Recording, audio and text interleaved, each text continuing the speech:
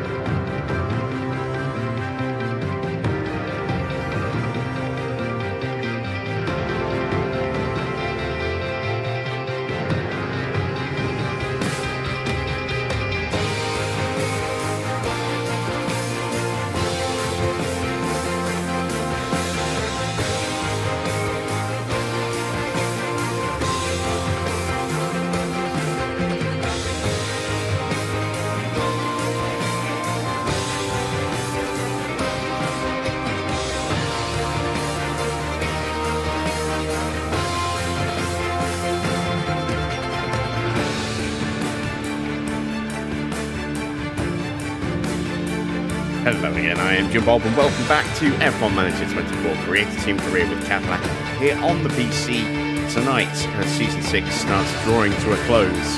We head to China for round 21 and the final sprint race of this season.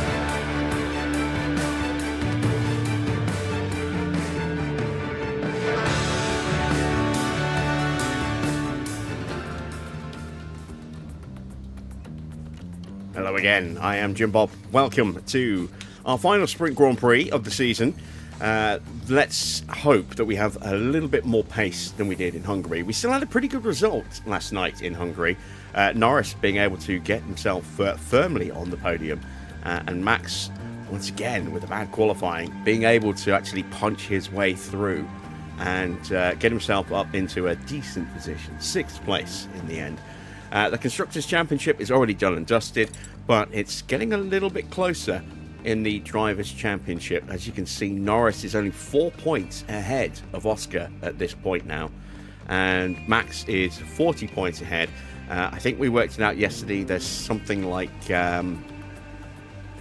let's see, we had 19 points up, there was 103, so I think it's 84 points available going into today. There are, in total this weekend, 27 points available. 8 points for winning the sprint, and then a point for qualifying for the Grand Prix on pole position, 17 points for winning the Grand Prix, and a point for the fastest lap as well. So 27 points in total.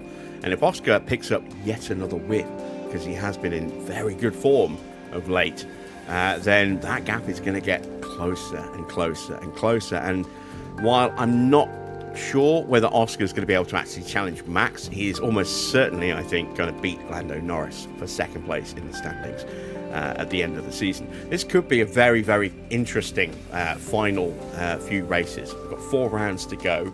We will be doing a triple header next week.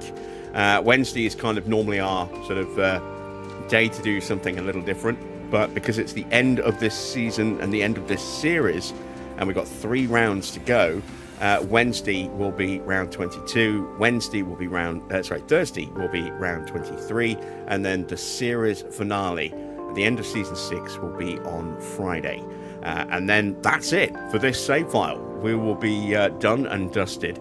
I will make it available to anyone who wants it to carry on themselves, to either take on my team by running somebody else, or continuing where I left off and taking Cadillac to heights never seen before, perhaps, but we shall see.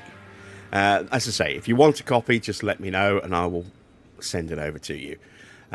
So that is where we are right now, and then we'll be looking to get our brand new 2026 FN26 models up and running for the week after that. So we're only a couple of weeks away now, less than that now, from getting the brand new stuff on the channel as a long-running series. We will, of course, still be doing our 2013 series. That'll be Mondays and Tuesdays every week.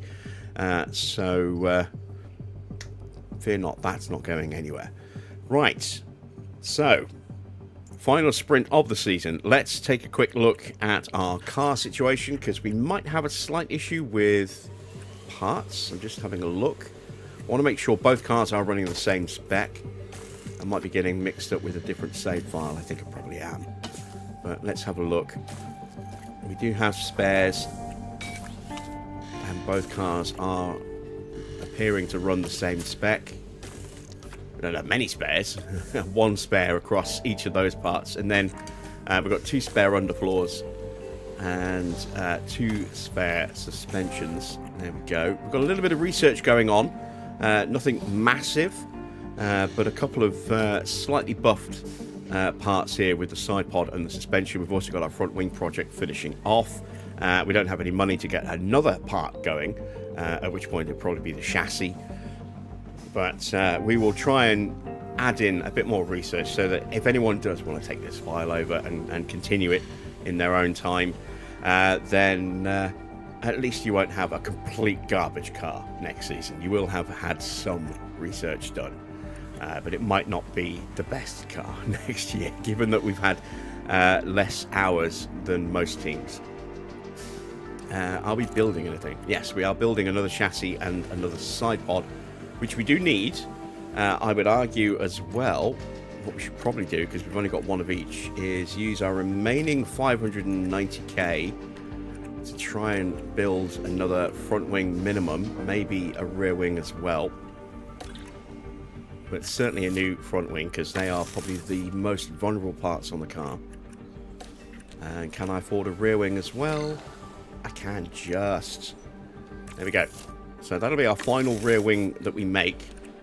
We might end up making another front wing, but that depends on whether we break one, I suppose. Evening Dino, evening Army. Hello to everyone else who is lurking in the chat as well. As always, please feel free to say hello. If you've got any questions, ask away, and we'll do our best to answer those for you. Right. One little additional point. Please, no spoilers for Miami qualifying for the sprint, which starts in about an hour, just under an hour and a half. I will be trying to watch that later, so I'd actually like to watch that without pre-knowing the result. Right, we need to set some targets for tonight, don't we? Let's see. So Max 5th, I think we should be able to qualify well here. So 5th, I think, is a realistic target for Max. And oh wow, 9th for Norris. Okay, then there we go. Target set, off we go to Shanghai. We're just getting settled here in Shanghai, ahead of the Chinese Grand Prix. Formula One has arrived for the Chinese Grand Prix. Aesthetically pleasing from the air, Shanghai International Circuit is designed to represent the Chinese symbol for Shang, meaning upwards. And it's upwards and onwards for our teams and drivers here this weekend. Don't forget, the schedule this weekend sees the drivers take to the track for an all-out sprint race. A good opportunity to clinch some crucial championship points. Let's get this underway.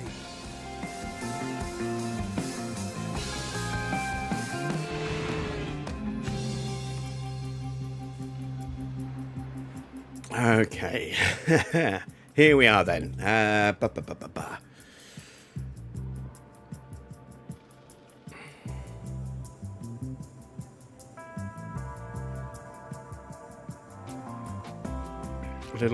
Little present for you, Dino.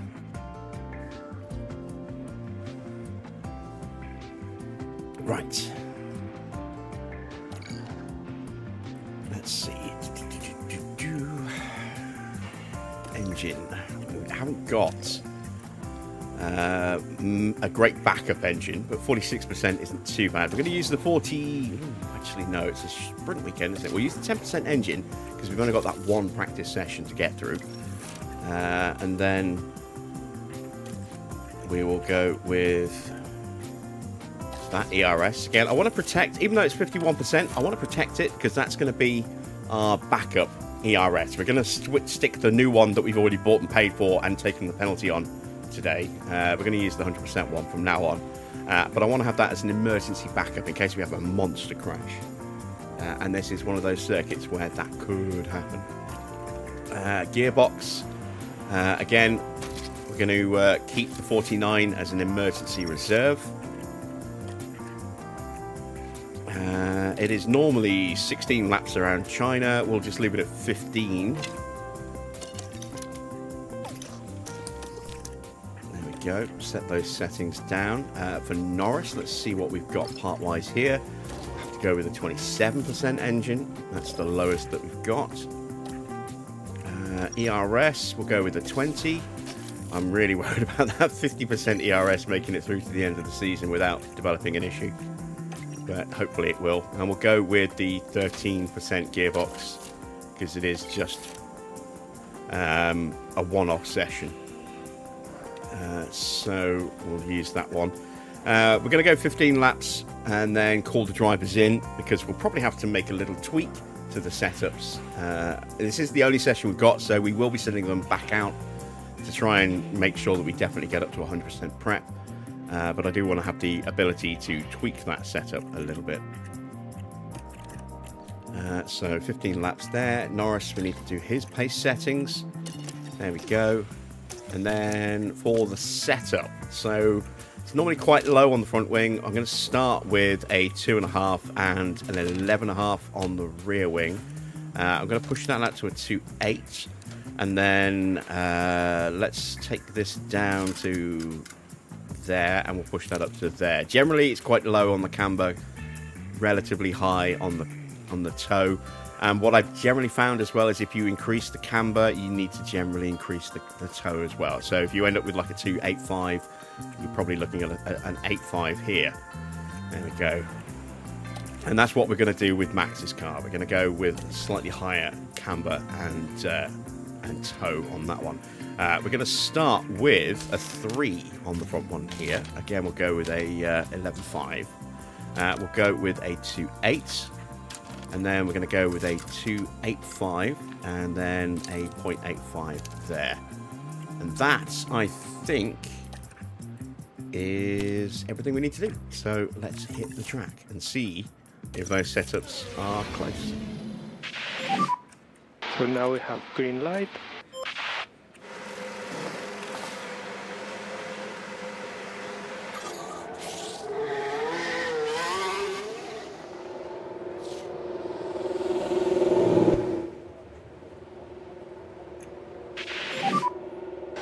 Can you hear So me? we do have a couple of rookies running. Let's have a look. Good for me too. I want to say it's not Ricardo. Can't remember who that is. We'll check that in a second. Ready, check. Jackson Copy, loud Chisholm and clear. getting a run at Williams. Kimberly Pollard getting a run at Minardi. Not sure who Ross is. Is it Rossi? Maybe.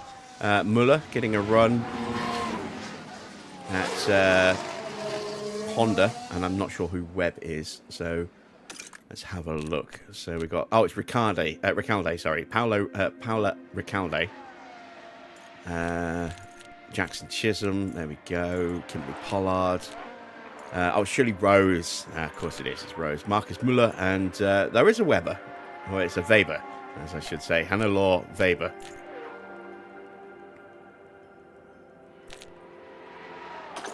There we go.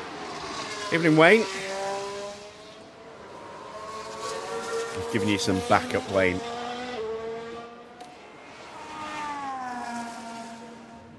Right, let's get our drivers avoiding the curbs. Try to reduce the hits on the curb. There we go. Okay. And we have a couple of new mods to go through as well. We've got again, these are on the FN26 models, the new movable aero cars. We've got a blue and white old school style Ferrari livery, very old school livery. So there we go. That one came out yesterday, which does look quite nice, I have to say. Although it does look a bit weird because I'm so used to Ferrari just as a red car. It feels a bit weird to see it with white and dark blue like that. But it's a cool livery. Absolutely. And then on top of that, we also have the Japanese Mercedes livery, which as you can see, has the Wolf added to the front wing, and I think that's the only place that it's been added. Maybe there's a little bit on the rear wing. There aren't that many screenshots to actually show you so, on this one. We've got the front wing, and we've got the front wing. So I can't really show you anywhere else on the car. I've not downloaded it yet because I don't have these models installed right now. And installing them just to show a mod and then take them back off again, that's a lot of ball ache. So we might take a look at that when we do start our 26 series, our 26 model series in a week or two. Right, back to our drivers. Let's speed them up. And I realised this whole time the camera's been off and I've been saying hello, waving to the camera, and you've not seen anything. I'm still trying to get used to the camera. Still not a habit yet. And try to work on your front tires.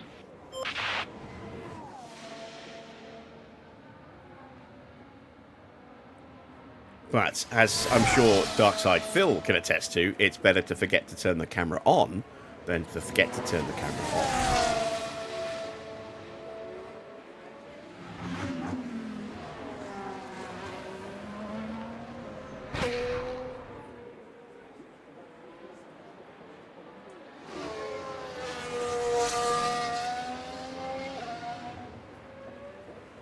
Alright, speeding them back up again.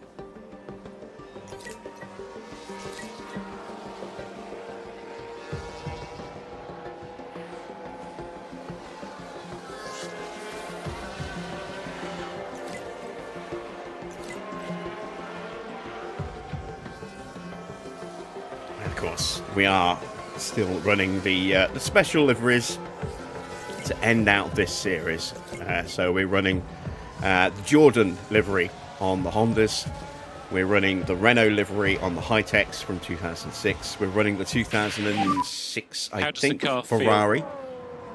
It's around that era. Nice. We're running as well the Rothmans Williams livery from the mid 90s as well.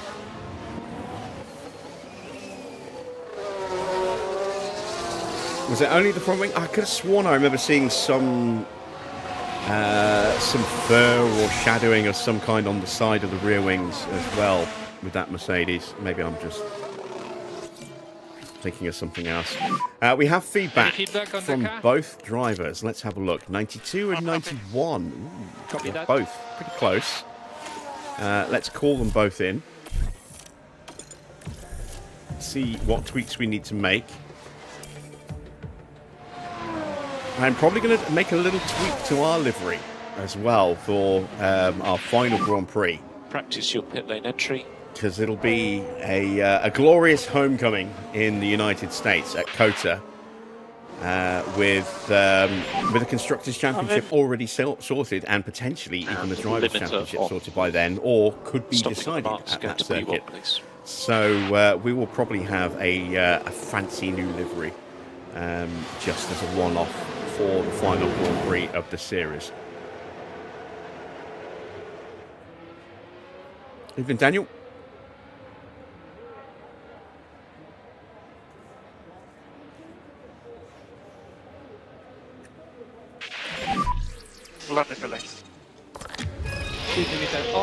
Okay, so this could Stop in front go of the guys.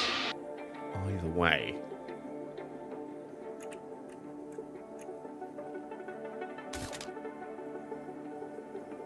I'm going to take it down to a 2.5 and see what happens.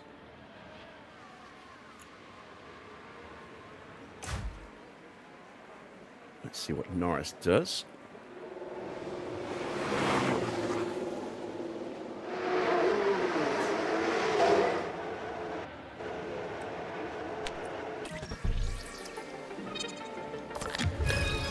Let's try pushing that one up. Or actually, maybe I'll drop that one down as well. Yeah, why not? In for a penny, in for a pound. Those should be very quick turnarounds because we've literally done nothing but change the front wing. There we go. Straight back out.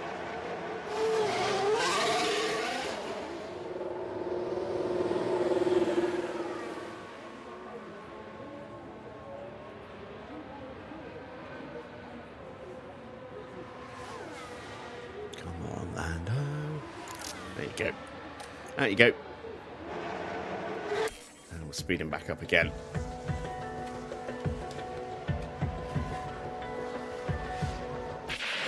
So yeah, I ended up staying up much later than planned last night. I planned to go to bed probably around about 2:30, 3 in the morning. I glanced at the clock and it was like 4:30, and I'm like, ugh. And then I glanced at the clock again and it was like 10 to 7. I'm like, ah. So, went to bed sometime around 7 o'clock this morning. I didn't get up until 6 this evening, so I had no real chance to browse, F1 news really today. So I'm completely sort of unknown on that. I'm happy for you to pop information into the chat, but as earlier stated, please avoid spoilers about the actual qualifying results that start in just over an hour, because I do want to try and watch those afterwards without knowing ahead of time who qualifies where for the sprint.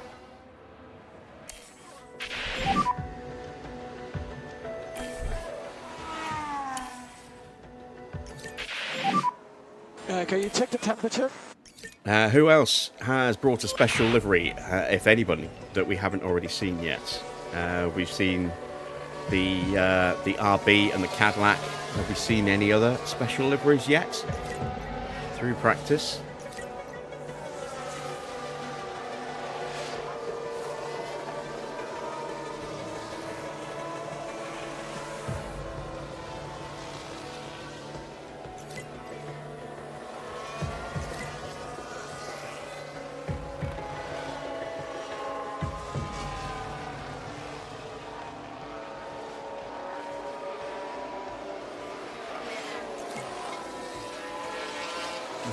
Final feedback from Max, and now Norris. We're getting close again.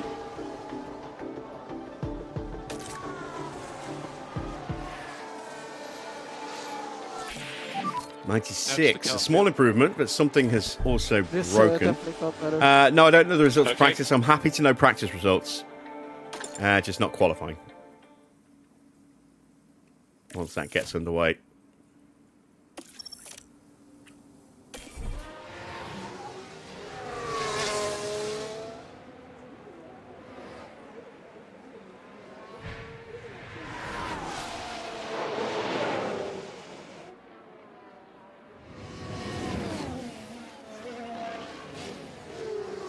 I always view practice as useful information, but ultimately potentially irrelevant based on, for qualifying, because you just never know. Especially when there's only one practice session. I know they had an extra 90 minutes, not an extra 90 minutes, an extra 30 minutes to make it a 90-minute session instead of 60, to give them time to adapt to the changes in the regs. But beyond that, that's all I know. All right. Update. Lindblad. Not Lindblad, sorry. Norris. Okay, it's a cool car to drive. 85%. Oh, wow. Yeah, that one little tweak really upset the balance of that car, didn't it? I'm in. So limiter should be on now. So stopping on the marks.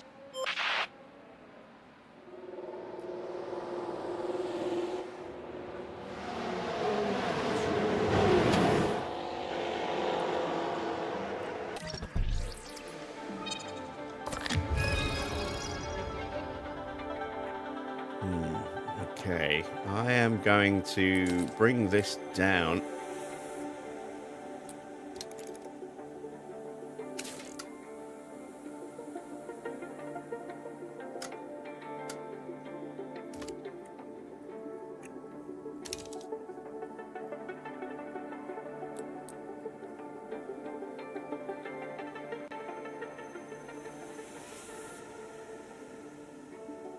Gonna try that.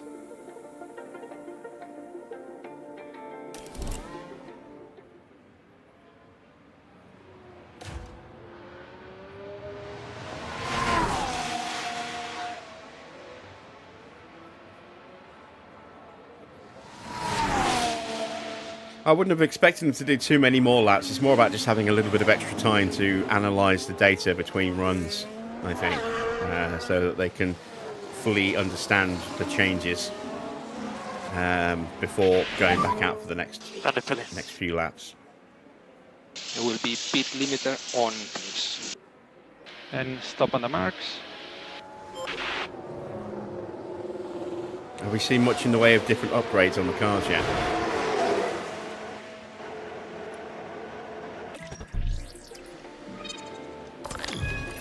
Okay, so that is a very clear indication that that needs to go that way.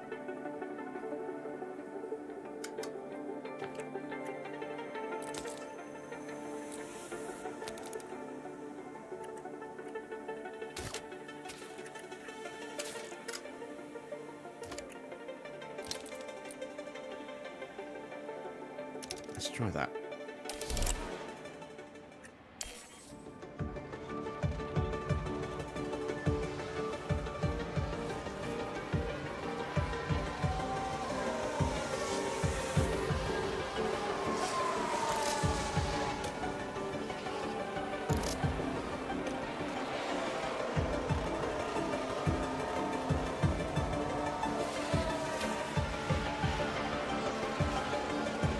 Yeah, I'm aware that there are, you know, definitely threats of rain for Sunday.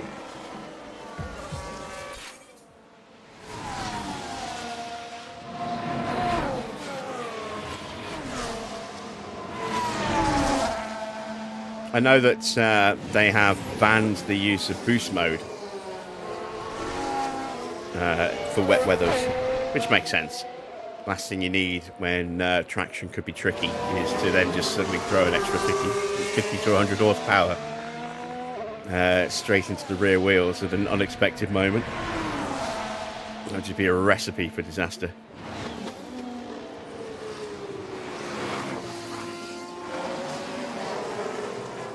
We're seeing Formula One react to incoming weather as well. I wouldn't be at all surprised if they brought the Grand Prix forward to Sunday morning.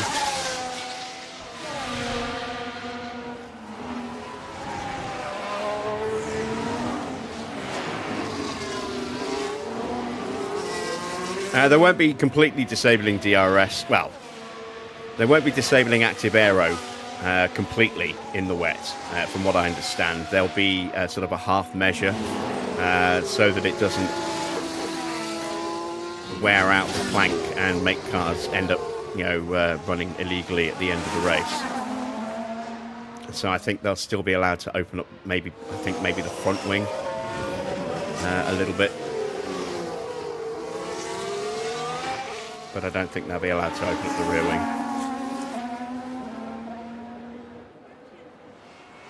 Just so it doesn't have the entire Grand Prix just pushing the nose of the car down and wearing out that front piece of plank. To the point where every car ends up, you know, illegal at the end of the Grand Prix.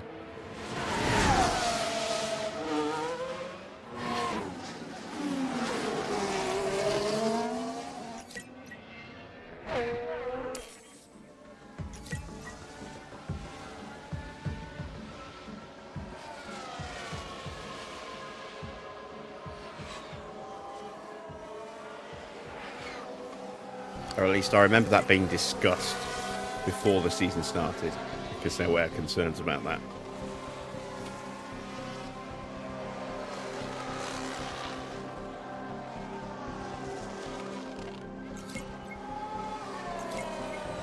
Hopefully we'll get lucky and get a full 5 out of 5 feedback here. I'm not so sure we will. Okay, that's the checkered flag. And we are potentially going to miss out on 100% prep, depending on what happens to the setups. If we get Max's right, he might just hit 100%, in which case Norris, if we get his right, would also be at 100%. But we're on borrowed time now. Checkered flag has fallen. Yeah, go on. Ah, look at that. Ah, we got 99% for Max on setup, which gave him 100% overall, but we don't know about Norris because he could not quite get there. Ooh, that makes things interesting.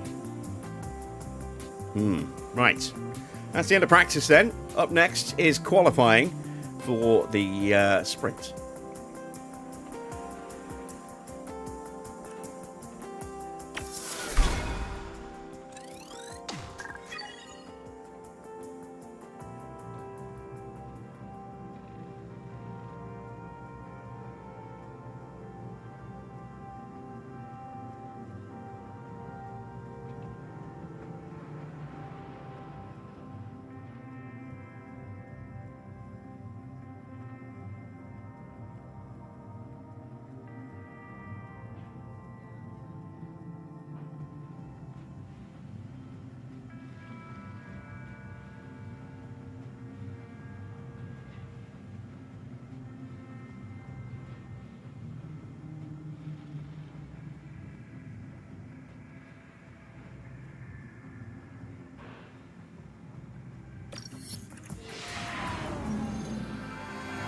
Welcome everyone, qualifying for the sprint awaits us, and we're raring to get going.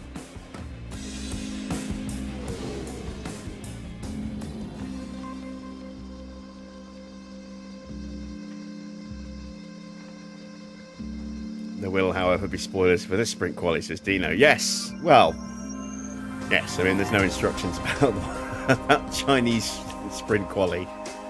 So, yeah. Right. How close did we get? Overcooked it slightly. Let's hope that fixes that. And we were one click away with Max. And that's an easy fix. Has to go that way. So, good stuff. Let's get our best bits in the car. Which we haven't done for Max for a little while, actually. We've been protecting him for the potential run-in at the end of the season. There we go. Finally unleashing that new ERS. And then for Norris, 80% engine, 50% ERS, and 80% gearbox. There we go. Right. Into qualifying we go.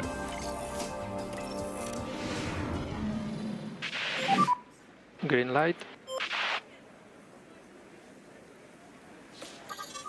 Lindblad is the first one out.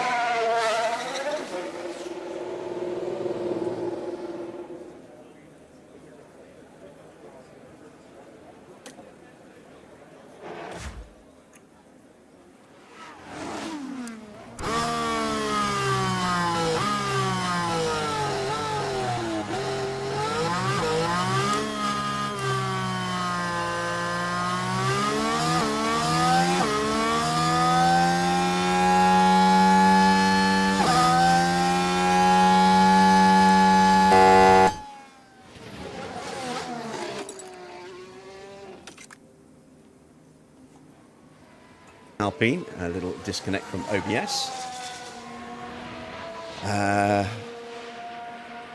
Reconnected, there we go. And then we have the Honda Jordans, more Jordan Hondas.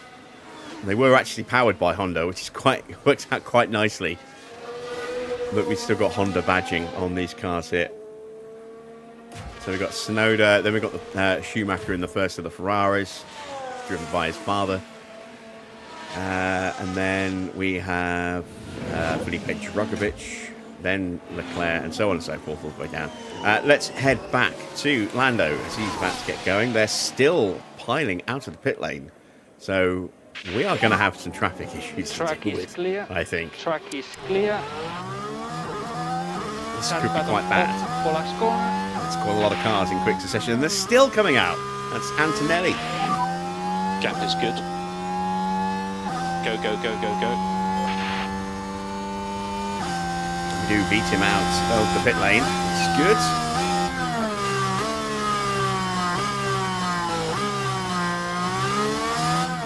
Someone's going to get held up somewhere here.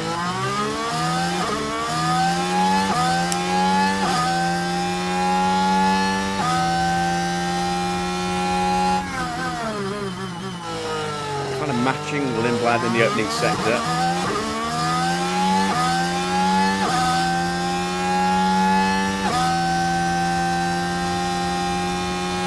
Max a couple of tenths down. Ah, got blocked. We've seen it.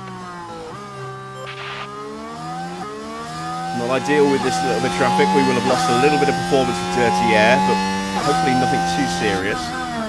In fact, we are actually quicker than Lindblad by 1.2 seconds. Lindblad really getting caught with that. Let's see what Max does in the middle. 28.7 as well. So we're actually doing okay here. This is where it could get a bit bad. Do just stay out of the way, so it'll be a fine run for for Lando. Max is through the last of his traffic, and now he's going to have a clear run to the line as well. So up to the line we will go. Lando goes top by 1.2 seconds, which is about how much Lindblad lost in the middle sector. Let's see what Max does. Bortoletto 3/10 quicker than us. Yeah, okay. Max slow. Oh, wow. Max lost. So for reference, you're currently Where did Max lose P3. all the time? He lost 3/10 there. That's perfect. He lost 2/10 there. Mode in. And yet, Okay. there's still 6/10. Yeah, well, that's quite a lot to lose, isn't it? Max not looking so good. That's a bit of a shocker. Albon on a flyer. As Hadjar goes top ahead of Schumacher. That Ferrari seems to be coming alive now, doesn't it? In the closing stages of the season, they've finally got themselves into a competitive window. It's only taken them 20 races.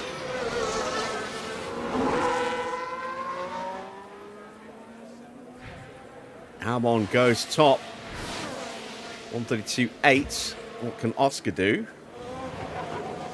We are expecting him to be the big threat. And Williams will be quick this weekend as well.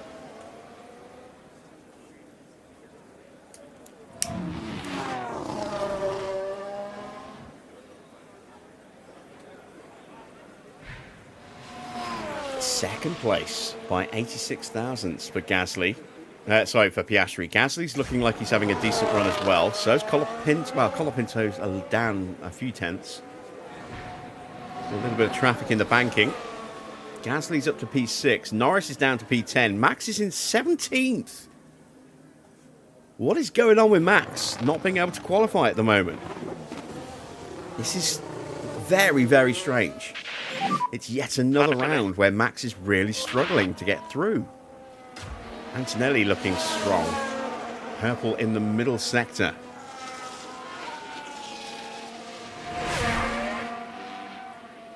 As he swoops past Drogovic through the banking there.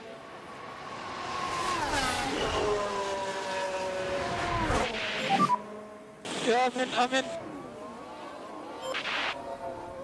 Colapinto ended up in 14th place, a second off the pace of his teammate. Lawson gets up to 11th. Max now down to 19th. Going to be 20th when Antonelli crosses the line. Antonelli goes top by less than 500ths of a second. And, yeah, inexplicably, Max is way off. Norris is pretty far off as well. He's a second off the pace. I do not understand what is going on with Max here. There's a huge, huge margin. Race pace is always seems to be better than qualifying pace for us because we generally don't get that many clean runs anymore. But Norris is, to a lesser extent, Norris, and to a greater extent, Max, both have pretty strong consistency. So they can continually churn out good pace laps, whereas every now and again they can. Some of the lower rated drivers, like a Colapinto, for example, can throw out good laps every now and again, but not quite as consistently. Their pace can fluctuate a bit more. But yeah, it's just very, very strange to be this far off. Hadjar's already gone straight out, as has Lindblad. Lindblad's down in P21 because he did get blocked, didn't he? Doohan's going back out now as well.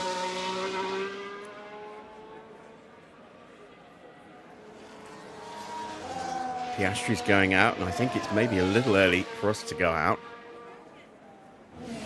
We've got to try and judge this so that we avoid traffic that might catch us out in a bad spot, but also avoid a big wave of traffic coming out as we're getting ready to start our laps, like the last run that we did. So this one's going to be tricky.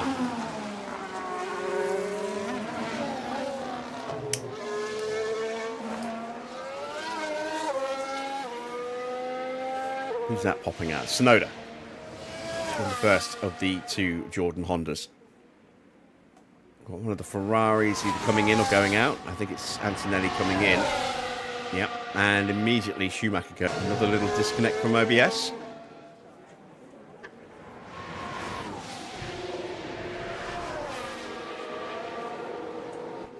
And a very quick reconnect again. Oh, big lockup for Isaac Hadjar, so Let's he take will a not be closer improving. look. So here we go, heading into turn 1. Oh no, wide they go. And you really can't do that too often with these cars. We can't do it with any car, really. Yeah, confirm. Not just these ones. So Max is just out ahead of that big wave of traffic now leaving the pits.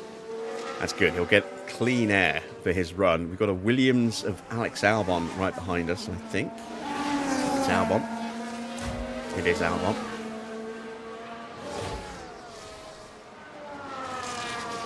And which Jordan is that? Is that Charles Leclerc? It is. So we might get some dirty air from the back of Leclerc. Poet, and I don't even know it. But we also will hopefully get a really big slipstream out of it as well. So hopefully that will be more beneficial than detrimental. Let's see what Lindblad can do as he's looking to improve. He's not had the best first sector, but it's not bad. I don't think. 24.3. Piastri does a 24.1, so he's only a couple of tenths off Piastri's first sector.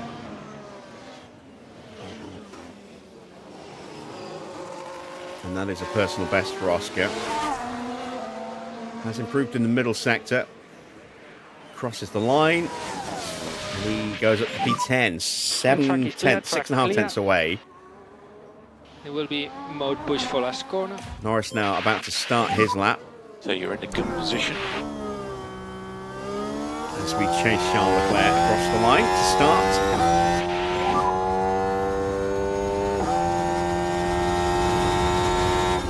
Okay, The tyre's not at You the want right good to go? temperature. The tyres are fired up. What about Max's tyres? Max's tyres not in the window yet as he crosses the line.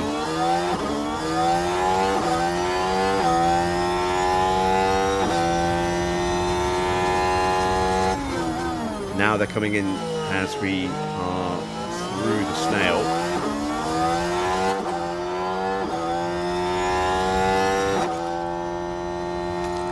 Norris has not improved in the first sector. Didn't expect him to with that dirty air. This is where it will hopefully pay off though, that little bit of slipstream.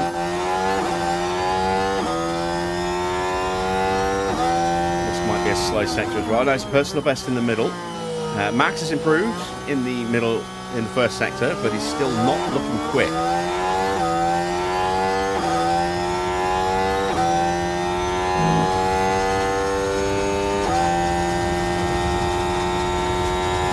Goodyear tyres.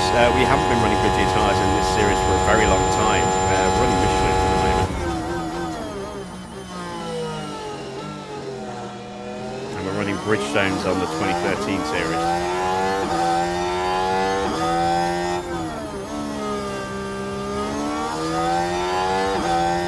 Another personal best for Max in the middle sector. I don't know if it's going to be enough.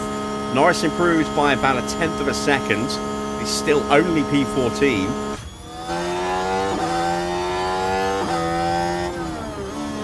Can Verstappen squeeze through here? It's going to be tight. I don't think he might make it. He doesn't. Oh my God. Max out in P19. What is going on with Max in qualifying? Oh, I do not understand this. I just do not understand why he's suddenly really slow. It's not the first time we've seen this. Remember, we had this with Hamilton for a while, where he suddenly just became unable to qualify well, but would still be able to cut through the field. I know the car's not fantastic anymore, but I would have thought Max would at least have been able to get out of Q1. Jesus. This is not good. This is really not good. Piastri comfortably through, finishing the session in third. And based on Q1 performance, Max definitely out. Norris might not even make it out of Q2.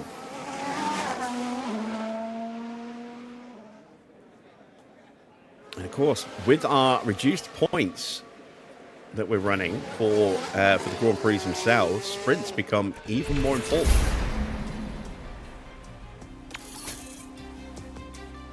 There we go. It's Antonelli who tops Q1 for the sprint. Albon second, Oscar third.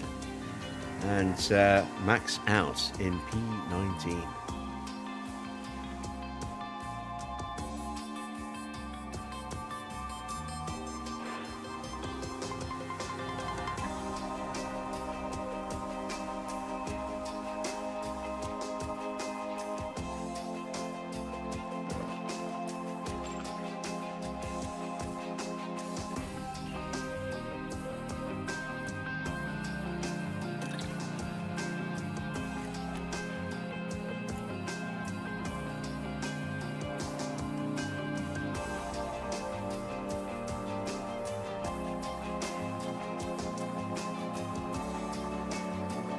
Alright, into Q2. Both drivers do have a 100% setup with the tweaks that we made worked. Got to run a brand new set of medium tyres for SQ2. I think we might need to maybe take manual control. So now we have green light. It's time to say bye to Max. Perhaps he's about to win his 6th Drivers' World Championship. I think it's just the fact that the car isn't quite competitive enough in the medium and high speeds, and it's costing us too much time. The AI is definitely out developing us. Their expertise levels are higher as well.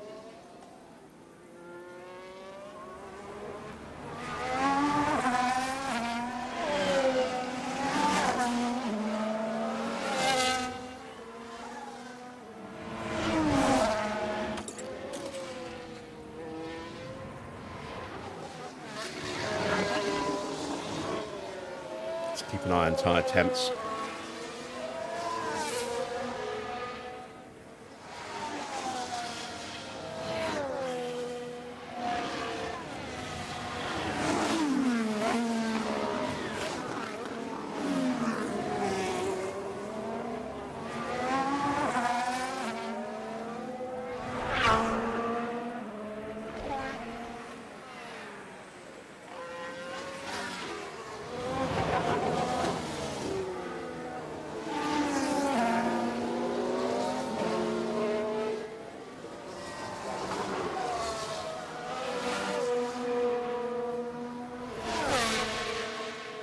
Carcass temps coming up now.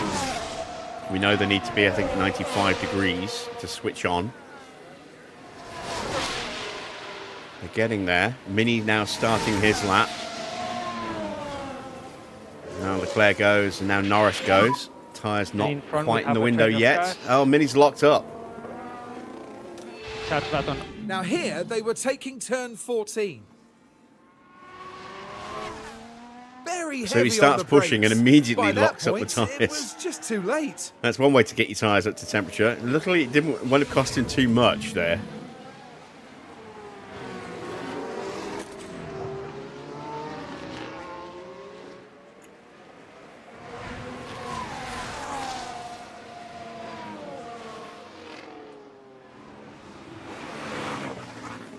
These tyres are definitely not heating up quickly enough. I think we are going to have to take manual control for the second run. I think that might possibly be a problem for us as to why we're not... Oh, is that a lockup for Leclerc? It's a red flag. No, Sainz is in the wall. Wow, we heard that screech from all the way over here at turn 6.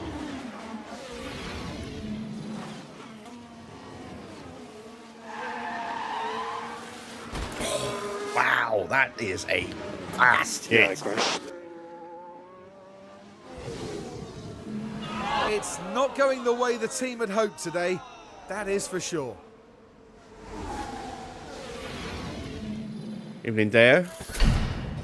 You'll have to ask the question in English. Sorry, I don't have. I don't speak Spanish.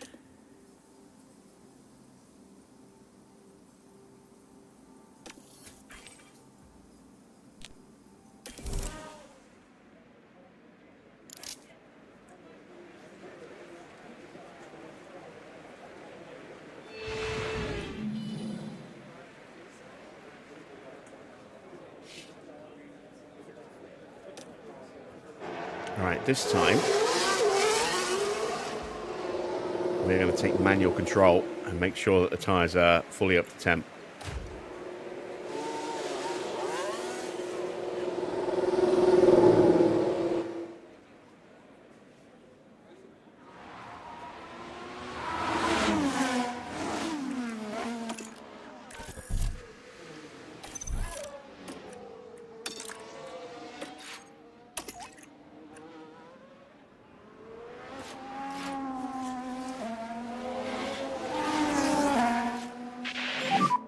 No lift off needed.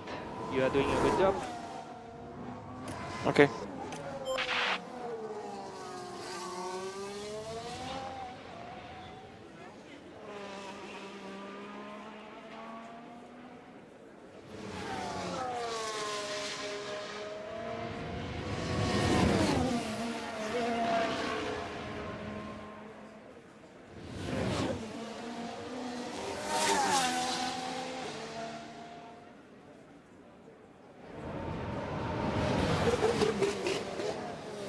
They're definitely coming up to temperature quicker.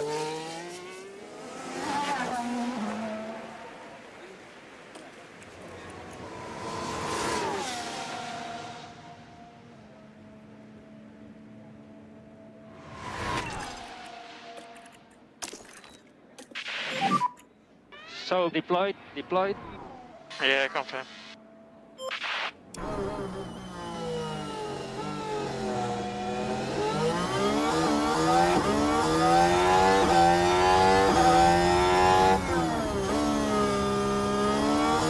Out to the final corner, across the line, tyres now switched on just at the right point, but we've got traffic in front. There's George Russell ahead of us in the snail. There he is. Get out of the way, George.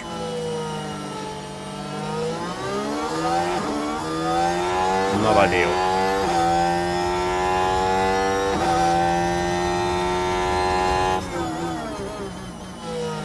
Time lost as a result.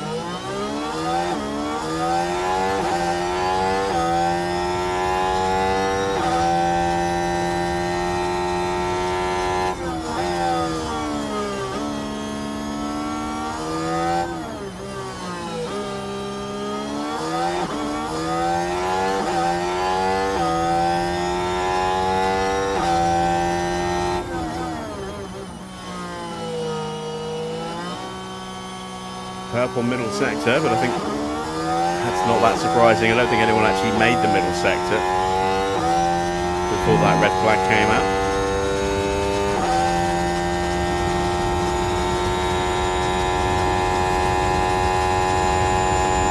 Also fractionally quicker than us in the middle, and a couple of tenths up in the first because of our unfortunate bit of blocking.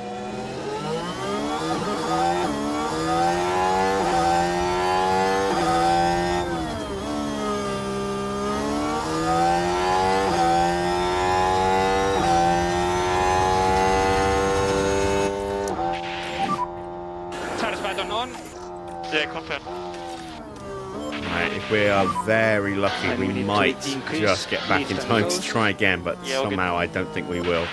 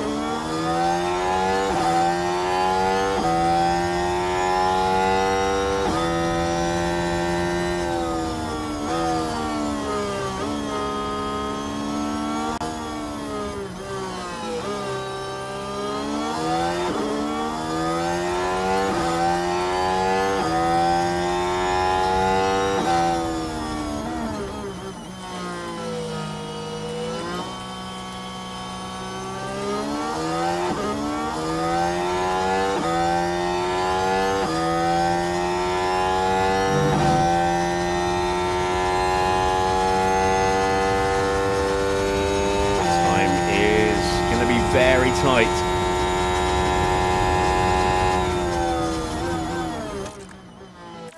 Just making sure that we do actually come in. Sometimes we've seen in the past when you have manual control taken on, it ignores the instruction. There we go. Down the pit lane.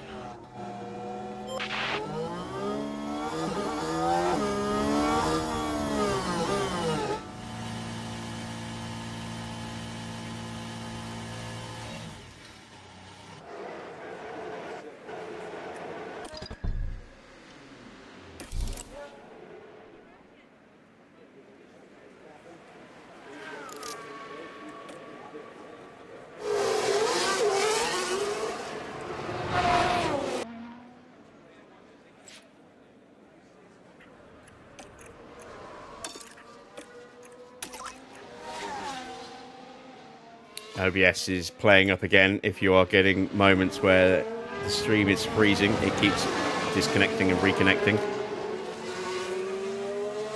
What I might do is, if it persists, is actually shut down OBS. There is a new version, which I told it to ignore.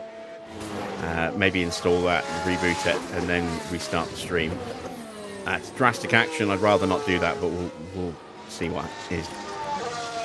See what's necessary if it persists. Off. Yep, confirm.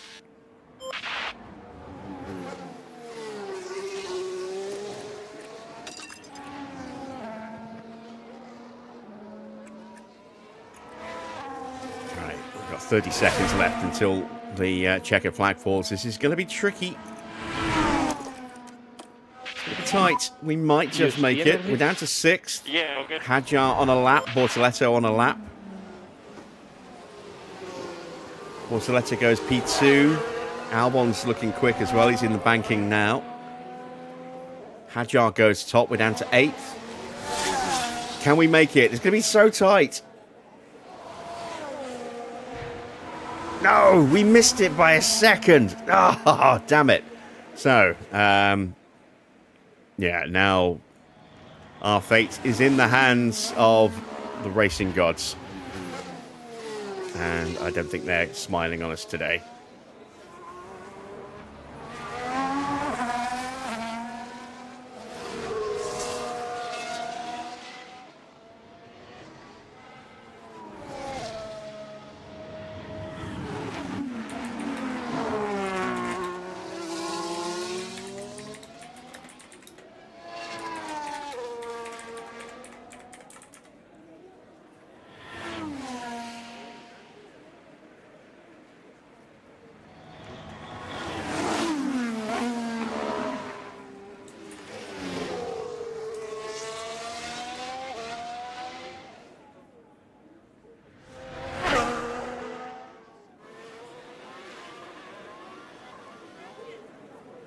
We're in 10th. Too many cars going to knock us out. There goes Leclerc. That's P2. Here comes Schumacher. He's only good enough for P14. Antonelli, though, will probably get through. And knock us down to P12. Mini's in the top 10. He's a 10th quicker than Norris.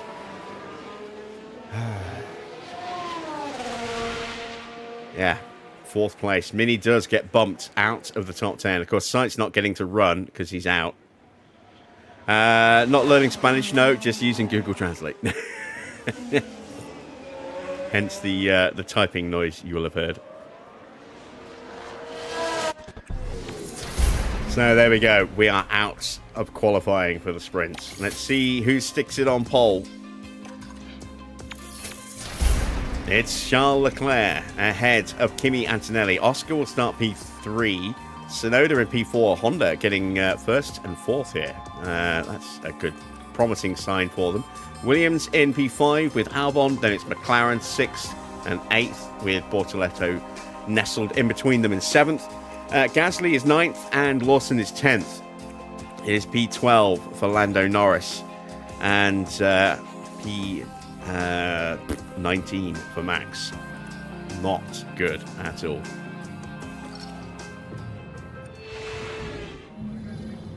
Hello and welcome as our Grand Prix weekend continues, and the sprint will soon be upon us.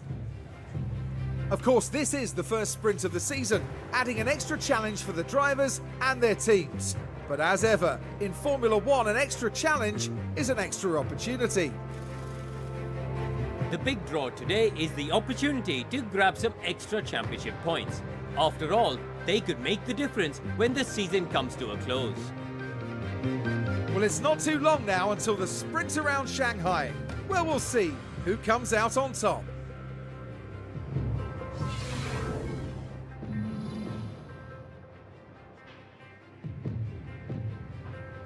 Let's see, are there any penalties? Any pit lane starts? Whoa! What? Oh, wait, it's practice. Yeah, Sainz is starting from the pit lane, as expected after that massive shunt. He hit that barrier so fast. I'm surprised he's not dead. He went in so hard. So his car's completely written off. He'll be starting from the pit lane. That bumps Max up to P18. Does not do anything for Norris. He stays P12. Strategy-wise, we are going to go with the soft tyres. Going to put one extra lap of fuel in. We're going to be a little gentle with the tyres. But we're going to be aggressive with the fuel and the battery. And hope that we can maybe come alive a little bit as the sprint continues. There we go. So, I actually took a lap out, didn't I? There we go. I had the lap in. So, fuel loads are set. Instructions are given. The start of the Chinese Grand Prix sprint is next.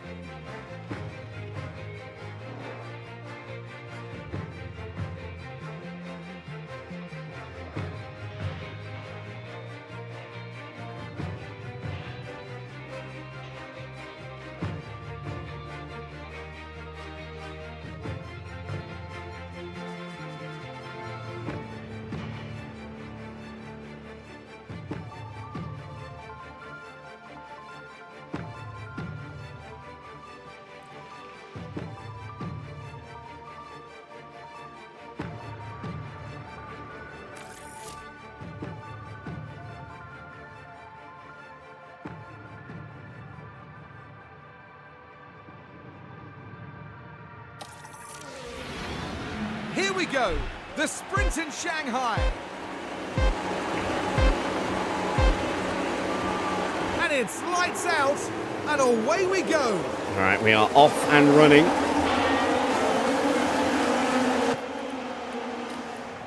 There's Sainz queuing at the end of the pit lane. Just wondering if we'd see him get released. There he is, off and running.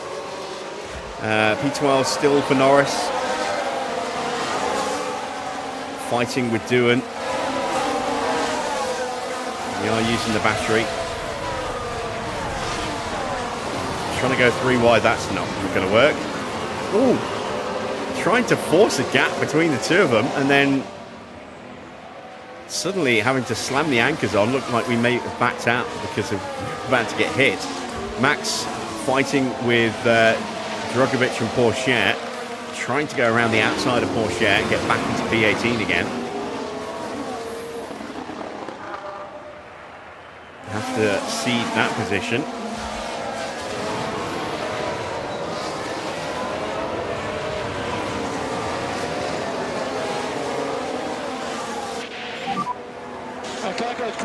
So not the most productive of first laps. No worries, mate.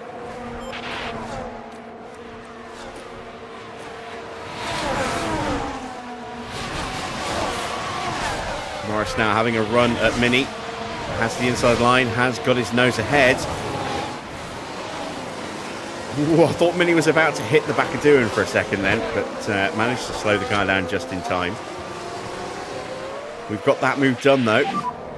DRS enable. Leclerc leads by a second from Kimi Antonelli. Then it's Piastri in third. Albon's got up into fourth ahead of Tsunoda, who's on medium tyres. A few cars on mediums here. As Norris has a little look at Lawson, thinks better of it. Max having a look at the back of Bearman, but having to lift into turn one.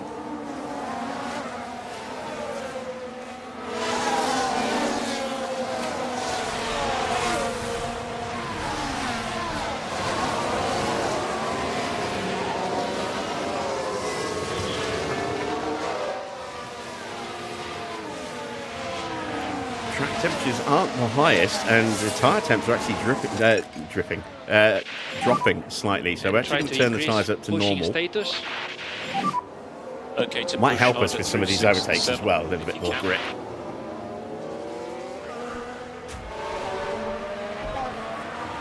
So Lawson will get the DRS from Bortoletto. Bearman's out of DRS range though, I think. So Max should be able to get through here.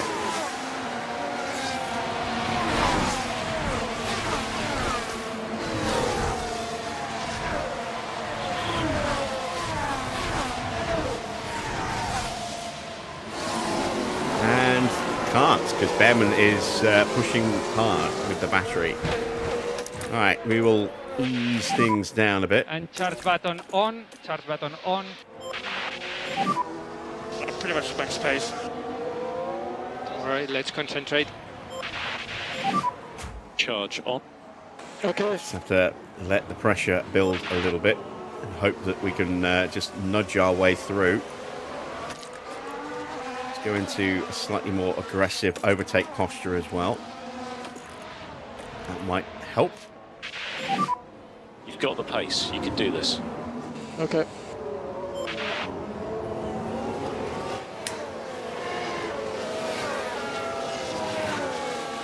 You like the livery in front of Max? That one. Yeah, it's the 2006 Renault, as driven by Fernando Alonso when he won his second world title.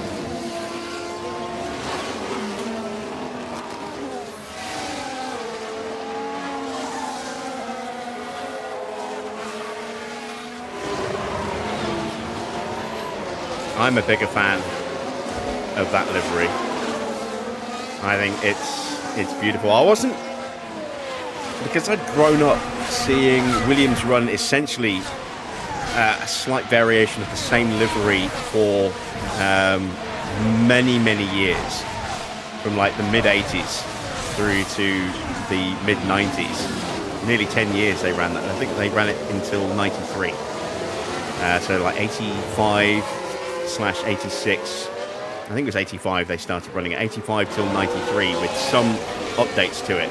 I wasn't initially fond of the Rothmans livery when it first came out because it was just such a departure from what I'd known Williams to be since I'd started watching Formula One.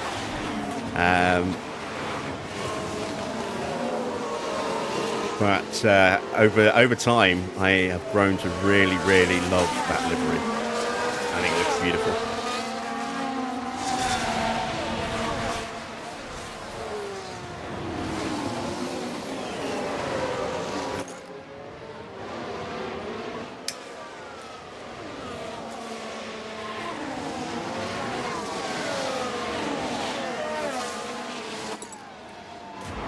Right, Norris is not really making any gains. We're getting pressure from Lindblad.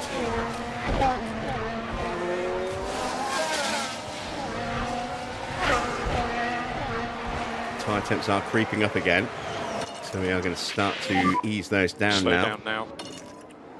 But they will start cooling off pretty quickly because the track temperature is only 34.9. And we do have full cloud cover at the moment. This Porsche is putting us into a lot of pressure. We don't have the DRS, but we do have a little bit of slipstream going on to Bearman. Porsche, though, is going to muscle his way through, and that's Max back down to P19 again. Let's work on rebuilding the battery. I don't know. Remember, long way to go in this lock race. up in front. There goes Liam Lawson. He's 1.3 seconds behind. He's back on in front of Max, So though. let's take a look at the replay. Now with the Haas. Well, things are okay at this stage. The wheels just lock up there. They were just unable to do much about it.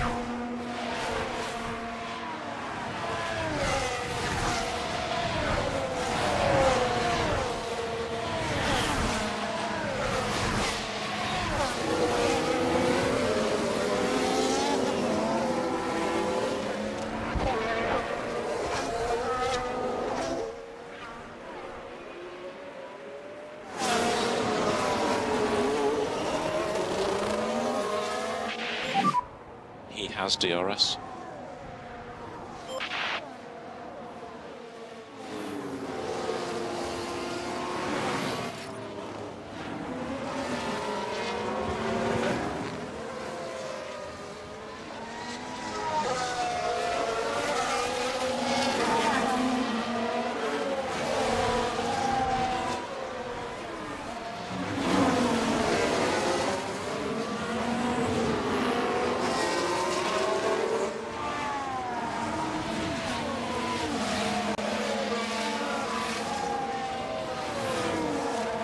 Norris really struggling to stay in range. Turn the tyres back up again as they've cooled right down again. Same for Max, but Max has now got some battery to attack with. We don't need to worry about management on these tyres. So let's just see push. if we can make push sure we now. at least stay with Porsche as he's threatening to break away from us. Just to reiterate what I was saying about Williams, here we see a history of the Williams cars, and so they changed to the sort of Cannon livery here in 1985, having run sort of green and white with yellow trim in the early 80s. So yeah, this was essentially what I grew up with. You can see there, they ran it for 9 seasons. 85, 86, 87, 88, 89, 90, 91, 92, 93. And then they changed it to Rothmans. And they ran Rothmans until 97. And had those couple of really ugly years with Winfield, which just looked horrible. But I grew up watching this evolution where the livery stayed very, very similar all the way through. And then it would say it was very jarring to suddenly see them switch to Rothmans. I was used to seeing them with Cannon and Camel and Elf, and to see them suddenly change to that was a bit of a shock. But as I say, over the years, I've really grown to love that livery. Max has dispatched Porsche all over the back of Ollie Bearman right now. Don't know if we can get through. Norris is 2 seconds away from Bortoletto. Let's give him a bit more battery and see if he can start to close up. This is the last time we can really use battery for Max before it runs out. Can we get a run on Ollie Bearman into the hairpin?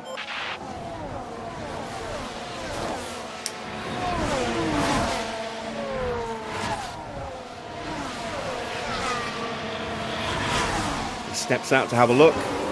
Oh, and Bearman steps out on us as he tries to have a look. Otherwise you just run out of battery, and that leaves us kind of screwed. So we'll have to tuck in behind again. Just do your best.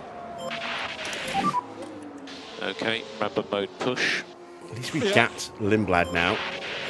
Antonelli leads by 3.3 seconds. I'm not quite sure what happened to Leclerc. And charge button on. For Antonelli to have just broken through and gone away like that. But Leclerc in second place, Piastri third, Russell now up into fourth place, Albon fifth, sixth for Hadjar. Tsunoda's dropped all the way down to eighth, but his pace might come back in the closing stages. He's on those mediums. And the AI may be pushing their tyres a little bit to keep the temperature in them.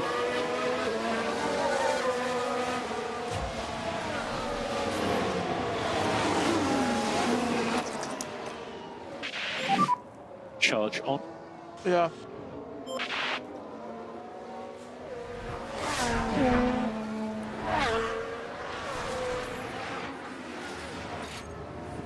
Ooh, got a fault with somebody. It's Albon.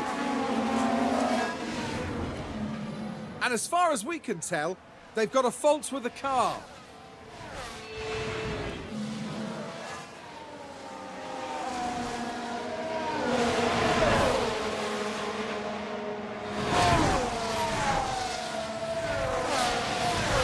Take a look at lap times. Looks like Leclerc's picked his pace up a little bit this lap. He's got that gap right down. Yeah, 1:35.9, nearly 9/10 quicker than Antonelli. Well, more than 9/10 quicker, nearly a second quicker.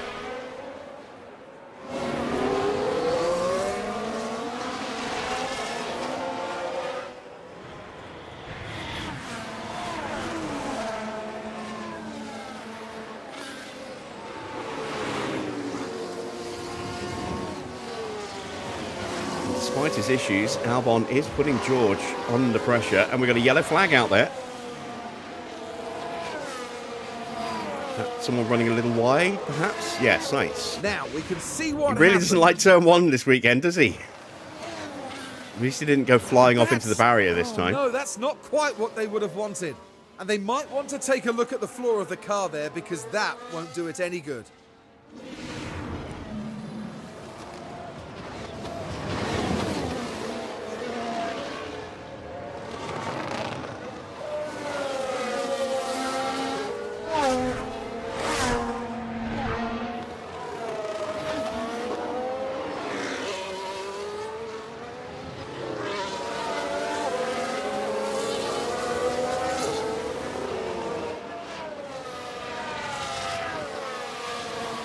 Norris is nibbling away at Bortoletto here and there.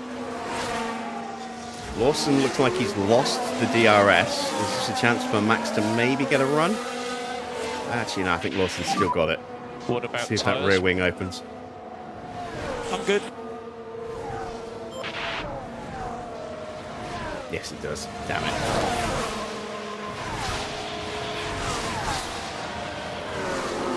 We are close, and we're going to put him under some pressure. So let's see if we can get him out of the final turn, get alongside and get him into turn 1. As Hadjar gets past Alex Albon. Albon has the inside line, trying to hold on. And he shuts the door and keeps Hadjar behind. Norris coming under pressure from Lindblad again. Max does get past Lawson briefly. Oh, I thought there was contact for a second. We're still on the inside line now, and there we go. Move is complete, and we can go after Ollie Bearman. He's 17 now for Max.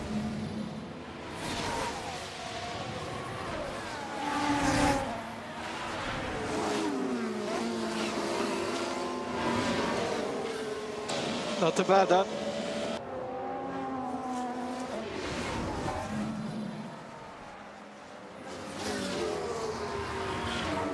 We're out of spare fuel, though. Norris is close. We're going to burn his battery again. 10%. See if we can now get on to Bortoletto, who is just off the back of Tsunoda. Still can't find a way past Gasly. We've got 10 laps to go. There is Norris.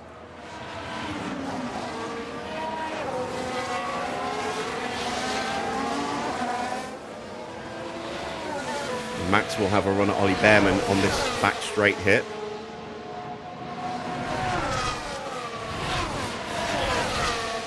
Is this the lap that Tsunoda finally gets through? Very defensive posturing there from Gasly. He's going to force Yuki to take the long way around. Can't get it done, and we've got a yellow flag.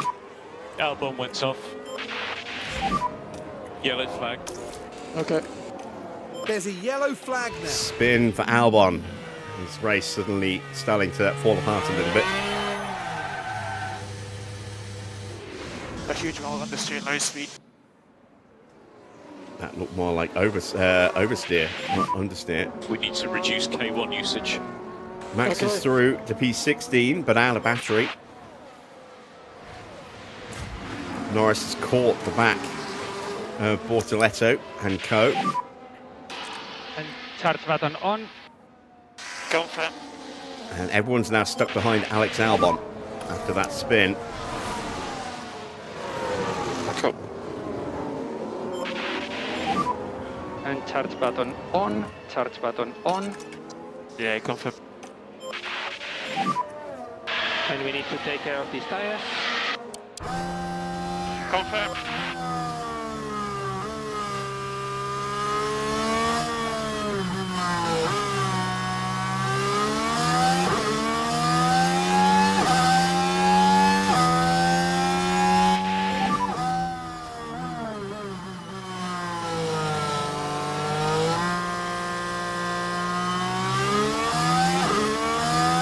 Continue. Keep going. Antonelli still leads. Gap now 4.3 seconds. Piastri closing back in on Charles Leclerc. Russell kind of in no man's land at the moment, and then a big gap back, nearly 6 seconds back to Albon. who's got this queue of traffic formed behind him. 1.4.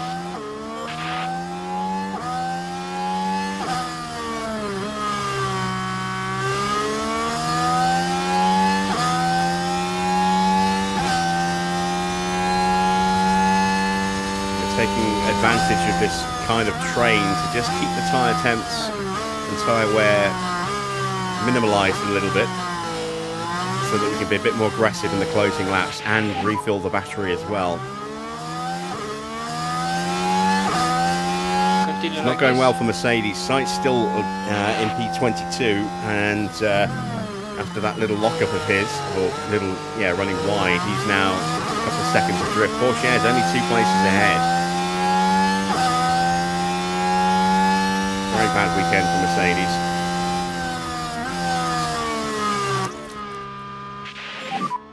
And charge button on. We might have just lost the DRS. And you can use all the boost bar. Hopefully we can close up a little bit here in the braking zone. I think that line there is the protection point. Looks like we were maybe just out, don't know. Timings are not, millisecond accurate. We've got a run here on, we did get the DRS, and we go absolutely flying past Bortoletto there. And charge button on. P9, 1 place away from points for Norris, who needs as many points as he can get, because Oscar is going to jump him in the standings as things currently stand. Only 4 points behind going into this weekend. I was hoping we'd see a different angle of that, but never mind. He's currently on for 6 points, and we're on for 0 points, so he will be 2 points ahead of Norris going into the Grand Prix itself. Next guy in front will be if things Tsunoda. stay like this.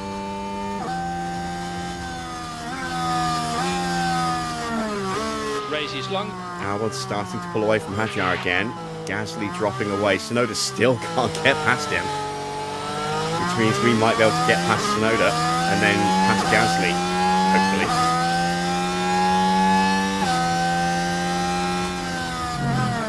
And because of the sheer number of wins that Oscar's racked up against Norris, it's 8-1 in favour of Piastri in terms of race wins. Finishing level on points at the end of the season means Oscar will take the position. He will take second away from Norris if they're level at the end of the year.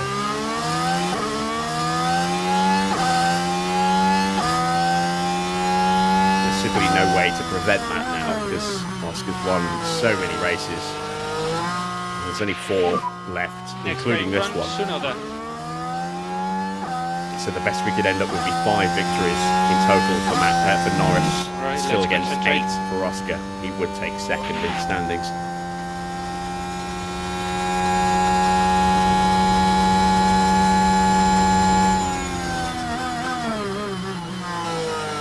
Close it nicely under braking there. Gasly's got back onto Hadjar.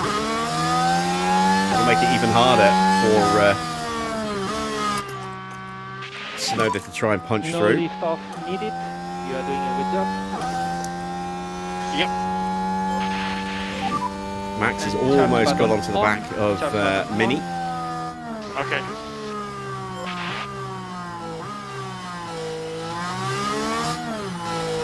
And our attention is going to be firmly focused on Norris for a little while to try and make sure that you can get him a couple of points, or a point at the very least. Damage limitation here. Tsunoda.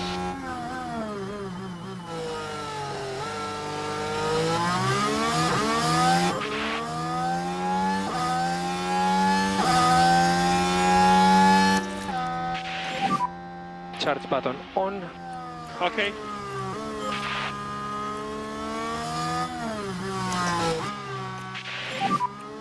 So low push. Okay. Might need to pick up the pace a little bit.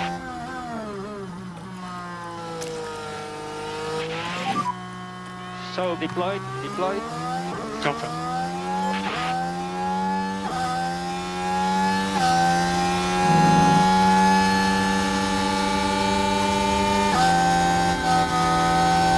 He's Here we had to lift ever so slightly there, but we still get through. Whoa! Tsunoda just absolutely losing the plot there. Yeah, copy. Ah, Farah would have loved that. A live accident like that. I wonder if we're going to see anyone dive into the pits for fresh tyres here.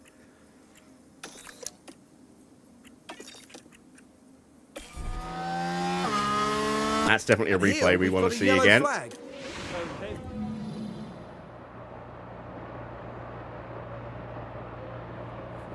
There's us, and there's Tsunoda. Oh, wow. I don't think did he actually make any contact with Hadjar at all? He must have made a tiny bit of contact. Otherwise, we wouldn't be seeing all this from the McLaren boys, but... yeah, Tsunoda and Gasly are out. Albon and Hadjar and Bortoletto, Lindblad, they're all boxing, look. There's not enough laps to justify this. This is going to be great for Max. He's going to get into the points as well.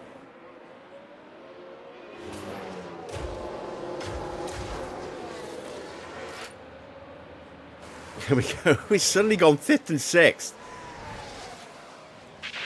I wonder if the leaders are going to box. The safety car isn't going to pick the leaders up until the end of the lap. Start of the next one. Albon's had a problem in the pits. So that's Alex killed Albon Albon's chance of points, I think. I don't know what's wrong, but that tire's just not going on.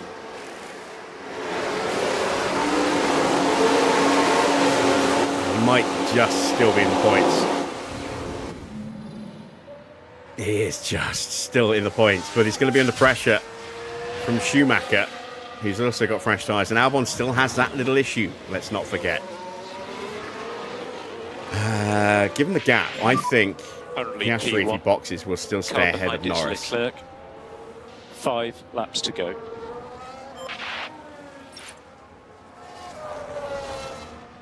But Russell will get overtaken by Norris. Max too far back.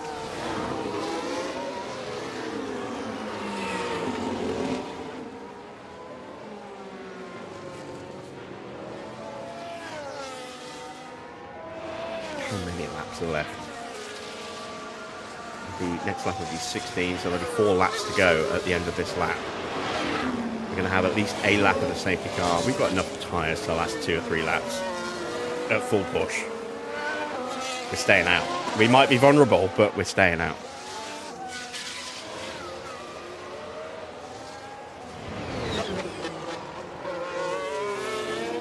I don't see any point in taking that risk. And there we go. Leclerc and Piastri are both boxing, and that's actually... if Russell boxes, does Russell box? No, Russell stays out. So that could be an absolute disaster for Kimi Antonelli. But Russell has boxed. Russell has stayed out.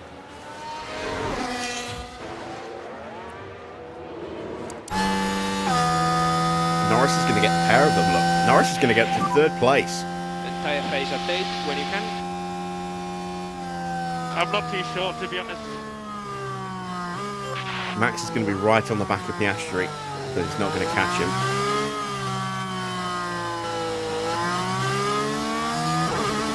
We're still going to wait for the field to bunch up before the safety car comes in. There's only going to be like 2 laps left, maybe 2 racing laps to go. P3.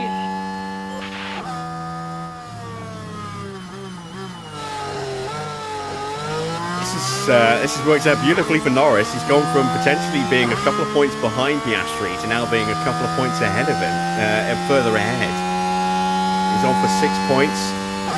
Piastri's on for 4. Max on for 3. And if we can get Max ahead of Oscar, that'll be glorious.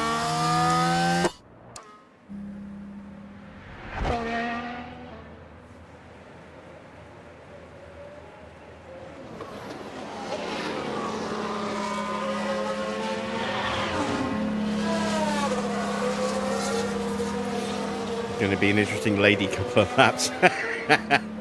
I'm guessing you meant last there, Michael.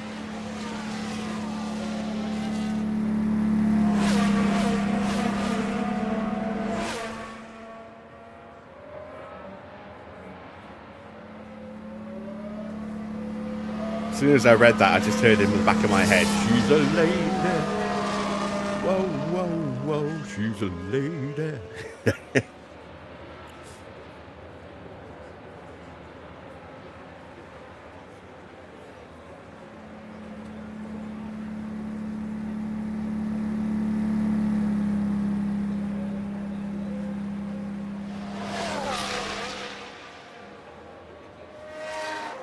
Field hasn't even got close to bunching up yet, so we are doing another lap.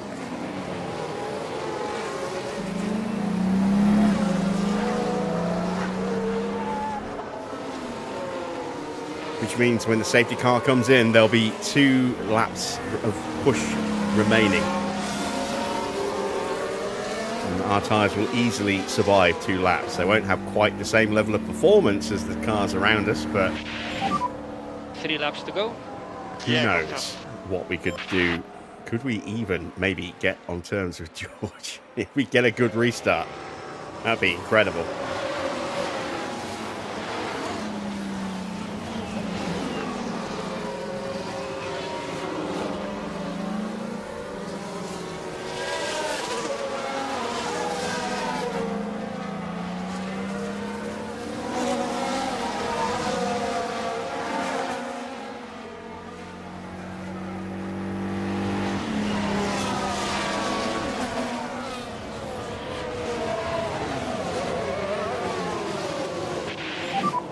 Energies are good. Confirm.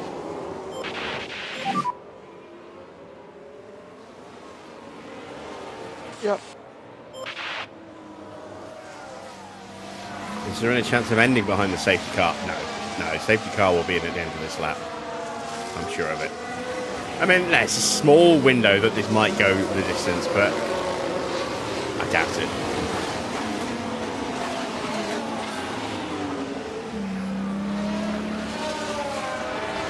So I fully expect the safety car to peel in, as we get down this straight. We should find out at this corner, actually, if we're going to go racing next lap. It's not always a guarantee. Sometimes the safety car waits a little bit before it tells us that. We saw that in Singapore, where it came in very late on a couple of occasions.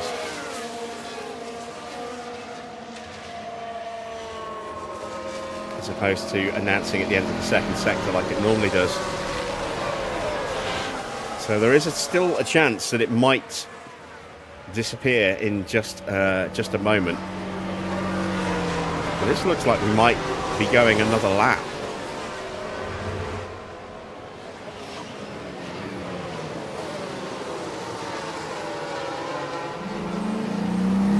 How nice is it to have a yellow car back on the grid?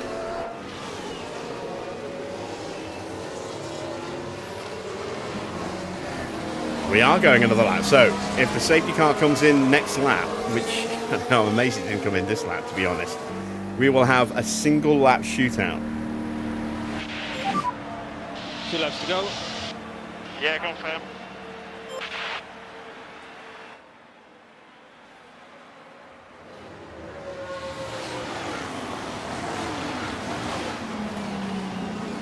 If you remember, Gabriele Mini qualified ahead of Lando Norris.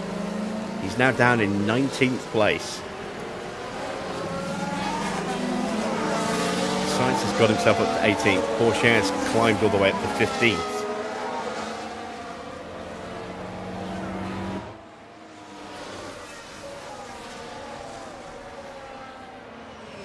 Albon's fault has cleared, so he will be aggressive on this restart. Hadjar's going to be at risk. Because that Williams is a rapid car right now.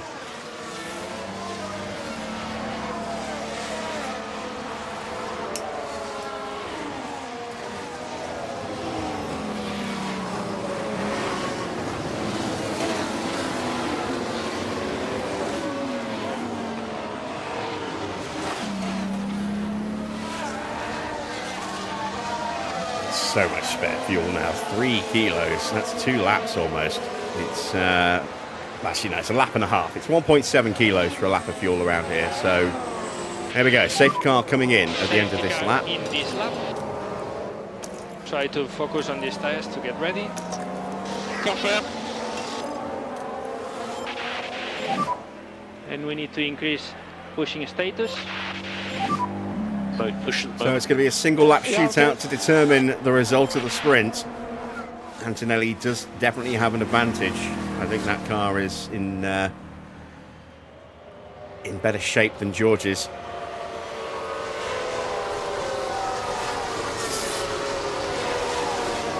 We love the classic Williams skid. Yeah, say we were talking about the evolution of Williams' liveries a little earlier in the sprint. But we're running a few. We're running a classic Ferrari livery. That's sort of mid-2000s livery, I think. We've got the 80s and 90s Marlboro McLaren. We've got the late 90s Jordan. Safety car in the pit We've lane. got the mid-90s Williams. We've got the mid-2000s Renault as well. And here we go.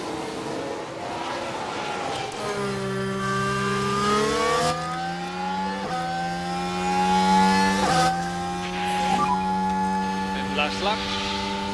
Yeah, confirm. Oh, throw it up the inside. Yeah, be brave. Oh, wow. Max has made a mistake. Locked up the canopy. Oh, Max. So this is what happened. Now this was at No. turn 1. And nearly, just running wide. Perhaps a little lapse in concentration, maybe. Oh, Max. Norris, though, into second place. It's really impossible to race like this.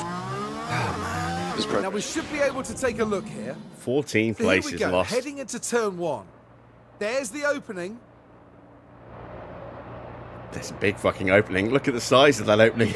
It's almost the entire runoff. It's 5 seconds off the back of the Minardis. That's it for Max. Tyres down to 39% as well. Continue. Keep going.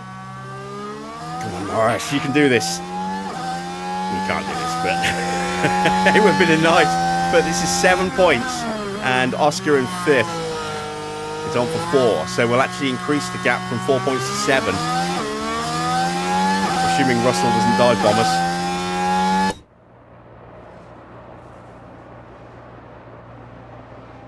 Your favourite McLaren skin was the silver and red Vodafone. Yeah, the McLaren Chrome livery is very, very popular. It is a very nice livery. It's just unfortunate that it was on some of the ugliest F1 cars that McLaren ever made.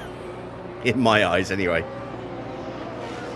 With just all the additional aero bits We are happy sticking all with over what them. you are doing on tires. Good job there. Here we go. It is second place. And Russell second just track. holds off Charles Leclerc in the end. Piastri gets P5, Good 6th job. for Hadjar, P2. 7th for Albon, 8th for Best we Schumacher. could do today. Schumacher didn't need to try and overtake Thank you to Albon everyone for in a the point in the factory. end, thanks to Max throwing his You car did off, manage really having well. been gifted 5th place. P0, please. P0. He then proceeded to throw all those points away. And for Lando Norris, he's raced into the points in today's sprint. They did really well to secure second. The team in the pits will be happy with that. So, confirmation of the sprint result. Antonelli gets the win. Good result for him and for Ferrari, with Mick also getting the final point. Norris up 10 places to take second, mainly because we decided not to box into that safety car. George takes third, Leclerc 4th, Oscar 5th, 6th for Hadjar, 7th for Alex Albon, 8th for Schumacher, 9th for Lindblad, missing out on points in the end, 10th for Colapinto in the second of the Williams. Then it was Bortoletto from Bearman, Lawson, Pourchaire, Doohan, Drogovic, Sainz, Mini, Fornaroli, and Verstappen 4 seconds adrift at the back of the grid. 2 retirements. Pierre Gasly unceremoniously taken out by Yuki Tsunoda as we were trying to overtake Tsunoda. He then just forgot to hit the brake pedal, clipped Hadjar, but didn't do any damage to him, and absolutely wrecked his car and Gasly's. Our weekend continues with qualifying as the drivers fight it out for a strong grid position. The Shanghai International Circuit is notoriously tough on tyres, so expect to see that factor into the team's strategies as they deal with this busy schedule. Now, Karun, you and I were actually just talking about that man there, Max Verstappen. How do you think he'll be feeling today? Neither of the team's drivers have brought home many points so far, so they'll be looking to change that as soon as possible to prove their worth on track. And you're right. Well, it's nearly time for qualifying.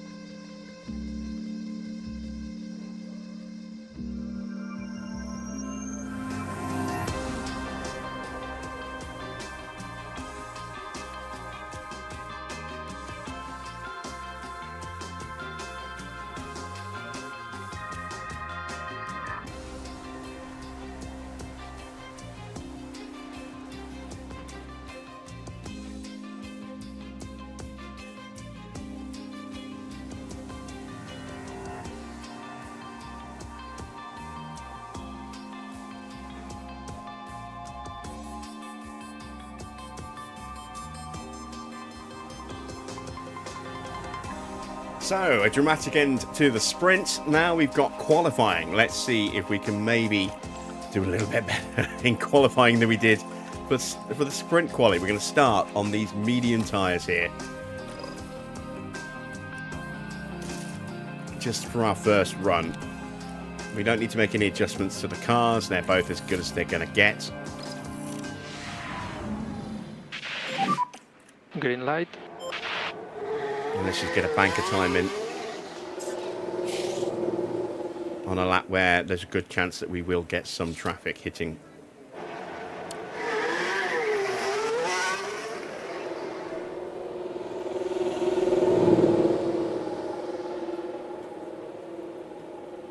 It's a far cry from And we need to try and sync all the the days when we could just go out, do a single run, and we were through, and then go into Q2 and do a single run, and we were into the top 10. Using just one set of tyres for 2 sessions. We are a long way away from those days.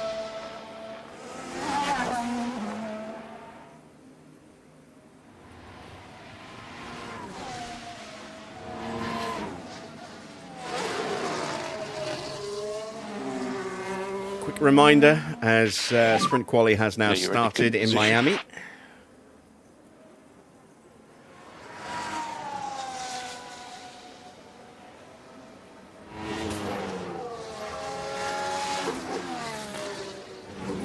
They should use a reversed sprint race as the grid for the main result, for the main race. No, because then you would deliberately just get people sandbagging in the sprint in a race that's not worth many points, to get a better qualifying position for the Grand Prix when there are a lot more points available. No, that would lead to all sorts of shenanigans from teams.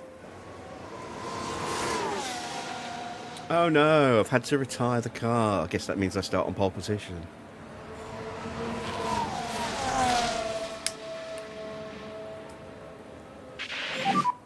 And track is clear, track clear.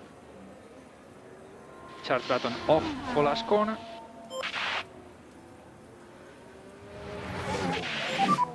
Track should be clear. Good to go. I mean, I don't know if they still do it, but I know that for a while, and again, it's been a while since I've actually watched Formula 2, so I'm not entirely sure, but I mean, they used to do that the top 8 positions in the sprint would then get reversed. So if you finished in first in the sprint, you would start 8th in the Grand Prix, in the feature race. I don't know if they still do that or not.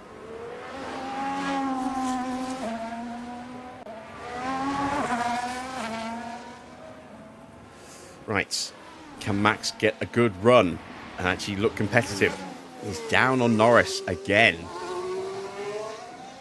He's got better engine bits in the car as well, which is unusual. I mean, if we do a little comparison here, so you can see we're at 79, 50 and 78.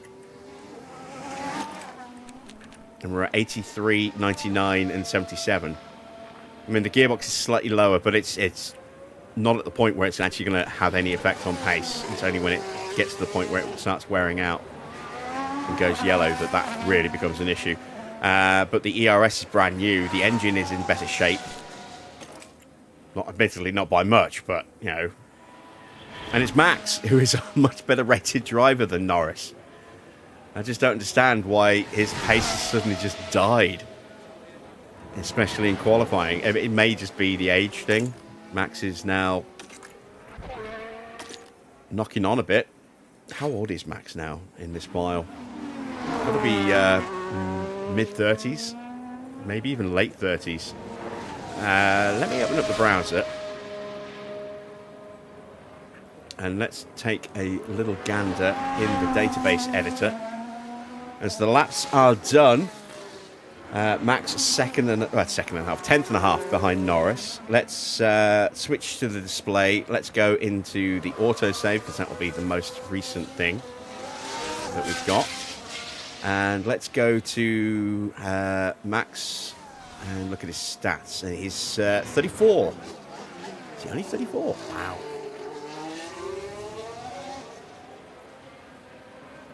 Thought he'd be older. And if we have a look at Norris, Norris is 31. You can see we've got a 15% growth on Norris at the moment. Max is down to 0. So Max is basically just fighting to stop his stats from degrading at this point. But he's up in most of these metrics, as you can see, over Norris.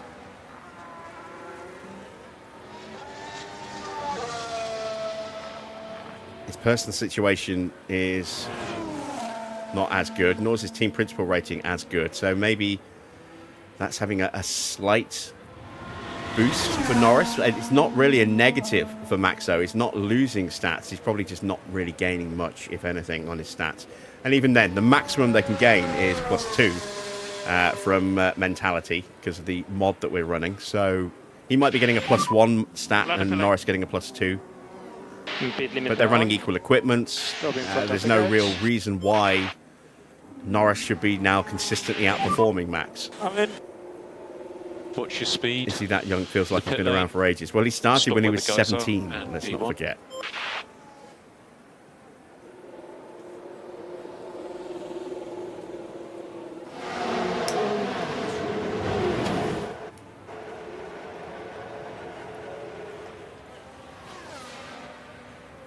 So at this point, he's been in Formula One for 17 years. He's in his 18th season.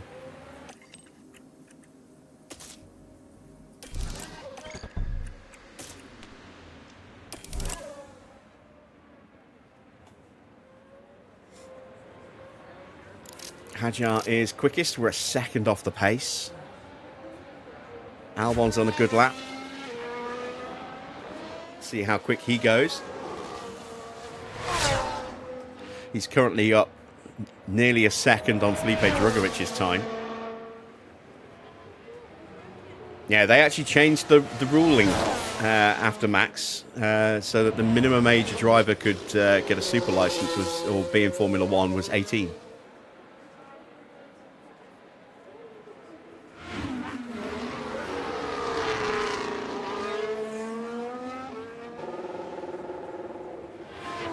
Albon goes top with a 132.6.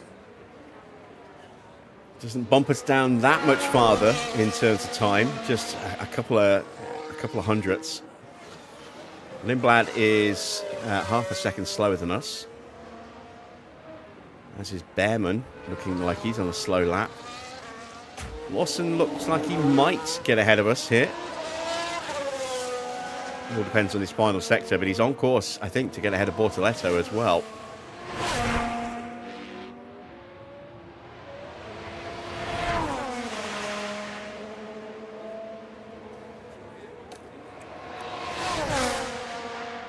Purple first sector for Kimi, 23.9. That is a quick first sector.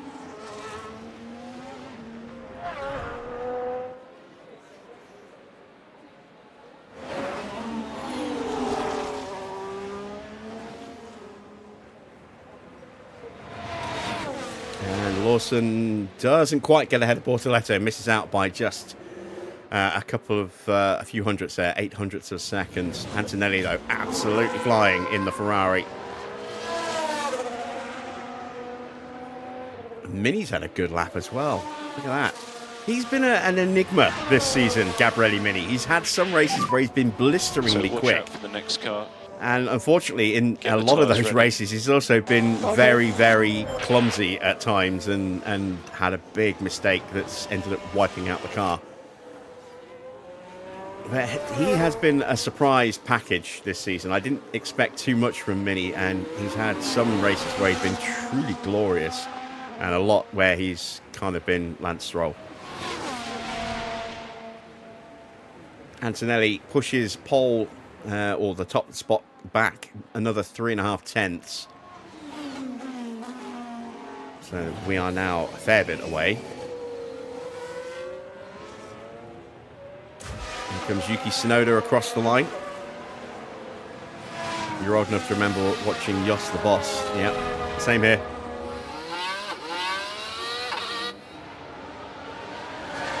Here comes Fornaroli. He's not had a good first sector. I don't know if he hit traffic or not, or if he made a mistake somewhere, but I don't think we saw anything pop up here, so I'm guessing he just got held up somewhere. He's 2.2 seconds off the pace, and he is 1.4 seconds behind his teammate. Will be more Big push for last margin. corner. All right, here comes Norris to start his lap.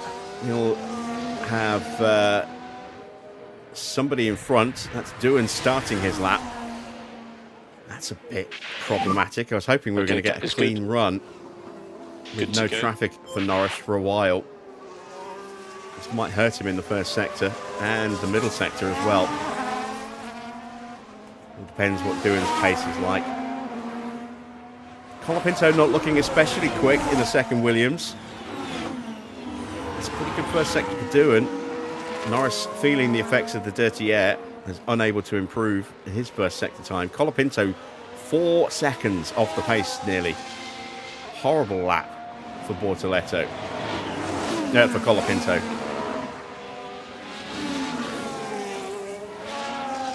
Max, meanwhile, has done a good first sector, 24.1. That's a bit more like it. He's got loads of clean air. Personal best in the middle sector for Norris, and this is where we should get the benefit of being stuck behind Jack Doohan, who was still 3 tenths quicker in the middle sector as well. Again, dirty air. But now we should get a nice slipstream down this back straight. So hopefully our final sector time will be strong. There you see Max now 8 tenths up on this lap over Lando. And again, he's going to have a perfectly clear run all the way to the line now. Out of the final turn for Lando. Doohan goes to P4, Norris goes to P9. He's still a second off the pace. You are P9. This is going to be a much better lap for Max. Yeah, confirm.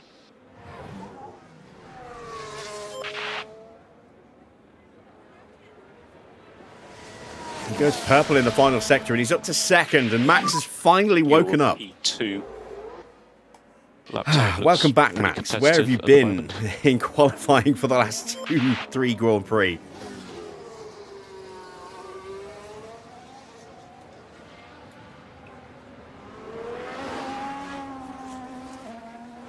Norris is going to need to run again. Max is good now. He can stay in the pits. He's through to the next session.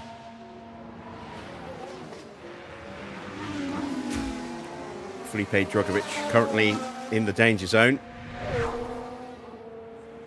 Looking to improve. It's a decent first sector. Middle sector is pretty decent. It's not going to be challenging the top of the table, but it's going to get him safe somewhere around here, mid-table.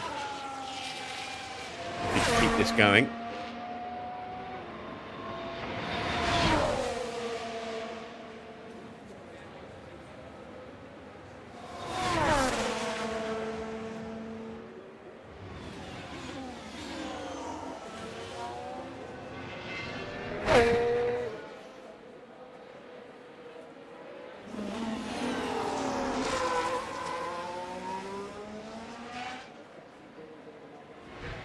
to the line, and he does go exactly where I thought he was going to go, somewhere around here, about P8 in the end, 7.5 tenths away.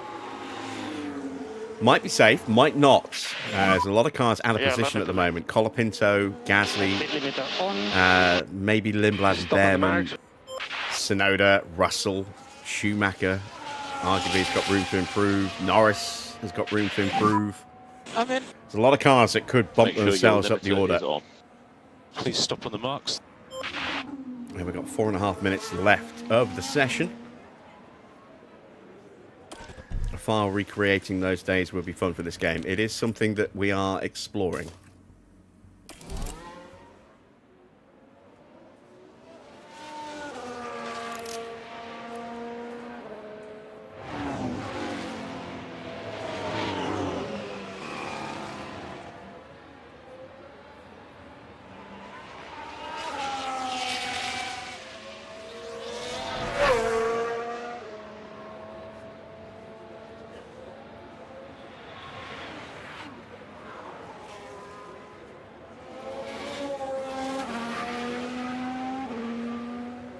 And there we go, look, 24-1 and a 24-0 opening sectors for Lindblad and Lawson.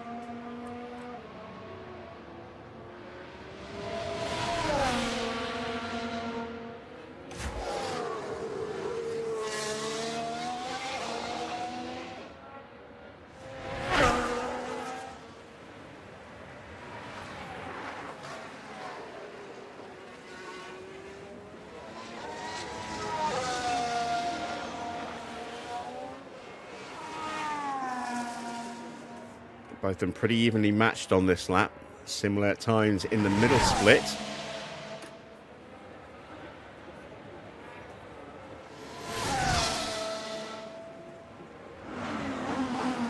Fornaroli with a good first sector as well. And Mini. Mini on a lap at the moment too.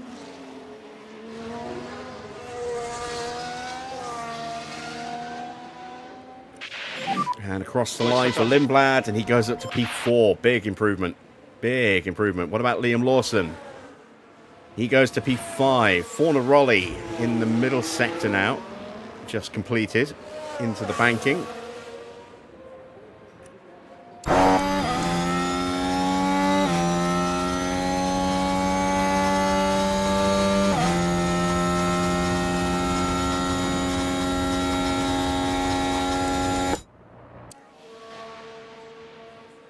This is going to be a good lap for him as well. Mini also matching as well. Both of these guys are going to jump up the order a bit here.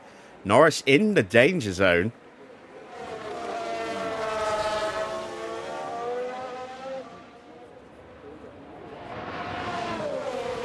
Fornaroli improves to P10. That puts Norris in the drop zone. Mini, can he get ahead of his teammate? He can. He goes to P9.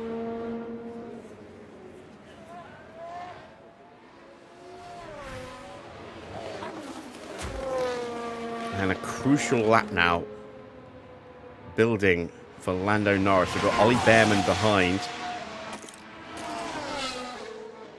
Tyres are not in the window. Let's take control early.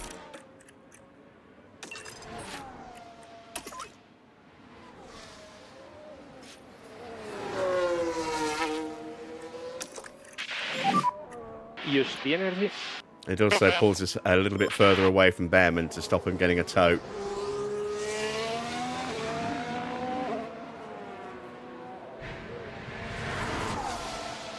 Wow, these tyres definitely not in the window at all, are they?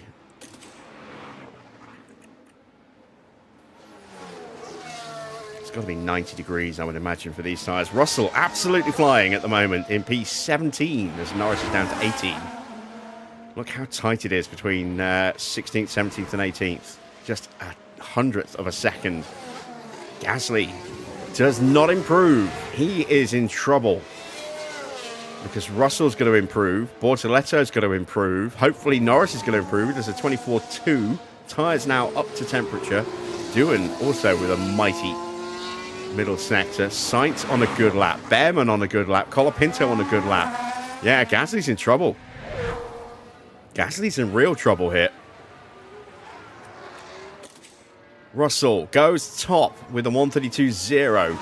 Bortoletto now in the drop zone, but coming up to the line. He goes up to P10. Gasly is out.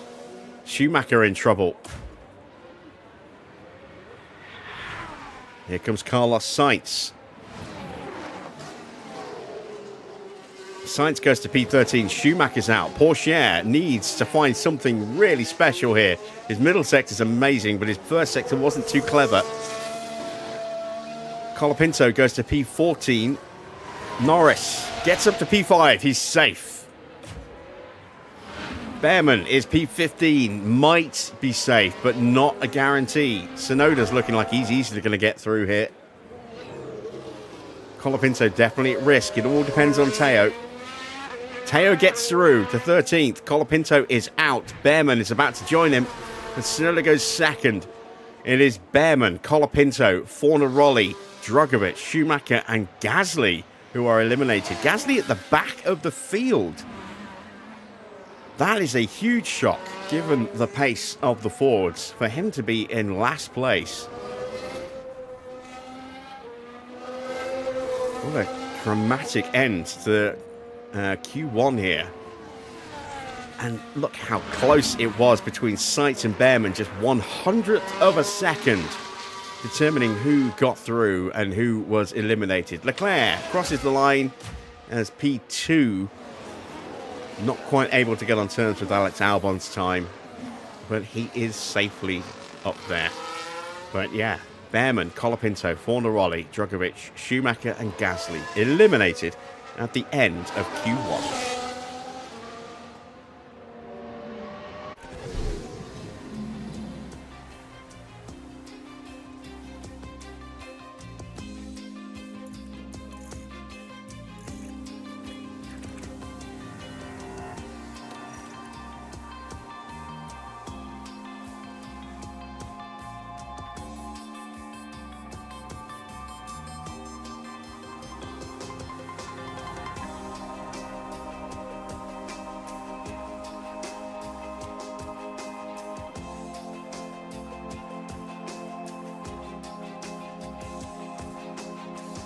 So, into Q2. Let's see how we can do this time. Both of our drivers have made it through, which is nice to see. We're going to start on medium tyres again.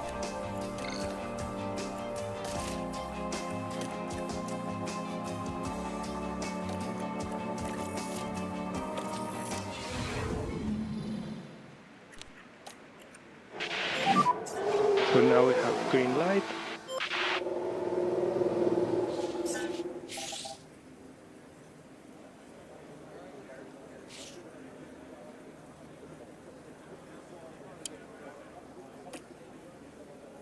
Go.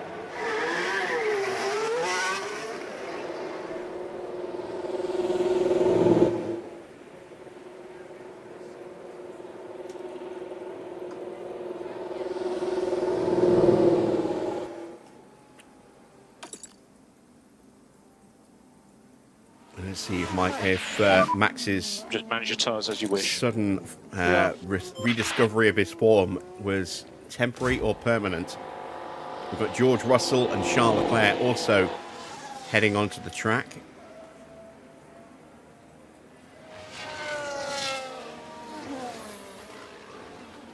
And Yuki Tsunoda as well. Tsunoda does have that penalty from the sprint, let's not forget, for taking out Gasly and just clipping Hadjar, and I don't know if he's going to get a double penalty for that or just a single. I didn't actually see how big a penalty got, whether it was 5 seconds or 10 seconds. So if it was 5 seconds, then it's just a 3-place penalty. If not, it's a 5 or 6-place penalty. Evening safety clock.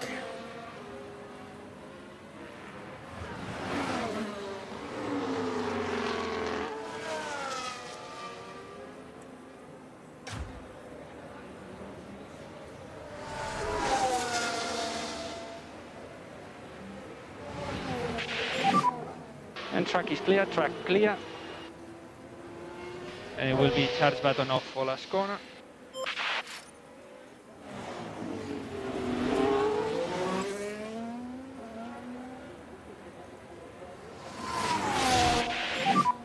Gap is currently good. Low to push. Good to go whenever you want.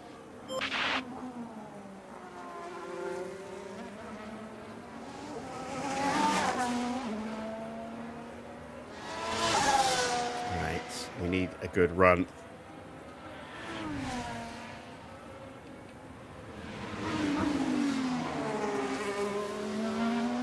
.24.2's not bad, considering it's mediums and used mediums at that. Let's see what Max does. 24.3, once again, he's down a tenth. Oh, that is a big problem for Charles Leclerc, I think. No, was it Tsunoda? For yellows. It was Tsunoda.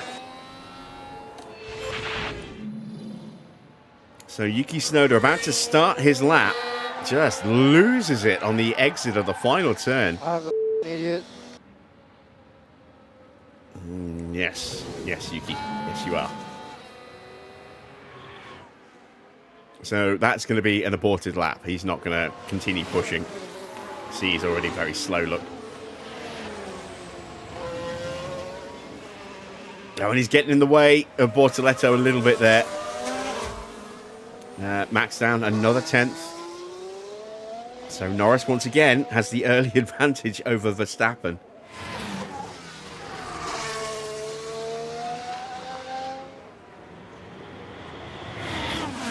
Norris goes top with a 133.0. And stay negative on the This dash. is the first one to Stay cross the negative. line. Let's see what Max's final sector's like. Can he close the gap a little bit here? Yeah, confirm.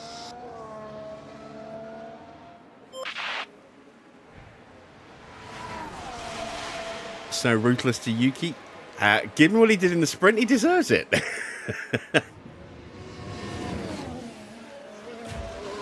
Look at the difference in middle sector time there for George compared to us. He's on soft tyres, though. He goes 7/10 quicker. 1.3 seconds almost quicker than Max. Leclerc crosses the line. He's a second off the pace.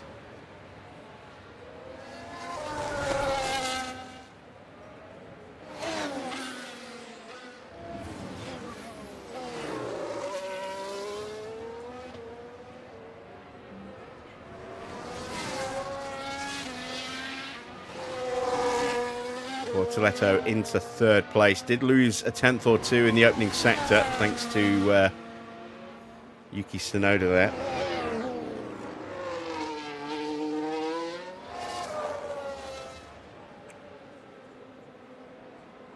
Antonelli now on a storming lap. 23.7, that is mighty quick. Hadjar behind is half a second slower.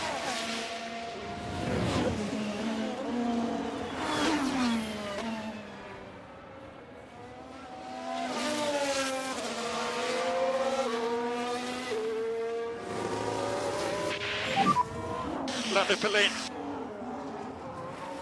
Speed limiter on, please. Will be stop on the marks and focus being in the middle of the box.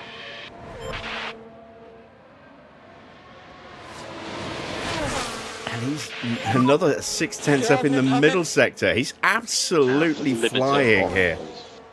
Stopping on the marks.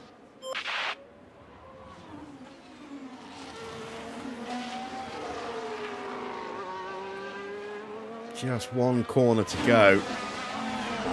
This is going to be blisteringly fast. 131.3. He is a second quicker than George's time. 1.7 seconds almost quicker than Hadjar, who was running behind him on track there. He would have definitely got some dirty air, which would have exacerbated that slightly. But yeah, look at that. Norris, 1.76 seconds off. Max over 2.3 seconds behind. Ouch. That Ferrari, a bit of a runaway train, How long we got left? 8.5 minutes. Just got time for 2 runs if I go now.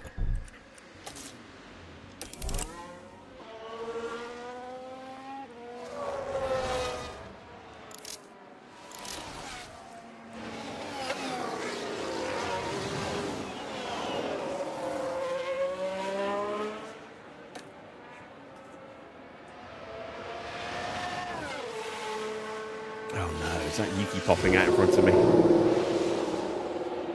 Please don't be Yuki. Don't be It's Yuki. Shit.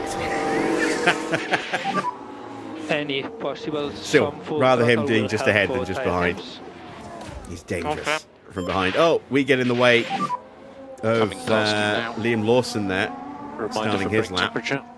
Porsche up into P5. He's 1.3 seconds off the pace. Doohan goes second. He's still nearly 9/10 behind Antonelli. That is a lap of the gods. That is a blisteringly quick time. Sainz will get a bit closer. He gets, well, literally just a bit closer. He's 200ths closer. 8.5 tenths away.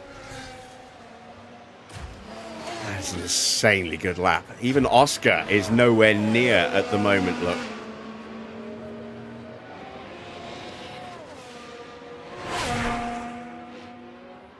He is currently, on the first 2 sectors alone, about a second off the pace of Antonelli here.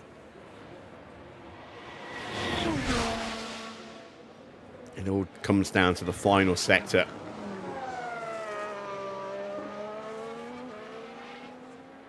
Mini pops up into P7.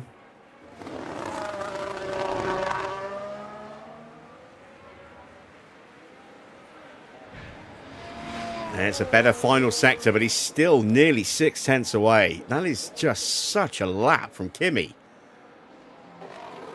I'm almost speechless about how good that lap was. It was just insane. Right, let's see what Norris can do. Can we improve on these scrubbed soft And tyres? Charles button off for last corner. Charles button off. Oh shit, I just realised that Track will be clear. Tsunoda is behind, sorry, he's ahead of Max, but he's behind Norris. That's not encouraging at all. Oh, will Max get through? Yes, he will. The Audi is not going to be out in time to get in the way. That's good. So clean through the first couple of corners.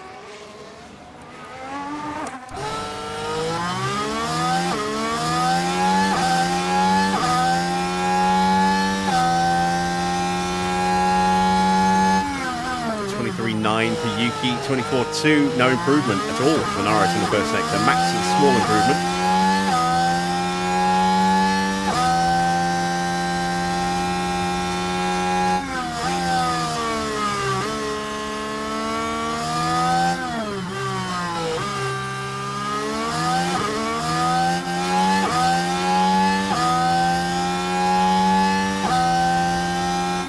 Norris has found some time in the middle, as has Max. Yuki looking much quicker though. He's definitely going to get a toe off the back of Norris. Oh shit! Little lift there for Max in the middle of the banking. So Max's lap is kind of wasted.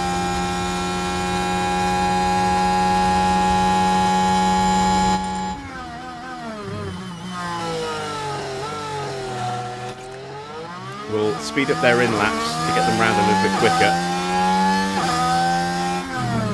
Right, up to the line. Norris improves to P10 briefly. Tsunoda pops up into P5. Yeah. Max stays P16. We are P16. What's going on? I don't straight line speed. Mode in, please. Mode in. Okay.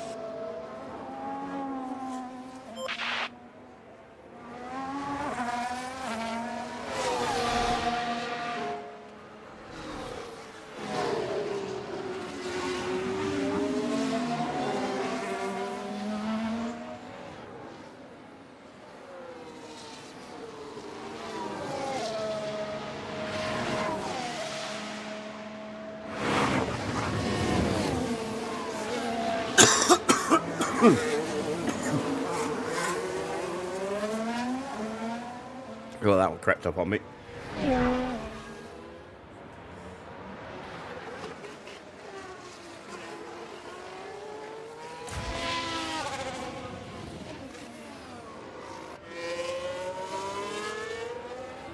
Not a good lap for Bortoletto. He's not going to improve here. We are going to have time to get back around and have another run on brand new tyres. And while they're going out and warming up, I'm going to disappear and grab a drink because my throat is very dry right now. Hadjar in a good first sector, 23.9. And keep the meter on. And stop on the marks.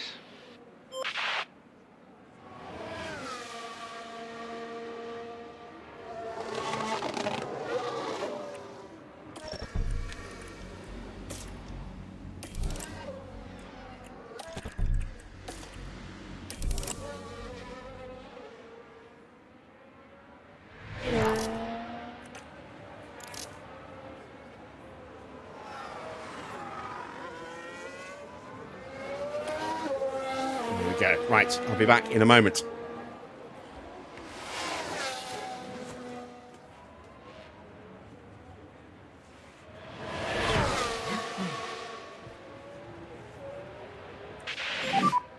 We need a good warm-up on the brakes. Yeah, confirm.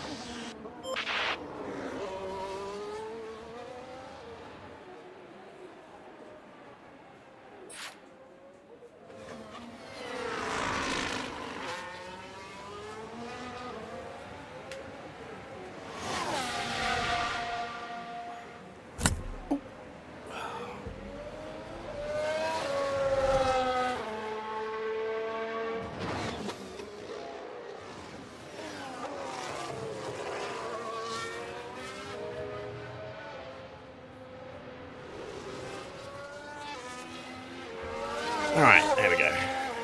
So, Hadjar ended up in P2, Leclerc to P3. Porsche has not done enough. So, Porsche is out. First confirmed out of this session.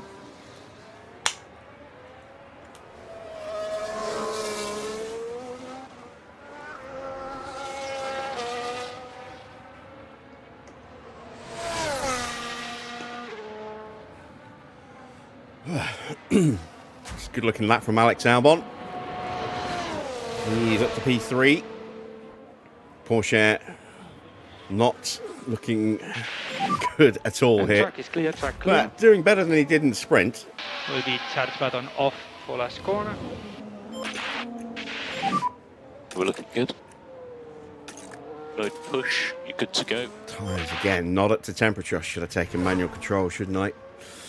Hopefully we'll do enough. Is that an Audi going in? I hope it's an Audi going in. Yes, it is. Are we going to get traffic? No. That's good. Right, Lawson is looking pretty good to get through here. Halfway down the back straight.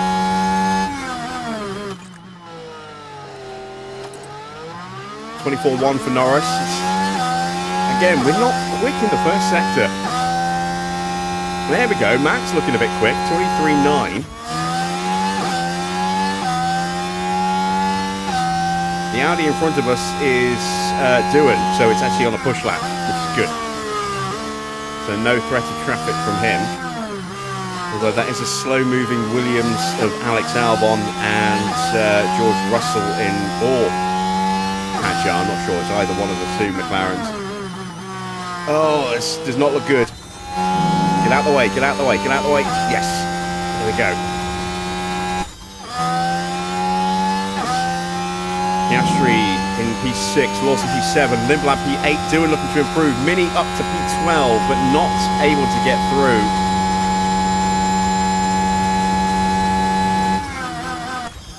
Here comes Lando Norris out to the final turn. Can he get through? He gets up to P7. Max is looking even quicker, so Doohan is eliminated. Sainz will get bumped here by Max. P7.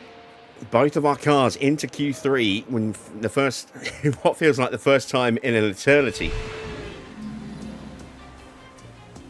And we are saying goodbye to Sainz, Doohan, Tsunoda, who has that penalty as well, let's not forget. Mini, Porsche, and Bortoletto. So the top 10, Antonelli, Russell, Albon, Hadjar, Leclerc, Oscar, Max, Lando, Lawson, and Lindblad. These two definitely the weakest in that group in terms of their chance of doing really, really well. But we have seen Lindblad pump in some very, very quick times. So this is not a guarantee that we will beat them in qualifying. Fingers crossed as we head into Q3.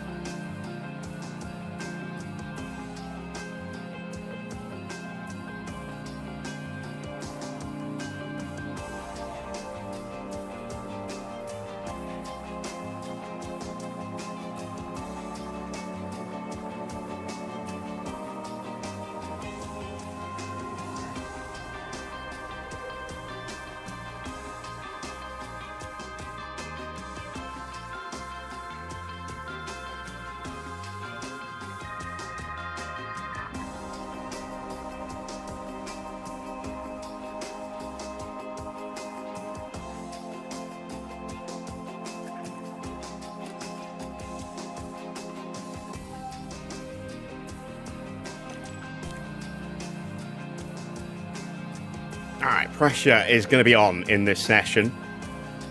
So, what tyres are we going to go with to start? We're going to go with these ones here, ones we've already used for the first run. And then we'll put a brand new set on for the second run. Normally, I like to go soft, medium, or some form of two sets of softs and a set of mediums for this circuit. But the forecast was that it would be cold and that we might struggle to keep the temperature in the tyres. So, with that in mind, softs may not be the best choice. It may be better to maybe push a set of mediums. Green light. To help keep the temperature in and give us a little bit more durability. I don't know. Because normally we tend to go quite easy on the softs and look after them. Especially in the first stint. That's not really going to be viable if track temperatures are going to be cool. And you can see 36 degrees, a little bit warmer. It's going to be slightly cooler on the race day itself, I think. Okay. Let's take a look at the breakdown here. Yeah, 23 degrees, actually slightly warmer air temperature. But, I mean, we're at 23 degrees now, so this is a good indicator of what our track temps are going to be. And we've been struggling to get our tyres warmed up on the flying laps, which reminds me. So you're in a good position. Let's take manual control.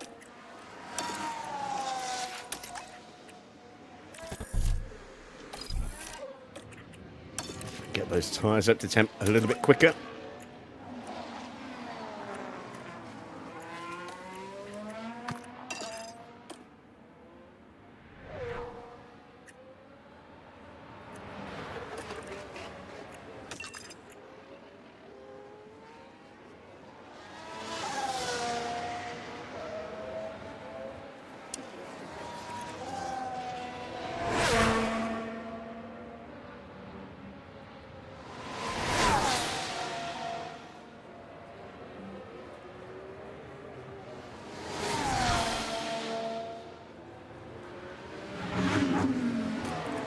Time to start going for it with Max. Do you need to be mode push? Okay.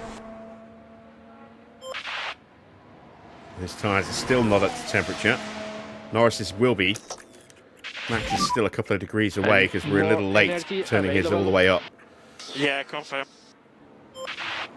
A little bit of traffic ahead of us.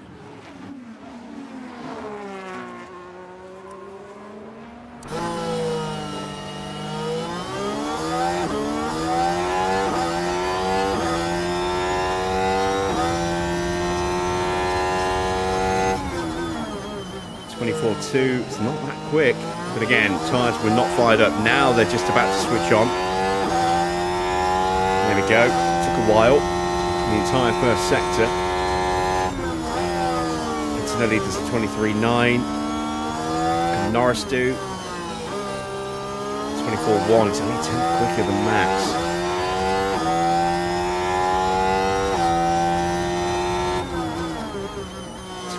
.3 in the middle. It's not bad.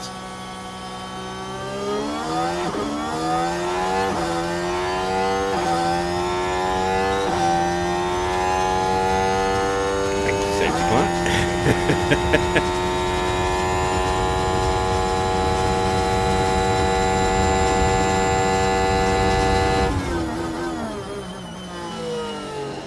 Antonelli once again getting out of the blocks fast here. Across the line for Max. To 132. Charge on. Okay. Here comes Lando. And we need to increase lift and coast by 30%. Antonelli beats us by 6/10. No real surprise that he would be ahead of us. It's a big surprise to see Norris quite so close, though. So making sure that the tyres were fired up before the start of the lap definitely paid off for Lando. Charge button on. That was Charge really button nice. on. Antonelli goes top. Sorry, Albon goes top. Piastri up into second place. Hadjar looking strong, as is Russell. Both McLarens running well here in the first sector. 23.8.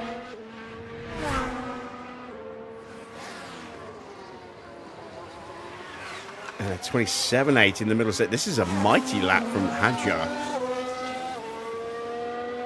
We're in the way. And I can't move us out of the way because of... we've taken manual control, so we might actually hurt Hadjar here. And there's not a lot we can do about it.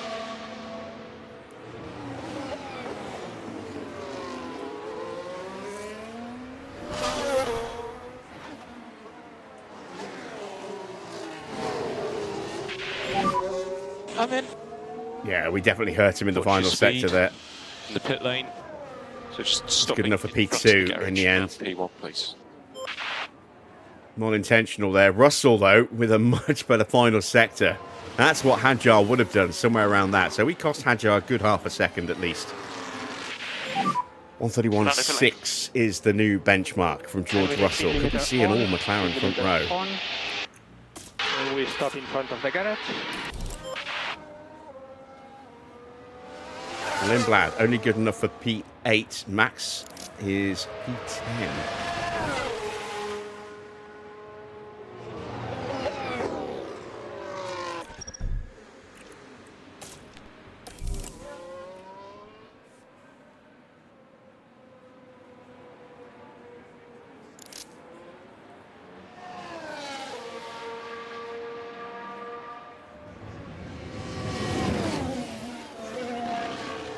Everybody's done their first run. See Leclerc, Piastri and Albon filing back into the pits there.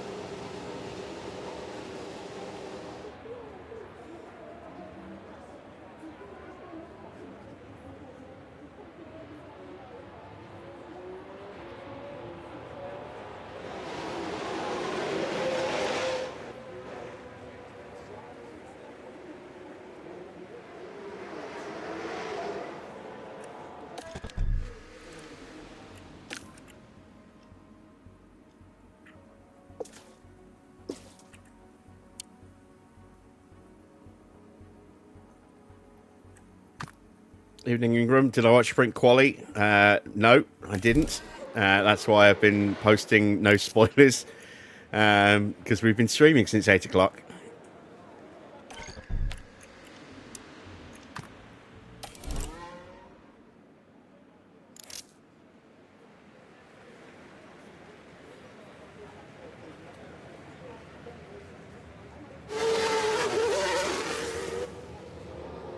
Out goes Albon.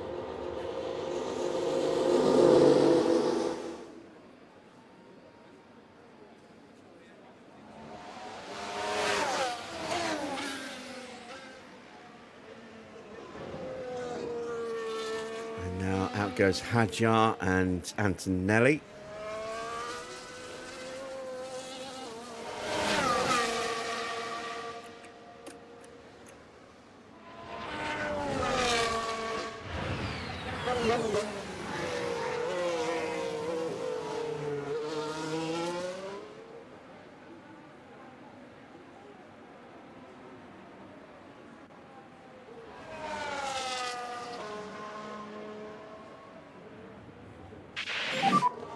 We'll need good warm up on the brakes. Confirm.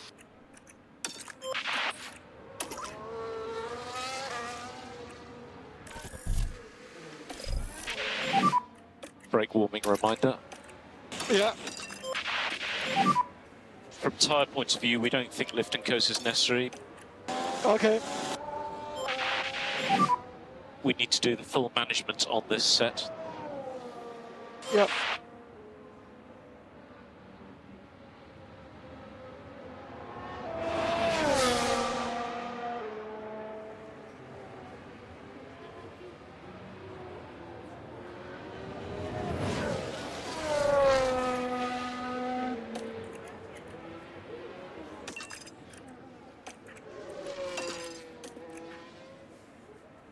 All right, so we're going to do 2 laps here. Hopefully. Might not have time for 2 laps, but I think we'll have time for 2 laps.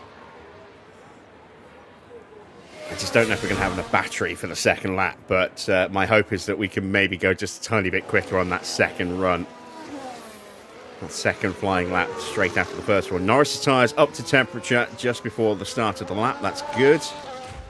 Not going to turn the battery on until he crosses the line.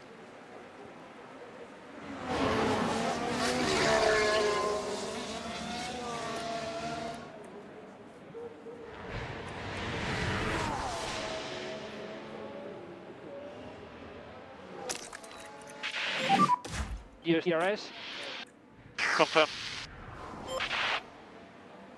Just to try and save a tiny extra little bit of battery for the next lap. Yeah. Right, 23.7 for Albon, 23.8 for Hadjar and Antonelli. 24.4 for Norris because we didn't use the battery over the line. Ah, Jesus. And 24.3 for Max. Yeah, so we kind of screwed up this lap. But maybe it'll come back to us on the next one. Oh, man, Albon flying. 23.7 and 27.7. 27.7 for Antonelli as well. It's going to be a real shootout between those two potentially here for pole. Still got to wait and see what Piastri and Russell do.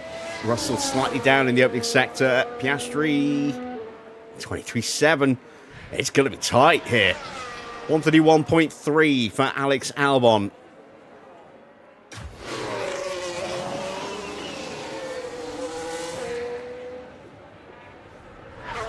We are running slightly more fuel as well, which is another factor on why we're not getting any improvement on this lap. Across the line for Kimi. Kimi goes top by 1/100th of a second. No, 1/10 of a second, sorry.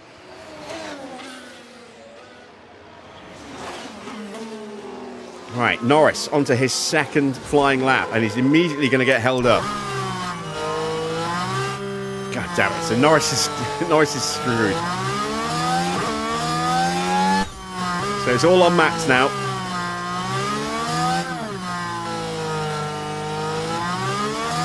This is a good lap from Piastri, but it's not good enough. I don't think it's good enough from Russell either. Russell closes the gap by about 3/10, but he's still 1.6 tenths away. Lindblad 7 tenths away. Piastri goes to P3, just 0.003 quicker than George. Lawson's done in P9. Max is on a much better start to this lap. Norris nowhere because of his getting held up. Middlesex is bad as well. The gamble did not work for Norris at all. Max is on a decent run here, but he's not quick enough to challenge George Russell. I think if we're lucky, we might get P6. Maybe P5, depends on this final sector.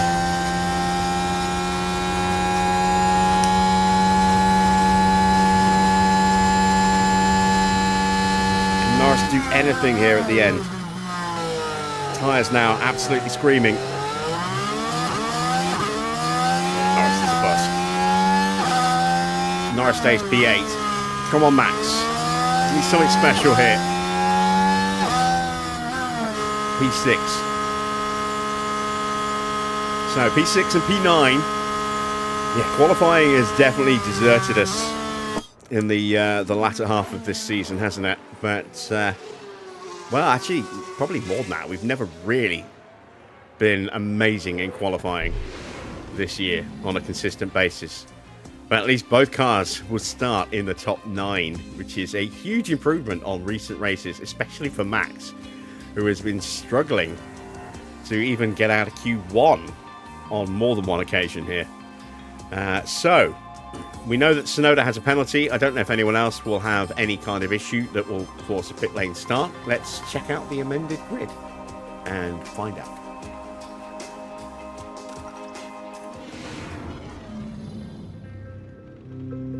The 56 laps of the Shanghai International Circuit await our drivers here in China. Shanghai has seen its fair share of clashes over the years, one of which happened even before the 2005 race had begun, when Michael Schumacher collided with Christian Albers on the way to the grid, sending Albers into the air. Shanghai International Circuit is a complicated low-speed track that demands high downforce. The series of rapid turns from 1 to 4 demands high grip, but the more the drivers warm their tyres, the more degradation they'll have to deal with. Welcome to race day, and before we get down to it, last-minute checks are being made.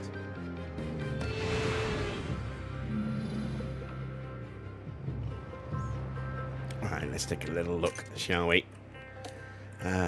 So, Tsunoda did get a double penalty then for hitting both cars, although he didn't actually do any damage to the McLaren. Nobody else will have any kind of pit lane start or penalty. Gasly will just be at the back of the grid after a terrible qualifying for him. Let's get strategy done. I'm looking, and actually, given the tyre wear, I'm wondering if is a one-stop actually a viable strategy here.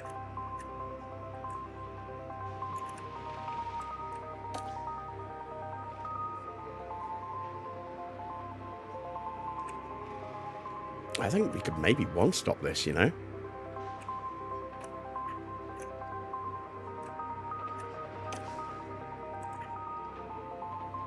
That's 9 seconds quicker. But I'm not comfortable. Let's see, where is this? It's not going to be any majorly cloudy areas, so maybe this is the right strategy to go with, after all.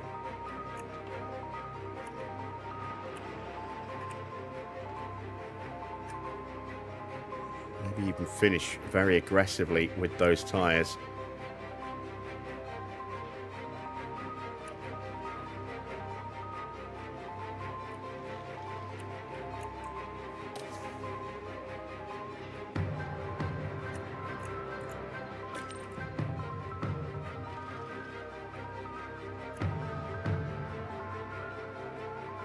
More inclined to give us some more leeway on the opening stint. No.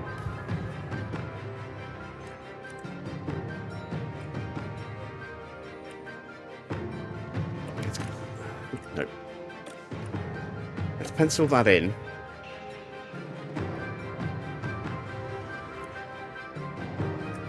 The other option is to start on the mediums. and then go soft. And that gives us the flexibility to maybe go soft medium. So we'll do that. We'll see what the tyres are like in the opening stint. We might ease them off and convert to that. But yeah, we will go with that strategy there, I think, for both cars.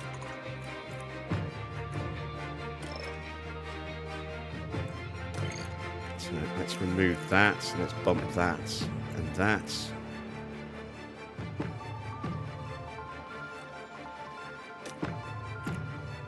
And then let's amend this.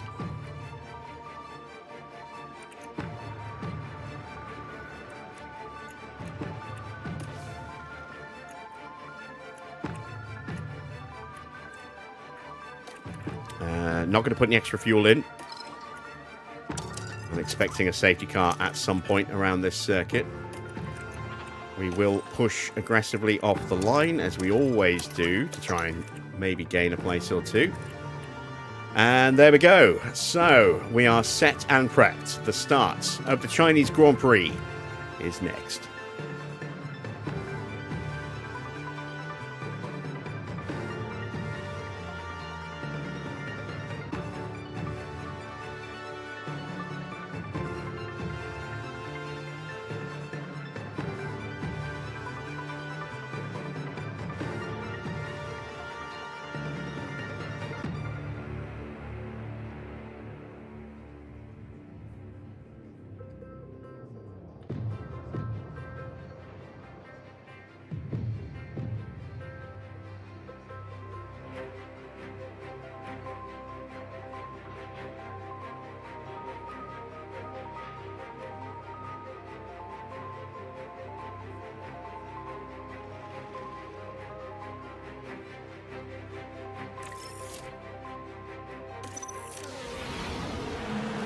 Well, it's great to have you with us, folks, as we settle in for the weekend's Grand Prix action. And here's George Russell, focusing on the race ahead of him. They're fourth on the grid, so I'd expect to see them mount a challenge for the top three in this race. And it'll be exciting to see just what will happen here today. I don't know what it is about the It's McLaren, but I almost see that on a time lot for of the mods Chinese on the Grand McLaren. Prix. If there's bright sunlight, it gets really, really And it's speckly. lights out, and away we go.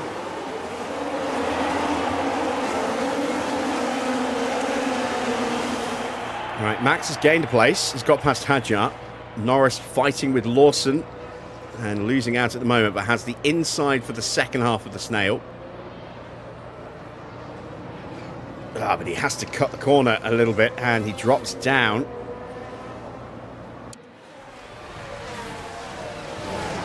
Can he fight back in the braking zone?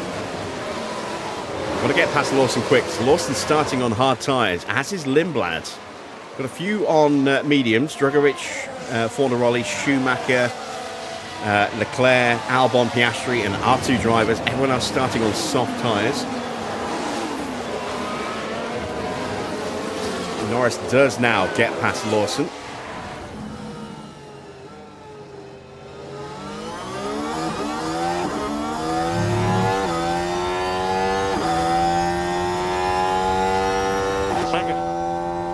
Didn't really see much of that move, did we? But he got it done. Hopefully he can get himself past Lindblad quickly as well.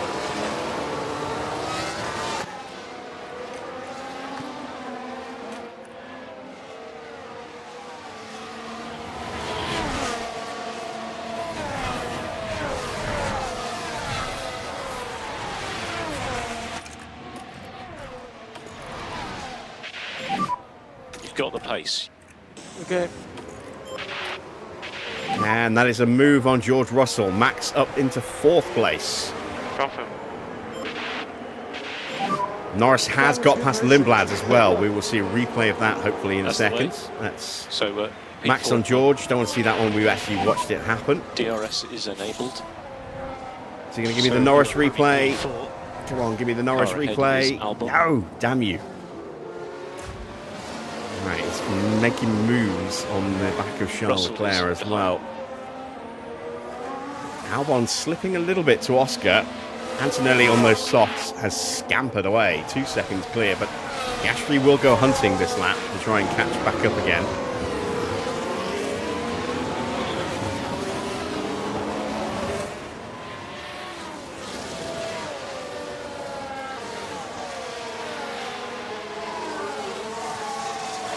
And we've definitely put Leclerc on enough pressure that he's dropped away from the back of Hadjar. If we can keep that pressure on, because Leclerc is looking to try and push himself, we might be able to get DRS unopposed here.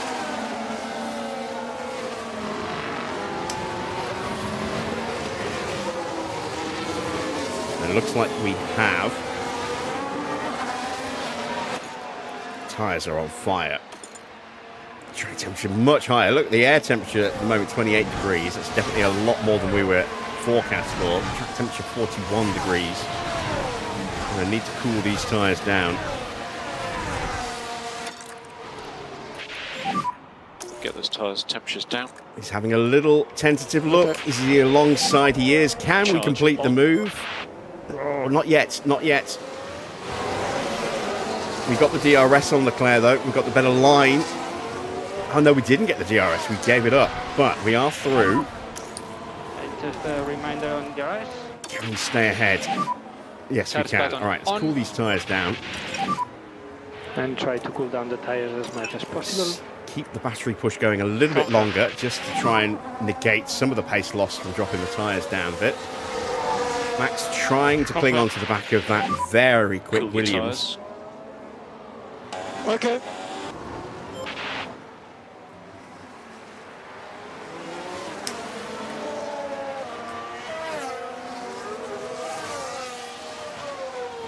Norris cannot stay with Hadjar. Softs just a little bit too quick at the moment. Plus we're under pressure from Charles Leclerc, which will not be helping. And Max not able to keep up with Albon. With Russell in close attention here. So both drivers will be at risk down the back straight here. Russell very much on the move. Might have been playing a little bit of possum with his battery earlier. And that's a very definitive overtake there. Straight through. No doubt about it. Same here.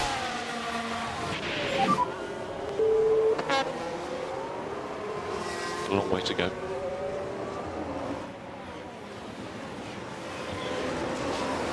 .8 seconds behind you. Tyre temp still very high. We'll turn the brake temperature or the braking distance And we need to increase down a little bit now. Go back to doing lift and coast now. Yeah. That will help cool the tyres down a bit more as well while we're in dirty air. We are going to end up potentially dropping away again. But we have to think long term here. We have to think about protecting the tyres. And the track is definitely a lot hotter than I was expecting it to be. It will cool off a little bit. It's already dropped a little bit, and it's going back up again.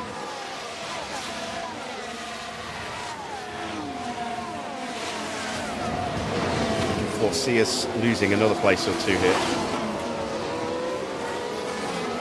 Any news from Sector 33 on when they're going to release updates for the mod? Not yet, no. Ignacio has stopped his collaboration. Ignacio does the database, has stopped the collaboration with the team, so I don't think there'll be 2026 integration into the database editor anymore. But the Sector 33 guys are working on a fixed point save file, which I think will just start at the end of 2025.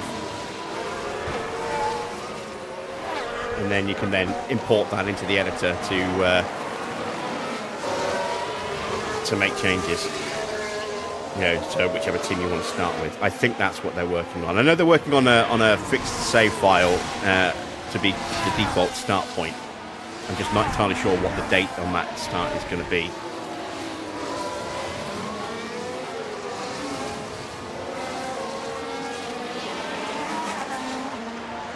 But I think they're hoping to get it out soon. I hope they get it out next week. I know that they've got their own testing that they've got to get done to make sure that it works and it's stable. That was the biggest problem with the 2026 database expansion, was that it was unstable. I do still have a save file for that, which we're not going to get rid of. I'm going to keep hold of that just in case. So I've always got something, and then I can just try and live with the instability, but that will probably just be for my own personal use.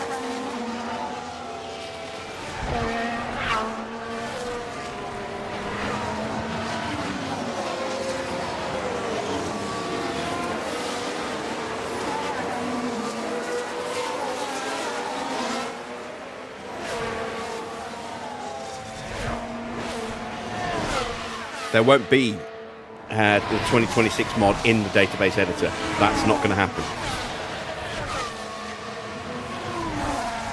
I just explained that.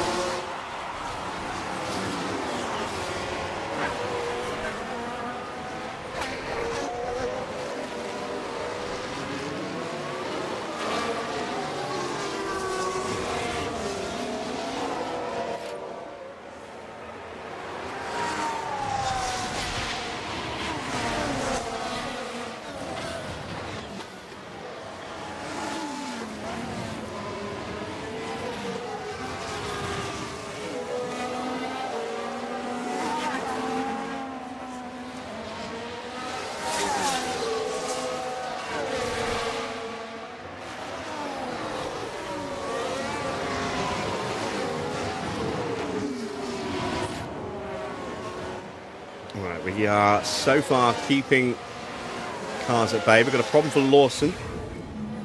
But it looks like they're carrying some kind of fault.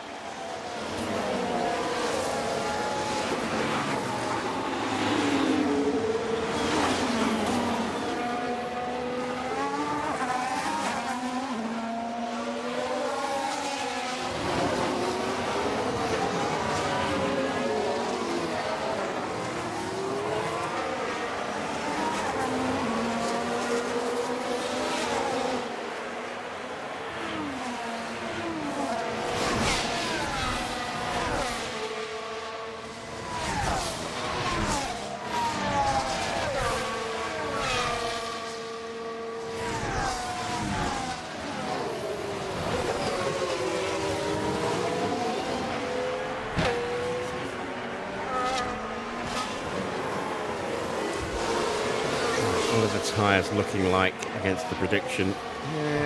Not too bad. He has DRS. I am wondering about maybe converting to the one stop. Cool the tyres down a touch again. Your tyres. See the track temperature's dropped now to 37.5 degrees. Take care of the tires. It will go back up again soon. I would imagine Oscar may well be thinking about a one stop. Don't know about Albon. Probably the same as well.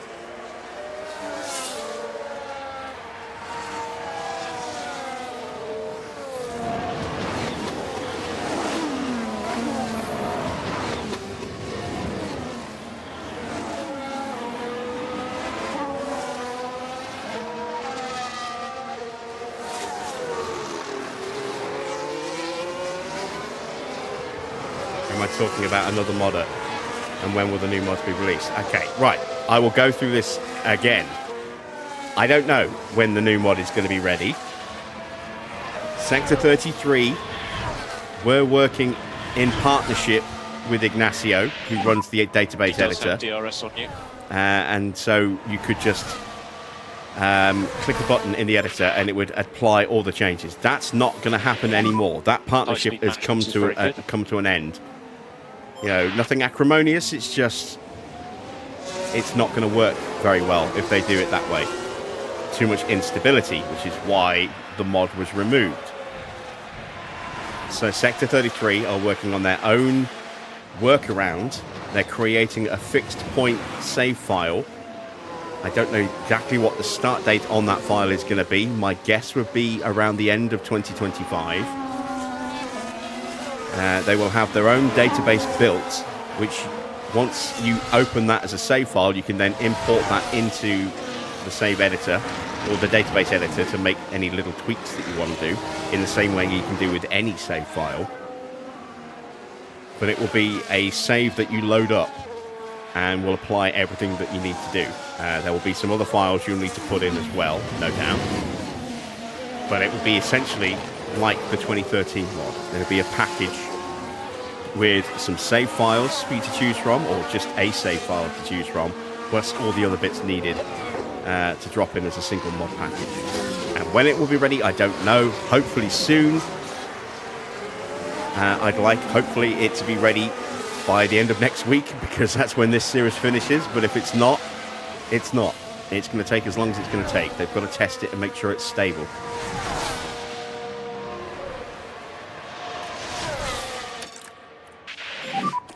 So increase pushing status. Just pick up the pace. What's going on? I had no straight line speed. Hadjar Do your gets best. through. Leclerc is Down to behind you. P6 now for Max. But Leclerc, again, 2 we've kind of seconds. slowed our pace down against the soft a bit. Charge So on. not that surprising. Okay. Lawson has dropped down to P12. He's now out of the points. Bortoletto up into the final point position in 11th. Both Audis nose to tail in 10th and 11th. Norris is keeping Lindblad at bay.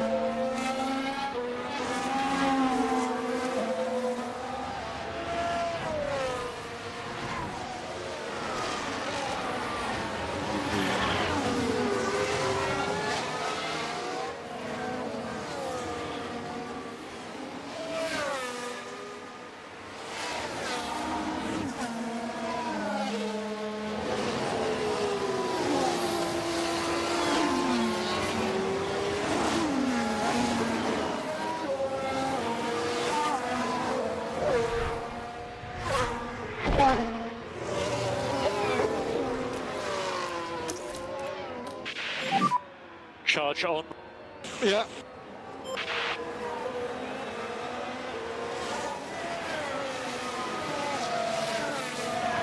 Why don't I have GP as Verstappen's engineer? Because I already had Mark Slade when I signed Max. GP was too expensive and not as good as Mark. Mark and Javi are the two best race engineers in the game at the moment on this save file, Yeah, tires because okay I've worked for them now. in a, worked them up very nicely.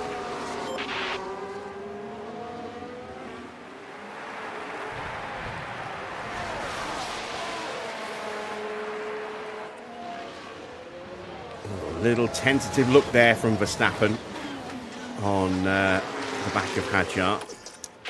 Back into harvest mode again. Charge on. Yeah, okay. Let's give Norris a little bit of extra boost to see if we can close him back And you up can towards use a Leclerc boost again. back. Confirm. Get him away from Lindblad.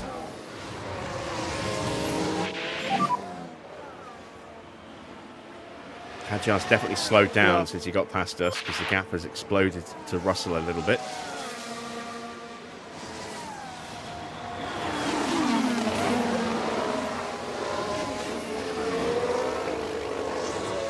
Track temperature falling to 36.5 degrees now. It's definitely more conducive to us pushing the tyres like this. Can you go mode push Right, now? let's see if we can get past Hadjar. Okay.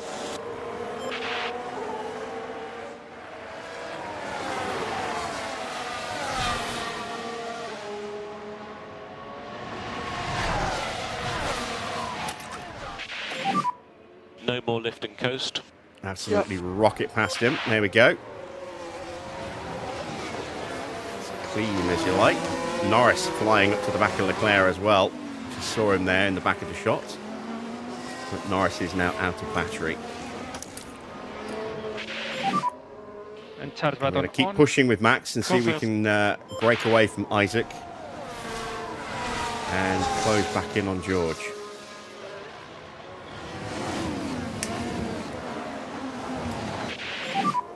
You are P5. Car in front is Russell.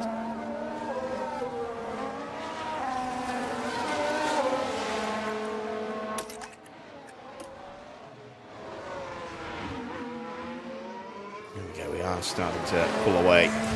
Let's turn our attention then to Lando. No lift off needed. You are doing a good job.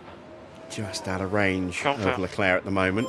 But if he starts putting pressure on Hadjar, and Hadjar starts defending hard, that will slow the pair of them down. Get Norris into that DRS So zone. at the moment you are P8.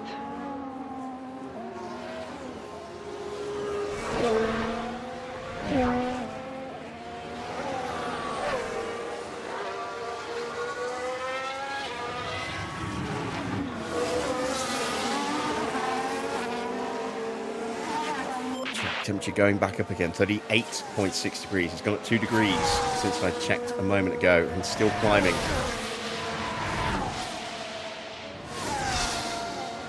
Max now out of battery, but we've not really taken much out of George. Maybe a sec, well, less than a second. But Charge on, we've please. certainly pulled out a nice little gap to Hadjar and Leclerc. And Russell's in the pits already. Wow, I You did need not to expect keep that. your K1 usage That's down very a bit, early. otherwise you'll just run out of battery and then you'll just be taken by everybody. 11 laps done, and he's in for a new set of tyres. Okay, Russell is boxed for fresh tyres.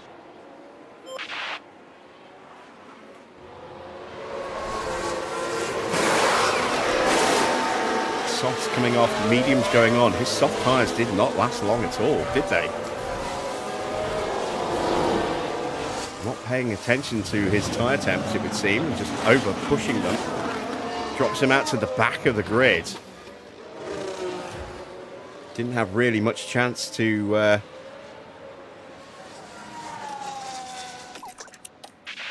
try and get We need away to do from more some of that Lindicos. Please traffic. increase by 10%. Okay. And some lift off if you can. Confirm.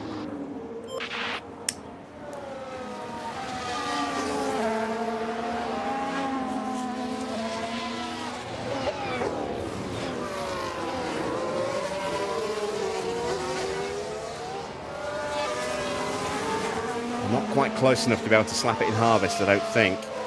Not if we want to stay on the back of these two.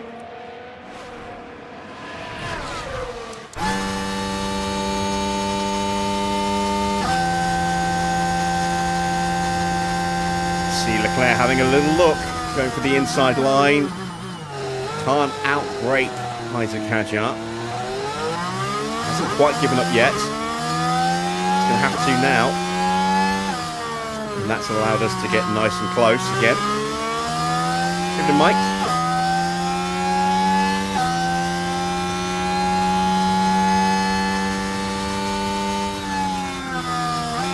Claire trying to go around the outside at turn 1 this time, and again has to yield. And now we are close enough to try and get a little bit of battery in the car. I'm also going to turn the tyres down a touch. On, charge button I think the one stop might be Yeah, confirm. a viable option here. and try to cool down the tires as much as possible. Confirm.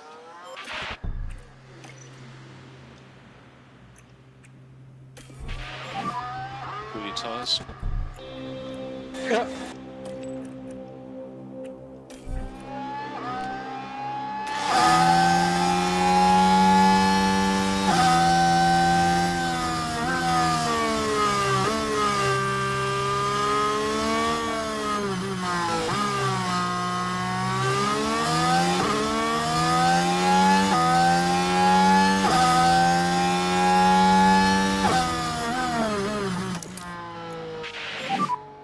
Charge button on. Yeah, confirm. Charge button on. Confirm. Track temperature back up to 40 degrees. This time Leclerc should get the move done. Yeah, he's already through, look.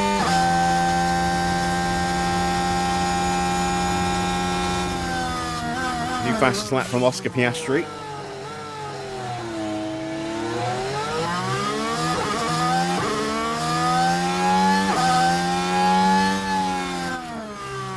And that's Hadjar into the pits.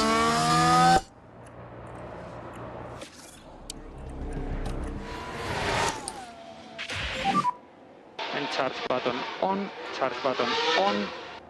Yeah, confirm.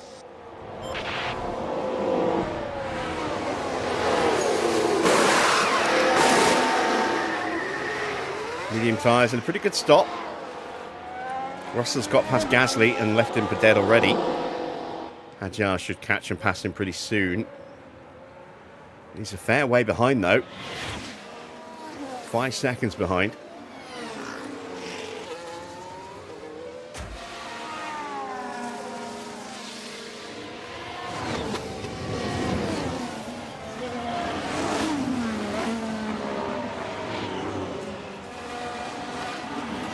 Lindblad still keeping tabs on the back of Norris. But we have been able to get some battery into Norris now. Not a huge amount, but some.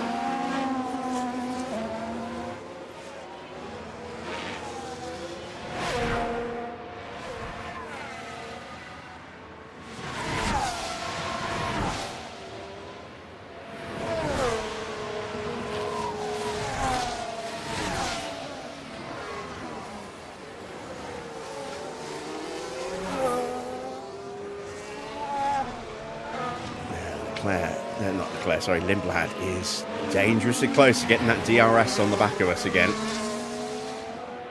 Keep an eye on that. Track temperature still holding at around 40 degrees. Sainz into the pits now. And Colapinto as well. And Bearman.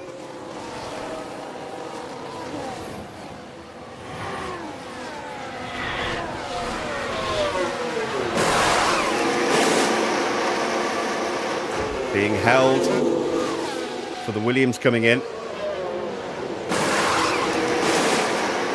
Good stop, very smooth stop. There you see a good stop for Bearman as well, and Gasly getting a decent looking stop. Still last at the moment. His pace today has been shocking considering he was looking pretty good in the sprint. Oh, he's got a fault. That might explain it. Tell me what to do. Problem with the gearbox.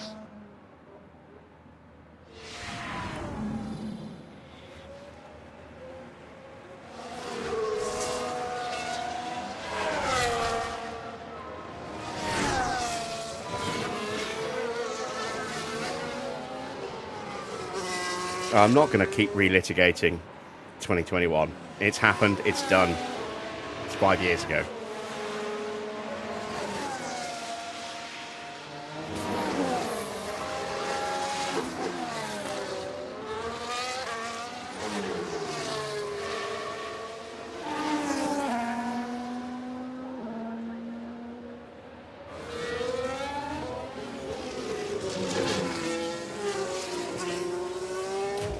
Max is closing on Albon.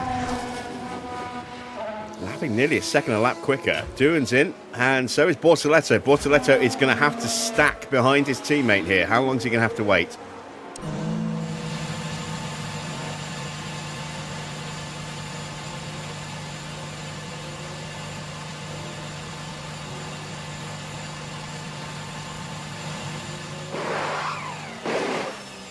At least it was a clean stop, but he did have to sit and wait for a couple of seconds.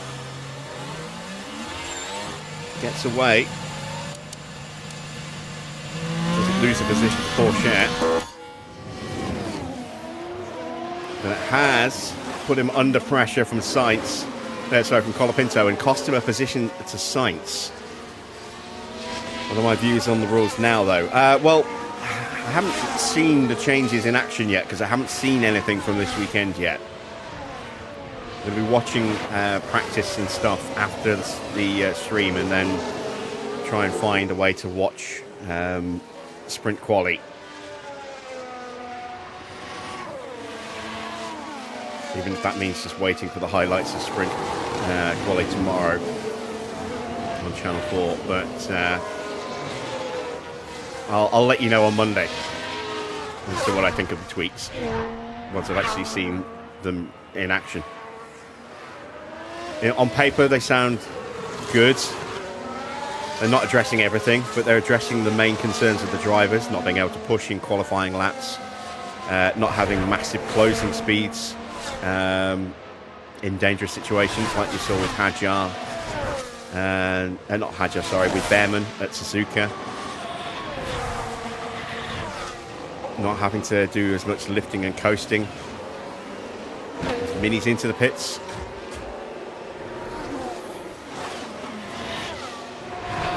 Miami should theoretically make the new tweaks look pretty good because it is an energy-rich circuit. A lot of places to harvest energy. But the real proof of the pudding will be when we go to another energy-poor circuit, like Monza, I suppose.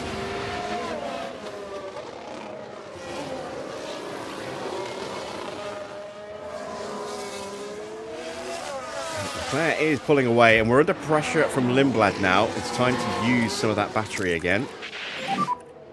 So deployed. Alright. Track temperature starting to dip again, down to 37.8 degrees, and falling still.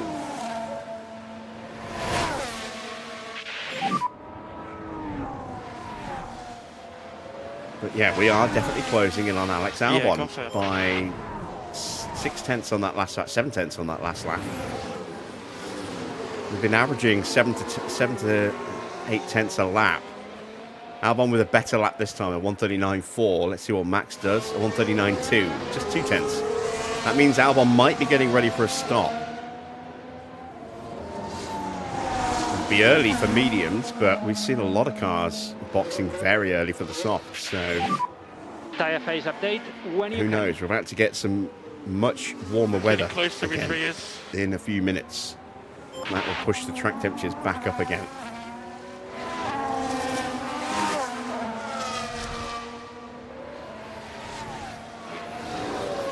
Fastest lap now for Jack Doohan.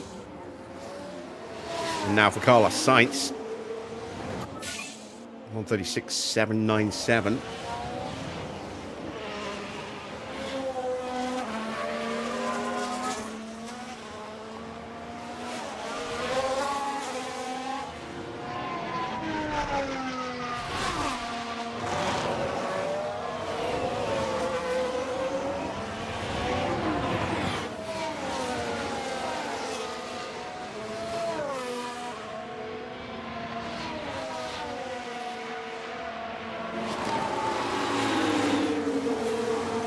Battery for Norris. And charge button on, charge on. He has closed Yeah, in, and Antonelli and Piastri both in together.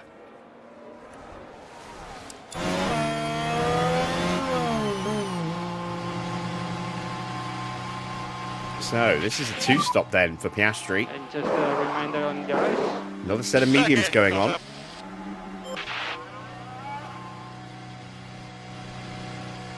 Max has gone through.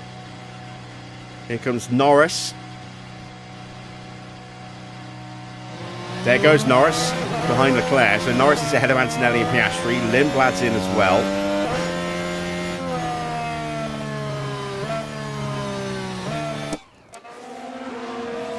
Schumacher in, along with Lindblad and Fornaroli.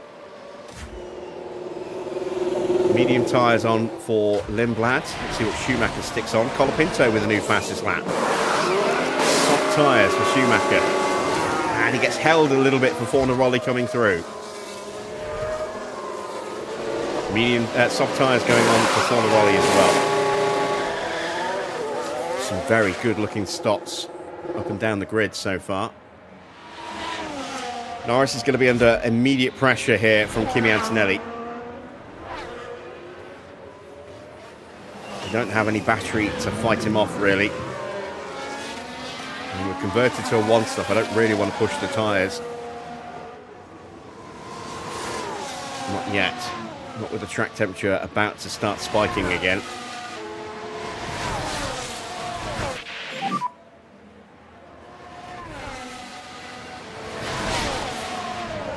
Yeah, okay. Norris covers the inside, but Kimi might be able to go around the outside. Norris has shut him down, and that's allowed Piastri to get right onto the back of Kimi as well. I think we're going to get overtaken here by Antonelli into turn 1. Switches back to the inside line. Norris has covered him off. This is not good for Kimi, especially given that he's on soft tyres. That'll push the temps up a little bit more. Lawson into the pits.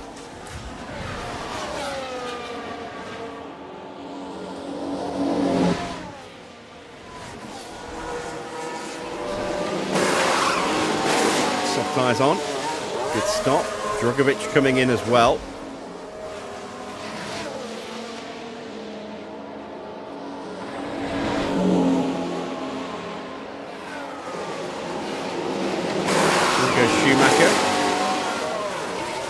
And Fornaroli, so Drugovich now to the back of the grid, but on the freshest tyres of anybody so far.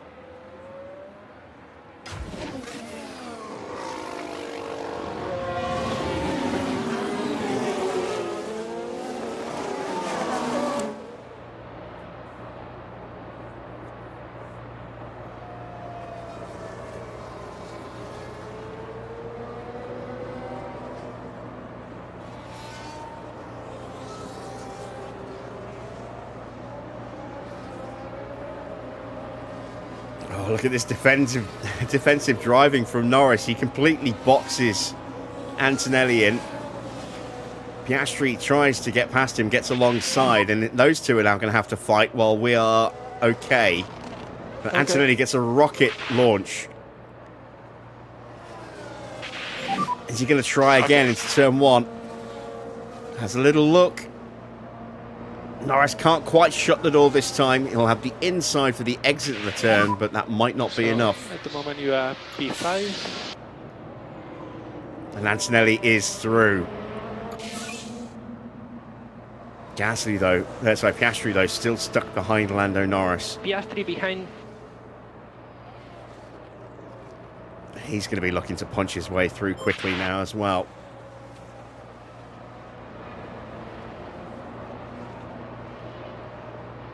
The longer we can keep these cars that are stopped behind us, the better for our one-stop strategy. Because it's the less time they'll have to be able to really push the pace of those tyres. You can see Antonelli's already 2.5 seconds clear of Norris, who's having to drive extremely defensively to keep Oscar behind him. And I think Norris will be a sitting duck to Oscar here.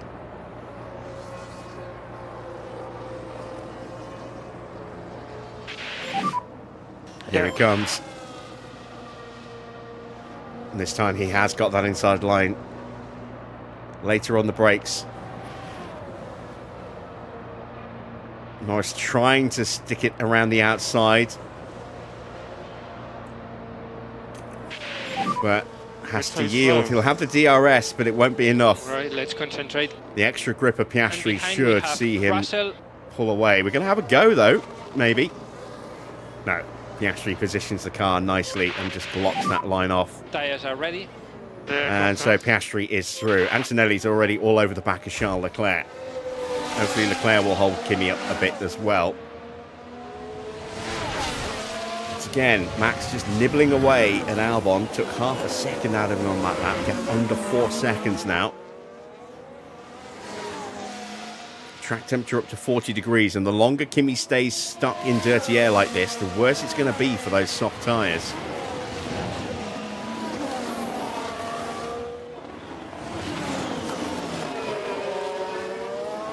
Piastri's right there already as well, and he's definitely pushing. We're 2.5 seconds behind again. There we are. Here comes Kimi. He gets through. Leclerc able to keep Piastri behind. Leclerc will have DRS, which might save him from Oscar here.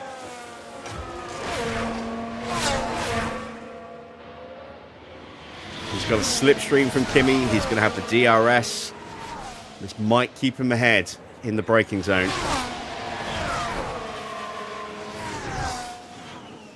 And it does. This is allowing Norris to close in.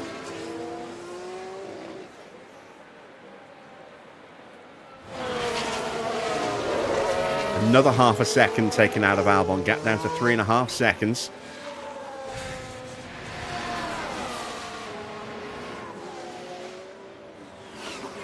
And just around the outside. Oh, contact! They're both off. And that is So there was fantastic a news crash. for us. And we have debris offline. It did look like there was a little touch. We'll see it better from here. No, we don't. We don't actually see it. We were looking at the wrong car. That might be a penalty for Charles Leclerc, who's lost the position and a huge amount of time. Norris has got past the pair of them. That's worked out beautifully for us. And there, oh, it's Oscar that got the penalty. Oh, that's even better. Good job on tires. That's even Keep better. working like this. Fantastic stuff. 5-second penalty for Piastri at his next pit stop. We've already gained a few points on Oscar today in the sprint. At least Norris has. Less said about Max's last lap, the better. But Max is certainly looking to make amends here. We're happy with time management. Lawson's car getting a little bit worse. But there! Oh dear, that's not what they need right now.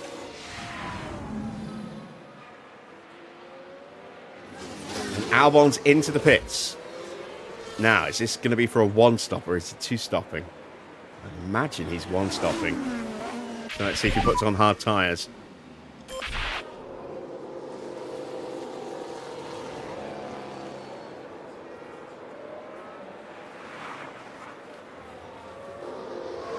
Yeah, hard tyres. So that is a one-stop for Alex Albon.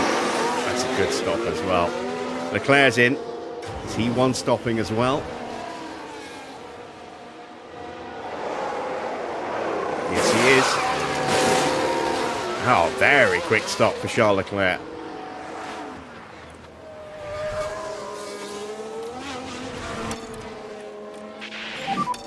You can save less. And boost. Antonelli has caught the back of Verstappen.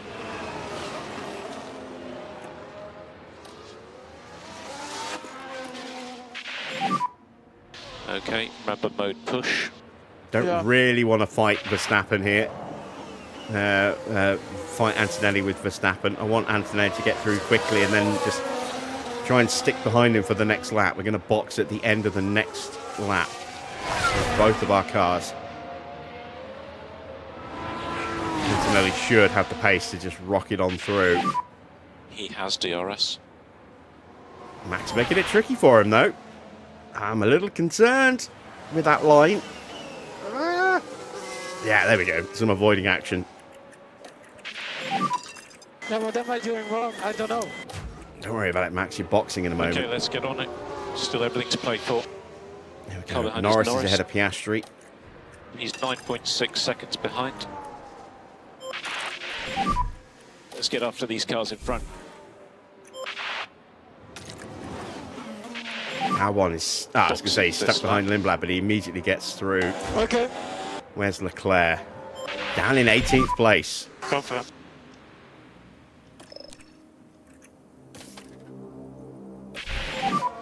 Easier to push. And Norris Confirm. keeping Oscar held box back again.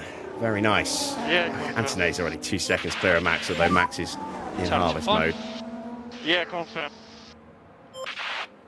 Oscar's going to try and go around the outside or cut to the inside. Norris covering the line.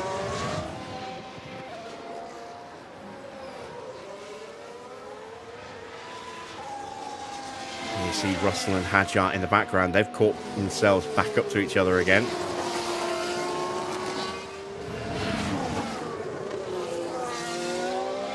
And this is a flying lap from Antonelli combined with a slow lap from Max.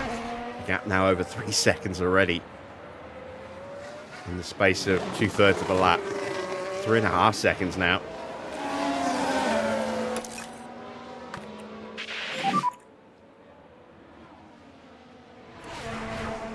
Okay. Here comes Oscar. Yeah.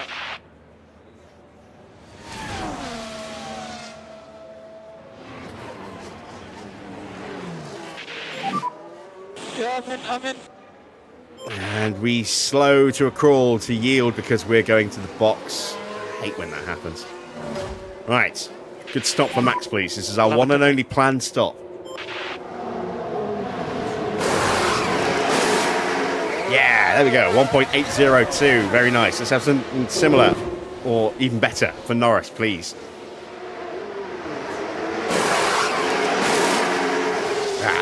1.964. That's not going to be good enough, I don't think. And what's a white line? Max should get on the board. I just don't know where on the board he'll get. You're currently We get out behind Albon, behind Colapinto, ahead of Bortoletto, and crucially ahead of Charles Leclerc. Norris comes out behind Leclerc. He is 2.3 seconds behind.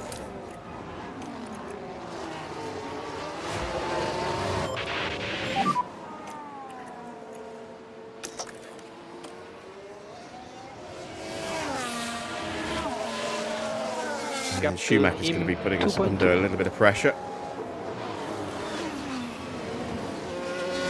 Tyres not up to temperature yet. I don't think we're going to be able to close up to Colapinto. Bortoletto is definitely going to be a threat on those soft tyres, but they will be aging. Hopefully Max can stay ahead. Last thing I need is to drop back a couple of places behind Bortoletto and Sainz.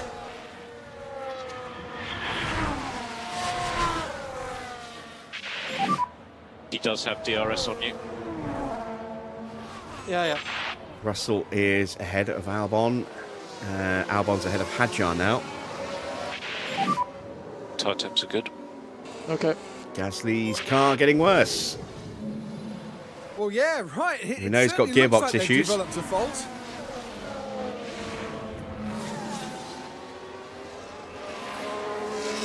Schumacher did get ahead of Norris. That's not ideal. Oh, no, we held him off. Good defensive work there. Tyres up to temperature. Let's push. Use the energy. Confirm. Schumacher's now onto the back of Colapinto. No management required. Verstappen's onto the back of Colapinto, not Schumacher.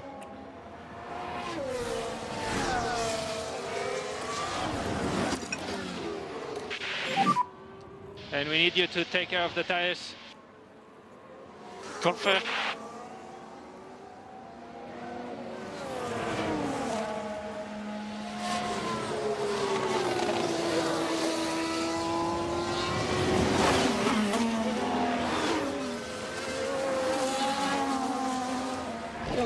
Albon's already caught Russell.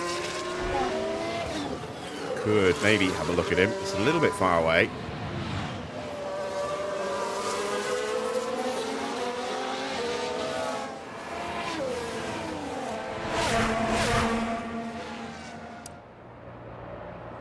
Can we get this move? We've got a really good overspeed exit here.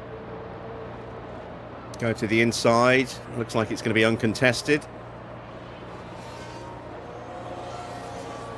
There we go. We have the line. We'll drain the last of the battery just to make sure we don't immediately get jumped back into turn one.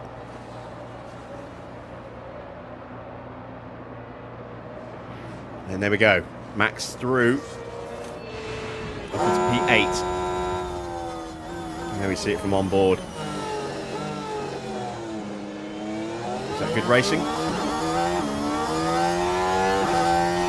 Not too bad. But it was not too bad. Right, Norris.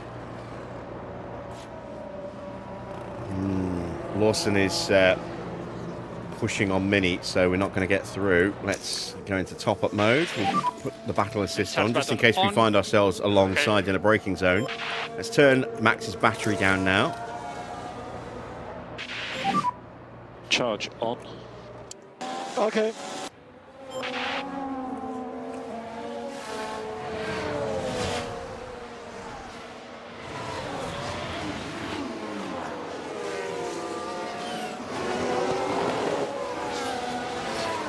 Not a good lap to do in last lap. So theoretically we should get on him pretty quickly. Although we were using battery on the last lap, so the 136 Yeah, the low 136 is a little misleading as to our actual pace.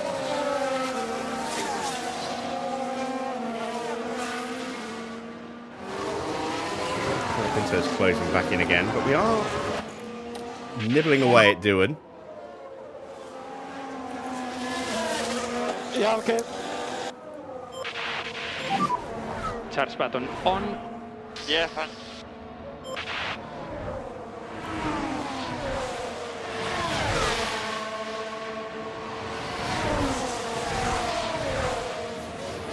See Lawson trying to make the move on Mini and failing. Bortoletto's into the pits. That'll drop him behind Norris towards the back of the grid.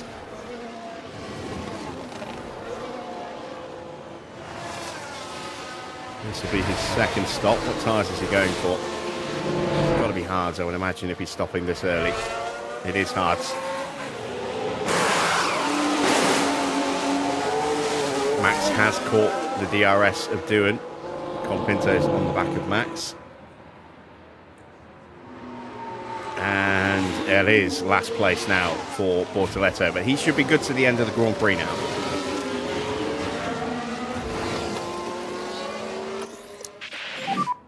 Charge on. Let's use the battery. Let's not get stuck here. Go mode push. Okay.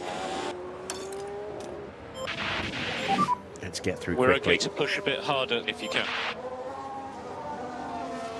We should get a much better exit out of the banking here.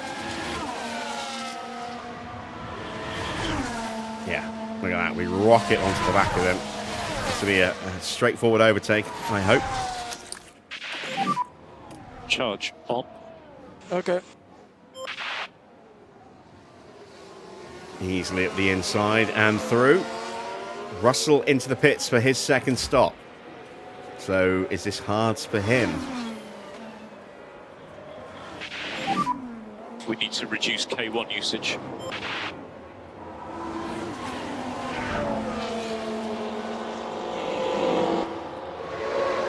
It's mediums.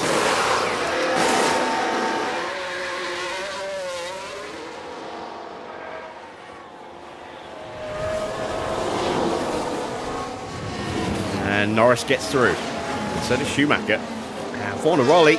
Oh, yeah, just squeezes around the outside of him. So, not good for George, getting stuck behind Fornaroli. It's time for us to try and punch through here. And more energy available. Okay. And try to increase pushing status. There we go. Lovely move on Gabriele Mini. Mini fighting back. And that is worrying because we know Mini can make very rash mistakes. But we are through.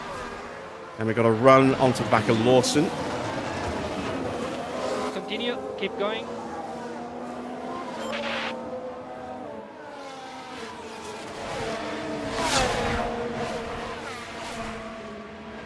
Right on the back of Lawson with that issue of his. We should hopefully get through. Got to overcome a slipstream, which we can't quite do. Can we get him in the braking zone though? Oh, yes we can. There we go. And we should now be able to go straight past Porsche on into turn one as well. Let's push the fuel as well to brake late into turn one. Lawson's into the pits. We got that overtake done just in time for the little boost.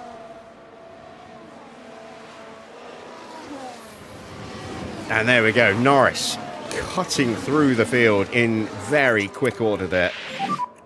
And reminder, some lift and coast. Lovely stuff. Charge on.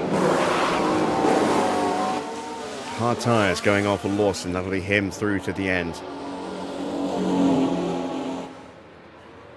What's Max's pace looking like? 136.8. Slower than the leaders. How far behind is he? 28 seconds. They will come out ahead of him. But then we were never really likely to challenge for the win in a straight fight. If we get... That's to Antonelli. We're closer than that to Piastri, considerably closer than that to Piastri, and he's got that 5-second penalty to add on as well. So Antonelli will be behind Max.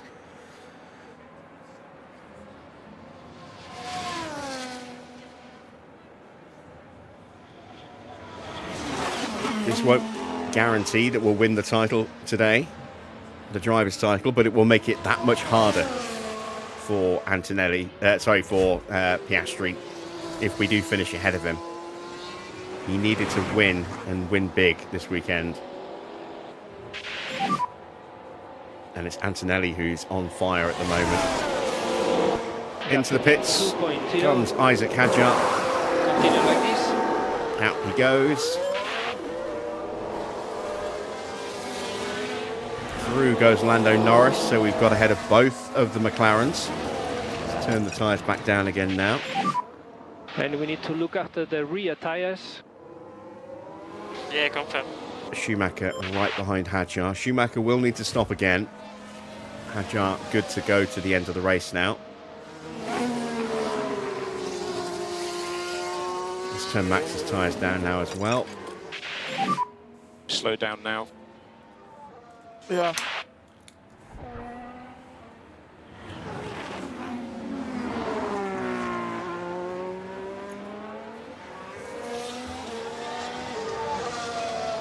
We're just simply looking to try and make things as difficult for Oscar as we can in these remaining races.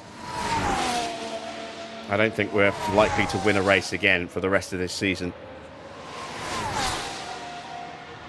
without there being a fortuitously timed safety car of some kind.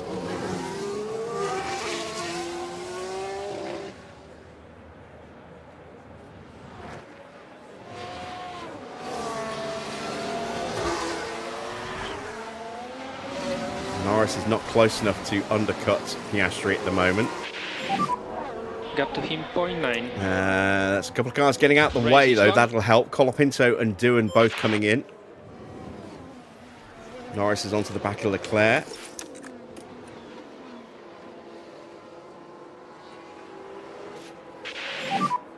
And charge button on. Charge button on.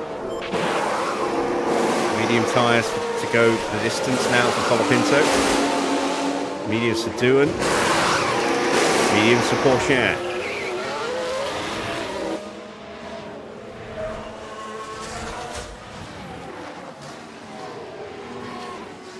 Leclerc is likely to be going to the distance, same as us. Tsunoda will need to stop again, as will Bearman and Sainz.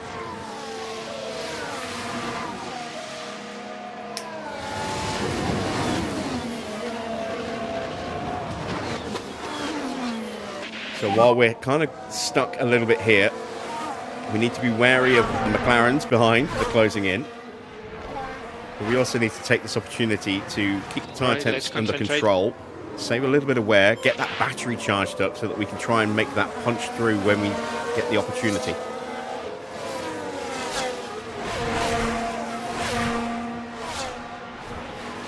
Russell, though, absolutely flying onto the back of us at the moment.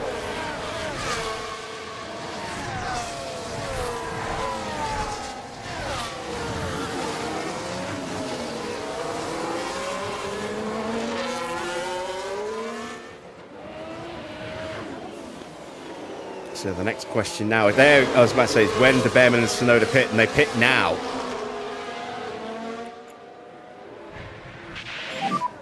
Behind you we have Russell.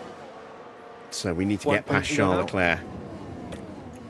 Let's give a little bit more tyre now. Stay close while we're getting a little bit more battery in the car.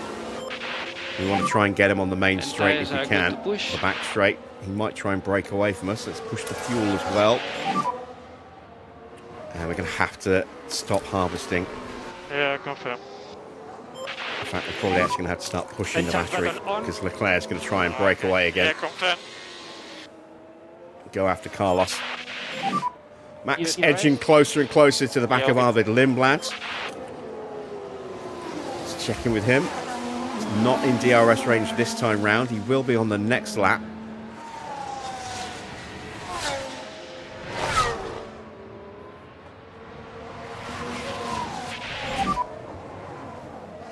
Norris just gets back into range of Charles Leclerc.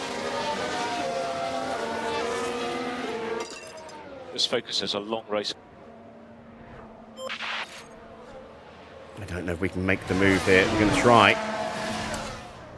Got a good closing speed here to maybe make a last gasp lunge in the braking zone. Not quite. Got a little bit of battery left. Can we get him into turn 1, given that Leclerc is out of DRS range of Sainz? Gap to him 1.4. This is it. All or nothing attack here.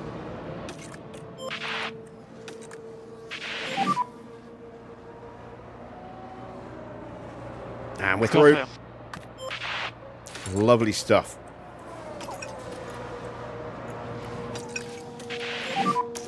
And we need to take care of these tires. Okay. Right, Max and Lindblad. And we need some lift and coast. We need to get past Lindblad here.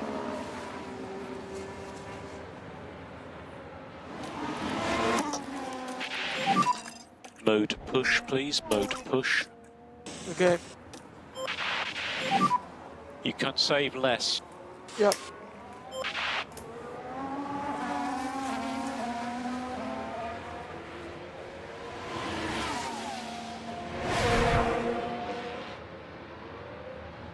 And this will be a comfortable overtake here. We're alongside as we open the DRS wing. And there we go, we're through. No worries, mate. Keep the push going, just to kill the last of the battery. Max was happy with that. Really good. Currently P4. Car ahead is Albon.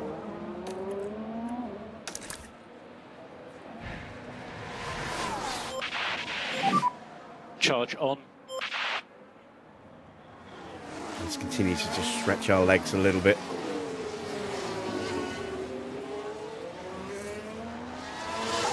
Just make sure we get away from Lindblad. Don't want to slow him down by letting Lindblad try and come back at us. That's what's going on with Norris here. He's dropping away from Sainz because Leclerc is all over him. We'll have to go aggressive with Norris a little bit here as well. Up the pace. Let Hadjar and Russell start putting pressure on Leclerc. We don't have the battery to do that, so we're going to have to do it with tyres. There we go. We are comfortably clear of Lindblad. We need to do the full management on this set. Okay. And we need to increase lift and coast by 30%.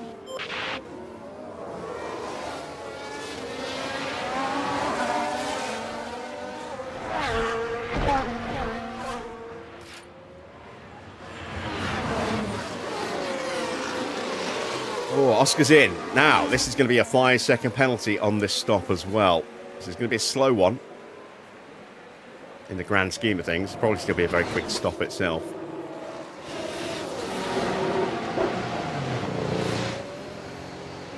And he's putting on the hard tyres.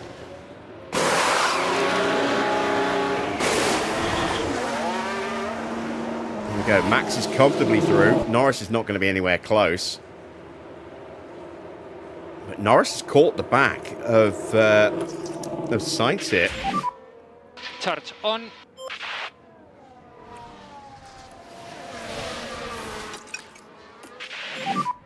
And we need to look after these tires. And Leclerc is now coming under pressure from Russell and Hadjar as those two continue to switch places amongst each other.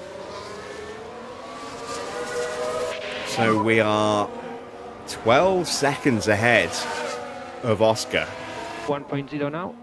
His tyres are definitely fresher than ours by 20%, so he'll be more aggressive with his tyres. His pace will be stronger than us. But we're about 5 seconds behind with Norris. And you can use all the boost bar. We want to get past Sainz cleanly this lap if at all possible. Doing a good job. Still in peak confidence, although only just. Antonelli's in. He'll come out behind Albon, but probably just ahead of Max. Unless he has a bad stop. But he's going to be on new tyres, medium tyres, to take him to the end of the race. So his pace is going to be strong. Yeah, Max isn't going to be close. There goes Albon. Ooh, yellow flag. Lawson's made a mistake. Running wide. Big lock-up for him at turn 9.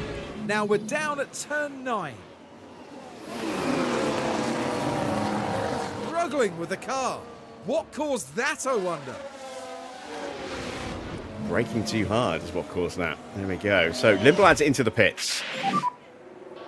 That removes one of the cars between Max and Oscar. Norris will get through. He's out of battery. He's got ahead of Sainz though. Excellent stuff. I missed what tyres he actually put on there. And try to take care of these tyres. Mediums. Yeah, confirm. Here's Colapinto coming up in the background. Couldn't quite get there. Schumacher into the pits as well. He's going soft tyres. That makes sense. We started on hards and then went soft. Those tyres will last. We're not going to get the bonus point for the fastest lap, I don't think, here today. But, yeah, 6.5 seconds to gap to Oscar. For Norris, we're ahead of Sainz. Leclerc has been overtaken by George. I don't think Sainz will put up much resistance. As Hadjar is having a look in the background as well. Did he get the move? No, he didn't. But I don't think Leclerc got the DRS off the back of George. George immediately looking to make the move and is past Sainz already. No DRS for Leclerc. Hadjar should rocket through as well. Yeah, we're not going to have great grip on these tyres compared to the mediums of the McLarens.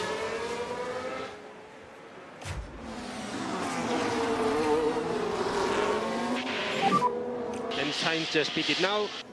And there we go, Sainz into the pits. I knew he was due to stop soon. We got past him before that happened, that's good.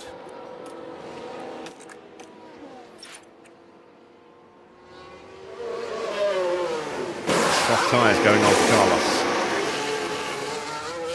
So, Max is 9.8 seconds ahead of Oscar, who is closing in. The gap was 12 seconds a couple of laps ago. Norris slipping a little bit further away. And immediately coming under pressure from George Russell. Hadjar will be joining that as well.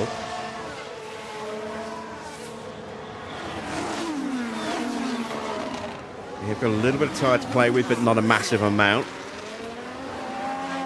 And the track being quite warm at the moment means I want to keep them in this level of push so they don't start overheating. If we can keep George in our dirty air, that will hurt his tyres. Hadjar already straight onto the back of Russell, who might not have got our DRS, but Hadjar will certainly have the DRS of his teammate. So the McLarens might be going to war with each other again. Those two have been fighting each other all race. New fastest lap for Kimi, a 1:34.7. Hadjar trying to go up the inside of George here into the hairpin. Gets the move done.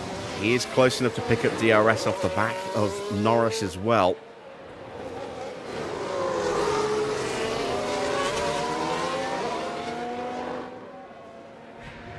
George has really dropped away, hasn't he? New fastest lap for Hadjar, 1:34.4.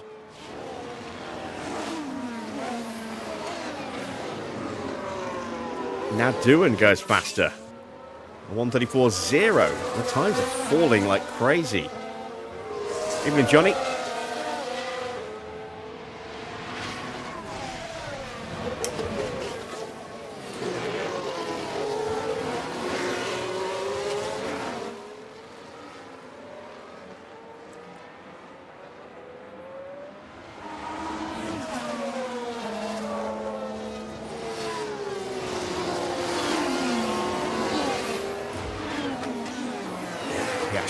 Taken another 2 seconds out of both of our boys. 2 seconds further away from Norris, 2 seconds closer to Max. Track temperature starting to dip again.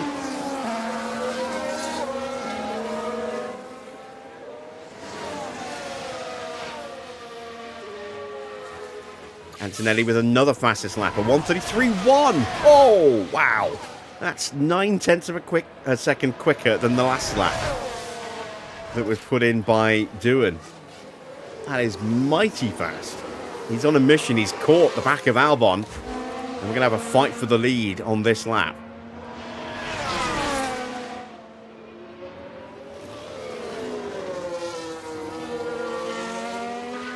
Albon running that one-stop strategy that we're running, along with Charles Leclerc. Not many on the one-stop today.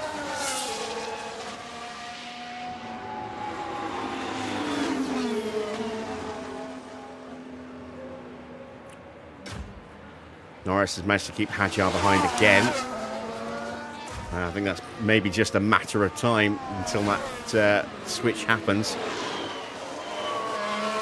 Antonelli is all over the back of Albon here.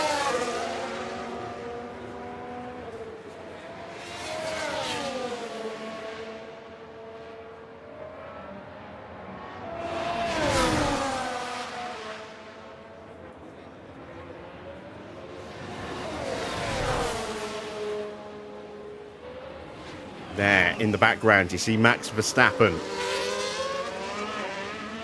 That's what a 12-second gap looks like. Antonelli can't quite squeeze through, but he's alongside with the DRS. Gets alongside into the braking zone as he got the grip to complete this move. Albon's not giving it up. I mean, he's got the inside line, should get the exit now. And Antonelli is through. Norris is still ahead of Hadjar. We've got 15 laps to go. And now I'm going to give our drivers a little bit more time. No management on the tyres required. So we need to push.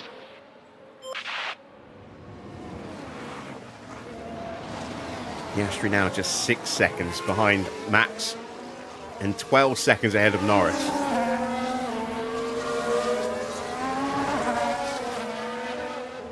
And Antonelli's already broken clear of Albon.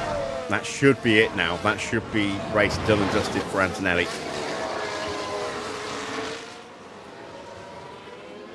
Won the sprint in pretty convincing fashion. Looks like he's going to win this Grand Prix as well. We need to keep the McLarens at bay because we need to minimise the number of points that Piastri is going to score over over Norris here today. He's 2 points up in the Grand Prix here. 12. No, wait. Of course, it's a change, isn't it? So that's 17, 13, 10, 8, 7. It's only 1 point difference between the two. And we scored 2 points more. No, 3 points more in the sprint with Norris, I think. Yeah, 7 versus 4. 3 points more. So that's going to be a net gain of 2 points over the weekend as things currently stand. I think. Who actually qualified on pole? Was it Antonelli? It was Antonelli qualifying on pole. Yeah, confirm.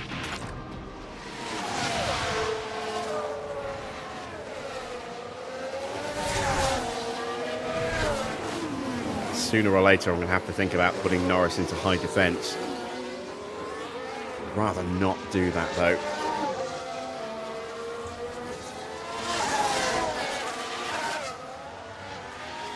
It's Max closing on Albon.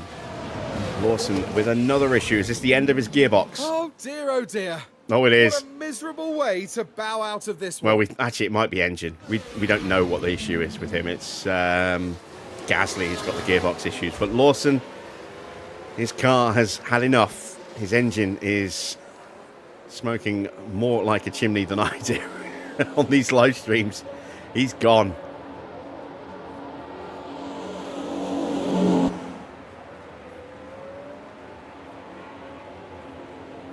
Into the pits he goes.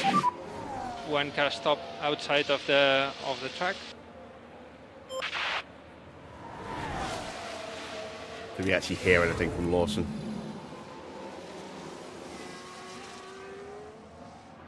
No. Maybe a bit of coughing in the background.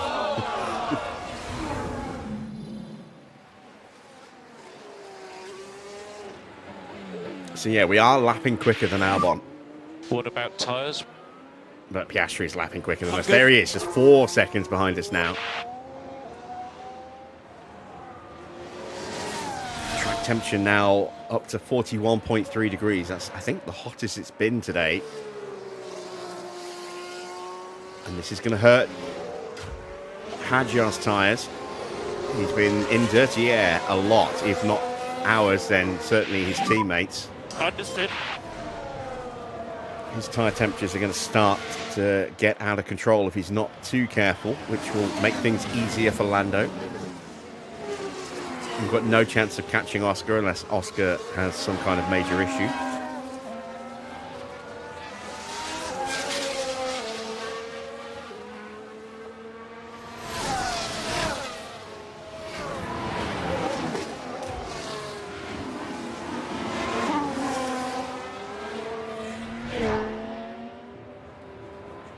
Track temperature is going to start coming down again. It's good because our tyres are about to start overheating. 120 and they'll go yellow. I think. Oh, maybe not. Maybe it's a little bit higher.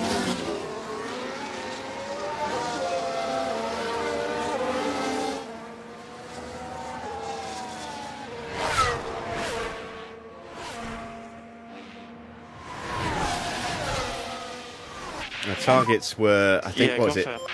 4th with Max, or 5th with Max, 9th with Norris. Let's double check that. 5th with Max, 9th with Norris. Comfortably going to get those.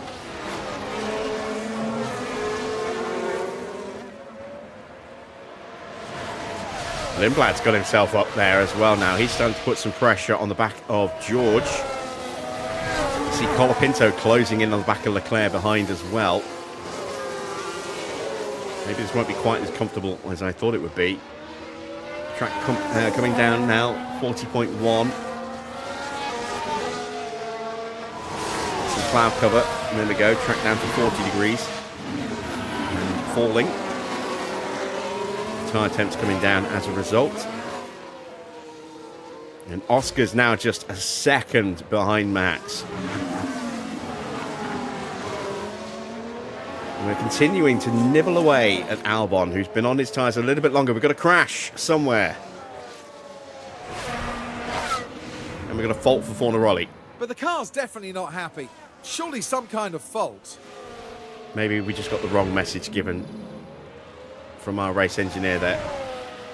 Gap now half a second. Yes, just DRS, obviously.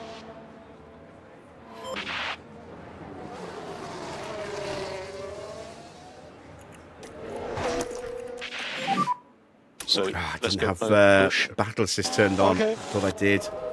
Shit. Can we Remember, retake the long way to go in place? this race. Norris right behind.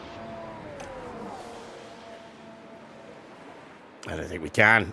He's on much fresher tyres than us. We don't think we need any lift and coast. Yeah. I think that might be all she wrote, trying to get back ahead of Oscar. Norris is doing a really bang-up job, still keeping Hadjar at bay.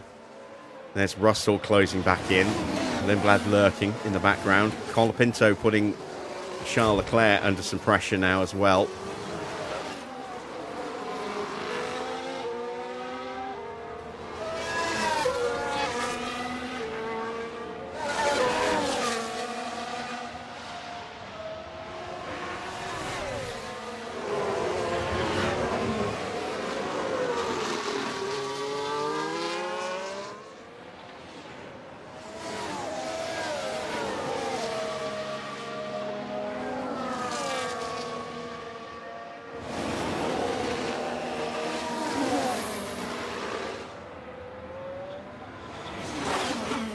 Gasly a long way back, looking 21st. Drugovich also a long way off. 10 laps to go. Max is hanging on in there, but it's not sustainable, unfortunately. Piastri's just too quick. Piastri is now the next car. Yellow flag. It's a lock-up for Kimi. Ooh. We're I watching think the he's Ferrari. probably too far ahead. Oh, all right so far. That's Gasly in the background, not Oh, and the Piastri. car locks up. But that's just the risk you take. The later you leave it.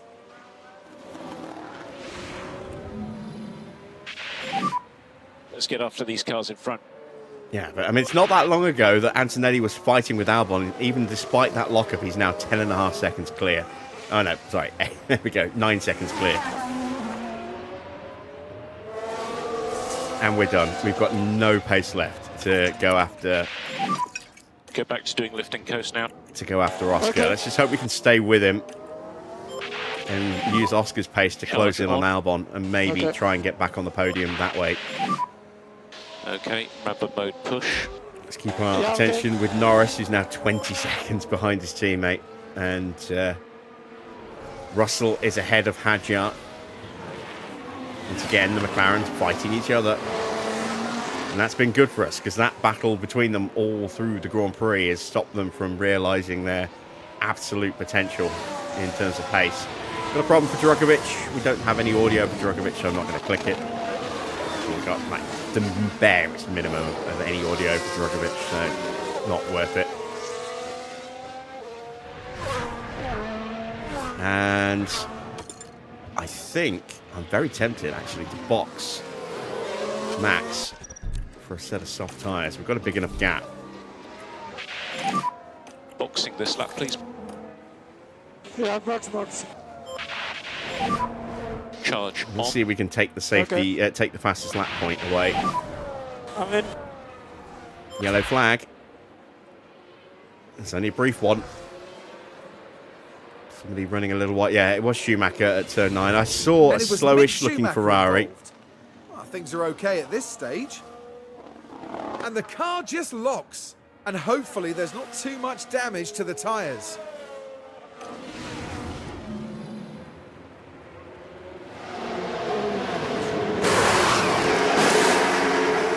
Not the quickest of stops. It's actually probably, I think, our slowest stop of the day.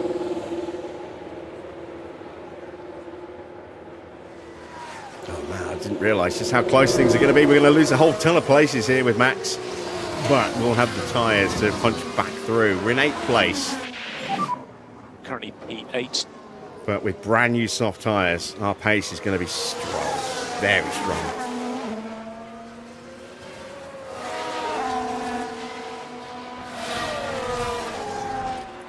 Gap behind 2.7 seconds.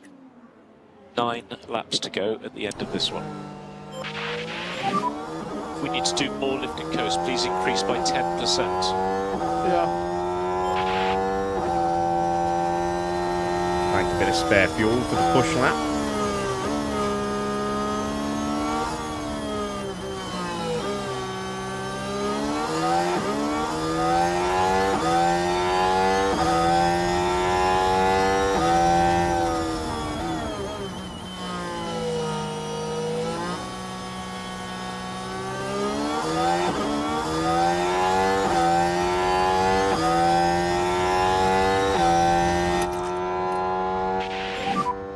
No lift off needed. You are doing a good job. Yeah, confirm. Full push. Yeah, confirm.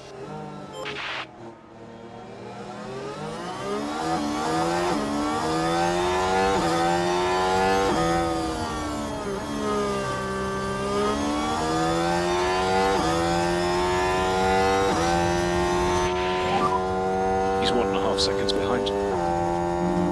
A long way to go.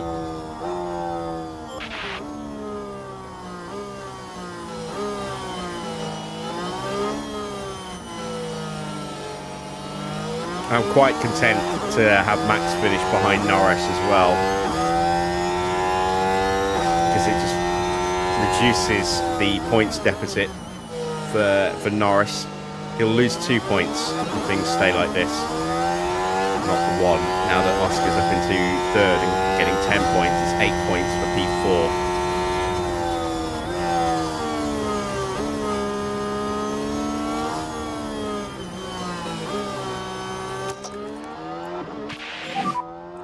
So deployed.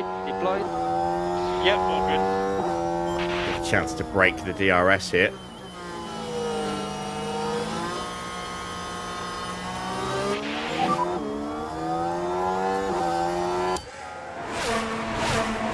Do your best.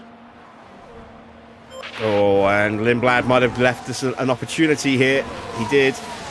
Nope. We decided to jump into his slipstream. I think we weren't holding Tyre back temps on the look good. braking there. We would have had that position done. Suggest that you can reduce the amount of lift and coast at turn 1. Okay. I don't think we've got enough battery for a full flying lap here, but we'll try. From tyre point of view, we don't think lift and coast is necessary. Okay. Mode push. Yeah. There we go, Lindblad dispatched. Norris has pulled out a nice, comfortable little lead over George. We need big lift off. Confirm. Let's see if we can pick off Hadjar through this next sequence of corners here. Problem for Teo.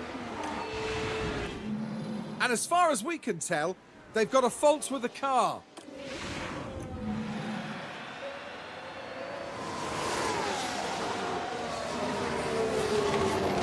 Oh, nearly got through. Alright, let's go back into harvest mode. Let's calm things back down again. Norris is now nearly 4 seconds clear. Just do your best. Just concentrate on getting your tyre temps down. And once again, the McLarens fighting each other as it stopped George from being able to brake Charge and then on. go after Norris. This has worked out beautifully. Calm his tyres back down again. Charge button on. Confirm. And try to cool down the tires as much as possible. Yeah, okay. No more lift and coast. Max still gets through.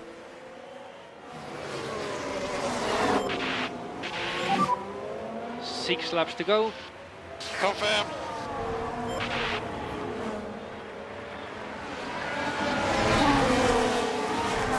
We have a lap putting pressure on George while we refill that battery.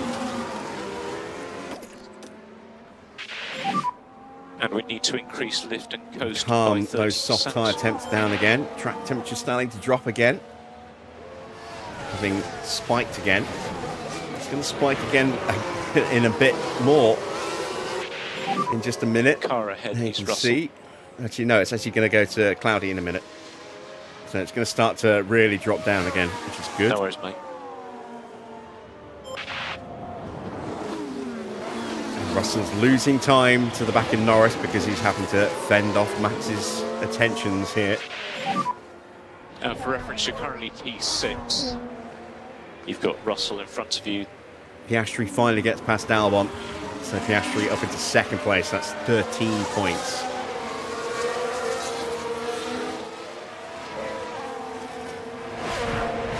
I was kind of hoping that Albon might be able to hold him off. I mean, he's still close. He's having a look to try and get back ahead, but he's got a Alpine does lot not less have grip, and DRS. Piastri holds him off into Yeah, the yeah. snail. Right, there we go. That is the move done. Okay for mode push. Now it's time to go for the fastest lap. You can save less. 5 laps to go. That's Norris in Okay. front. Gap is 4 seconds across the line. Let's see how quickly that gap shrinks.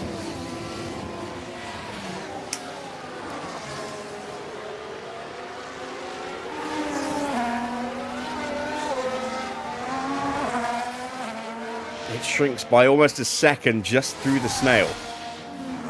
Over a second as we end into the first sector. 1.2 seconds we closed the gap by in sector 1.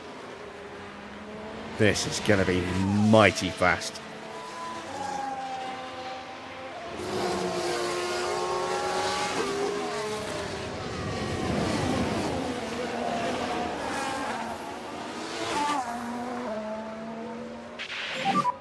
Russell behind you. Gap behind is 3.5 seconds. And now we're going to just not help Norris. Now we need to think about Max. With Oscar, you know, up into second place.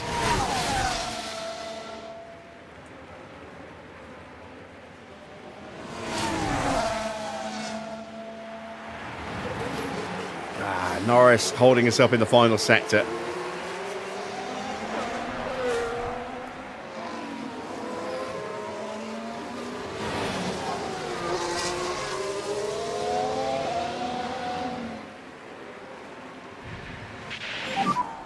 Four laps to go. Yeah, confirm. How was that not the fastest lap? A 1:33. What is the fastest lap? Did we miss it because of Norris there? It's a 1:33.1. Holy shit! Did we just have contact?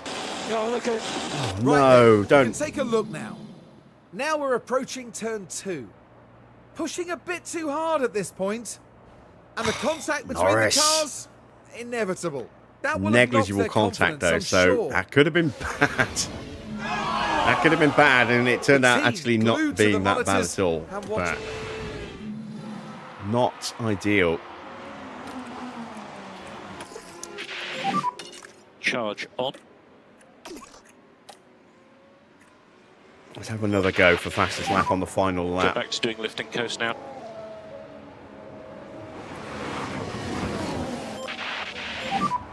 Just cool your tyres. Albon with a fault. But it looks like they're carrying some kind of fault. I mean, it doesn't really make much difference. He's 4 seconds behind Oscar now. No penalty, please. Yeah, racing isn't it? Good, good, good. That would be a disaster. Norris suddenly picks up a 5-second penalty.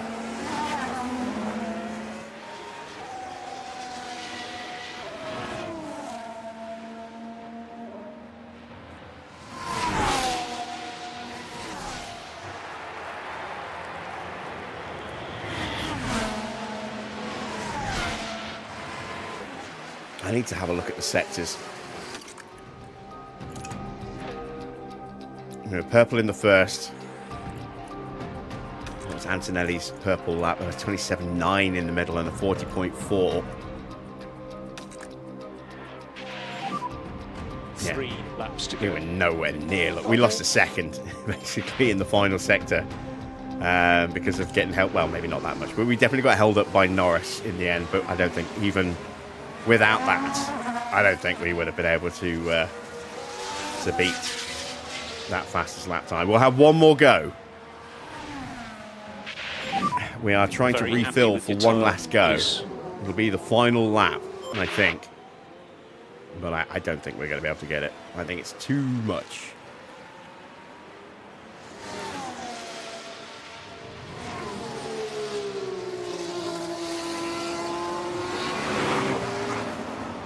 But this has been an absolutely dominant weekend for Kimi. Won the sprint, pole position, fastest lap, and the win on paper here in the Grand Prix. We'll see if we can steal the fastest lap away from him.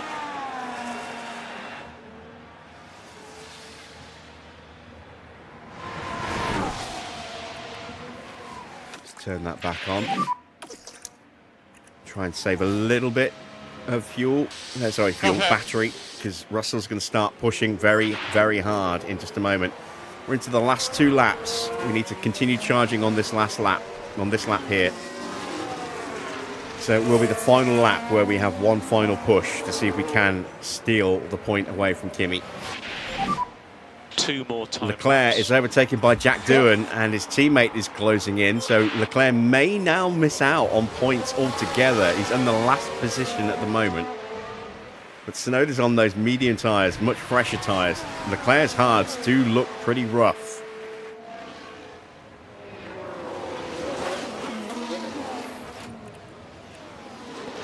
George has got the gap down to 2 seconds. Sainz with an issue. A lot of clipping.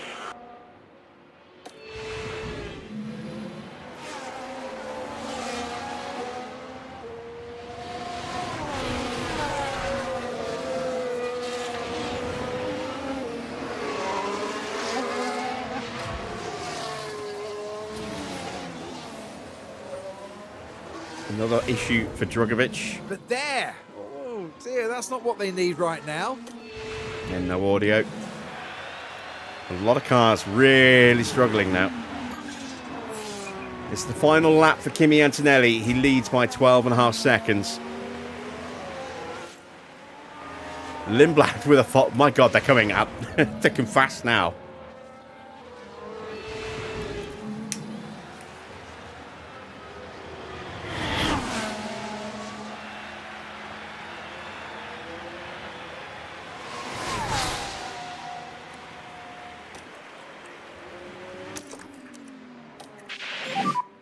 Use the energy. Cool. Here we go. Last chance to get the fastest lap. Mode push, please. Okay. So you're about to start the last time lap. Yeah.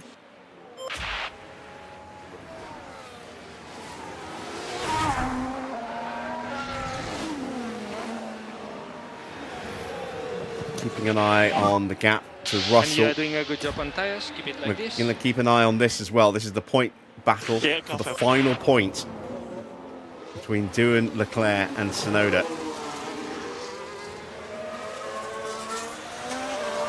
Leclerc is close enough to try and maybe have a lunge, but I don't know if he's got enough tyres left.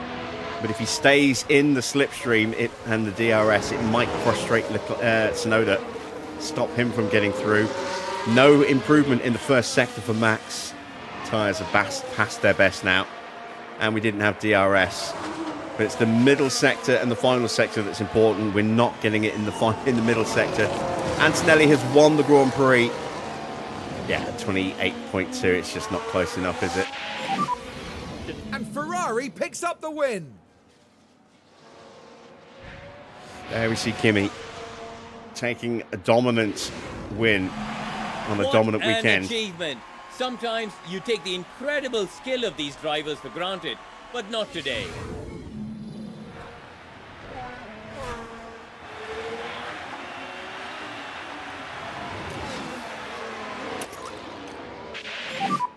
No lift off needed. You are doing a good job. Yeah, all good. Norris comfortably clear. Lindblad gets past Russell at the death. Oh, George. Lindblad with that issue. Still Just a able to pick reminder off the on McLaren. Confident. Oh, Max does get the fastest lap. A 1:32.7 That's on the the checkered final lap. That final sector must have been mighty. Yeah, good race that. Yeah, great job, guys. Tsunoda's not going to be able to do it. Nice sound. Leclerc Superb. holds on. Mode slow, please. And check at flag. 1:32.7. We took it by 0.4 of a second. That's how much time then we lost Just in the a bit final quicker. sector on our first attempt. Thank you. You've done a great job. And into the pit lane, please.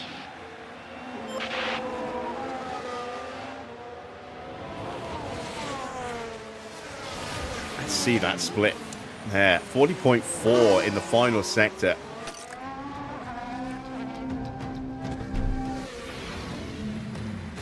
And in comes Max Verstappen, soon to be greeted by his team.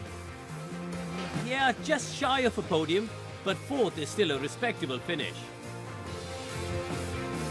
The Ferrari driver scores a podium after an incredible race to come home and finish in the top three.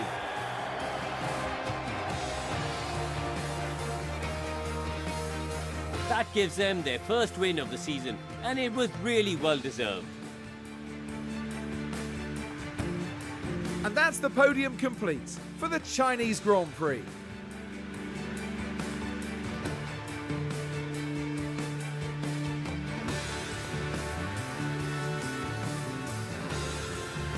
Well, Karun, how do you think they'll be feeling in the team garage at the end of that? It was a strangely mixed weekend for them. We saw one driver put in a strong performance, but it was a different story for the other. Definitely positives there though. For the next Grand Prix, make sure you join us at the renowned city circuit of Monaco. Prepare yourselves for one of the most legendary rounds of the season.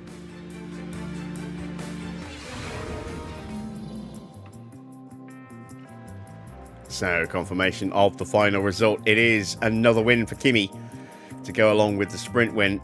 Great weekend for him. He was denied the fastest lap across the line by Max to spoil what would have been a perfect weekend, but we needed the extra point. Oscar up to second place. Frustratingly able to overcome that 5-second penalty. He ended up 12.7 seconds clear of Albon in the end. Max in 4th place with the fastest lap for the bonus point to finish with 9 points. Norris in 5th place, up 4, takes 7 points.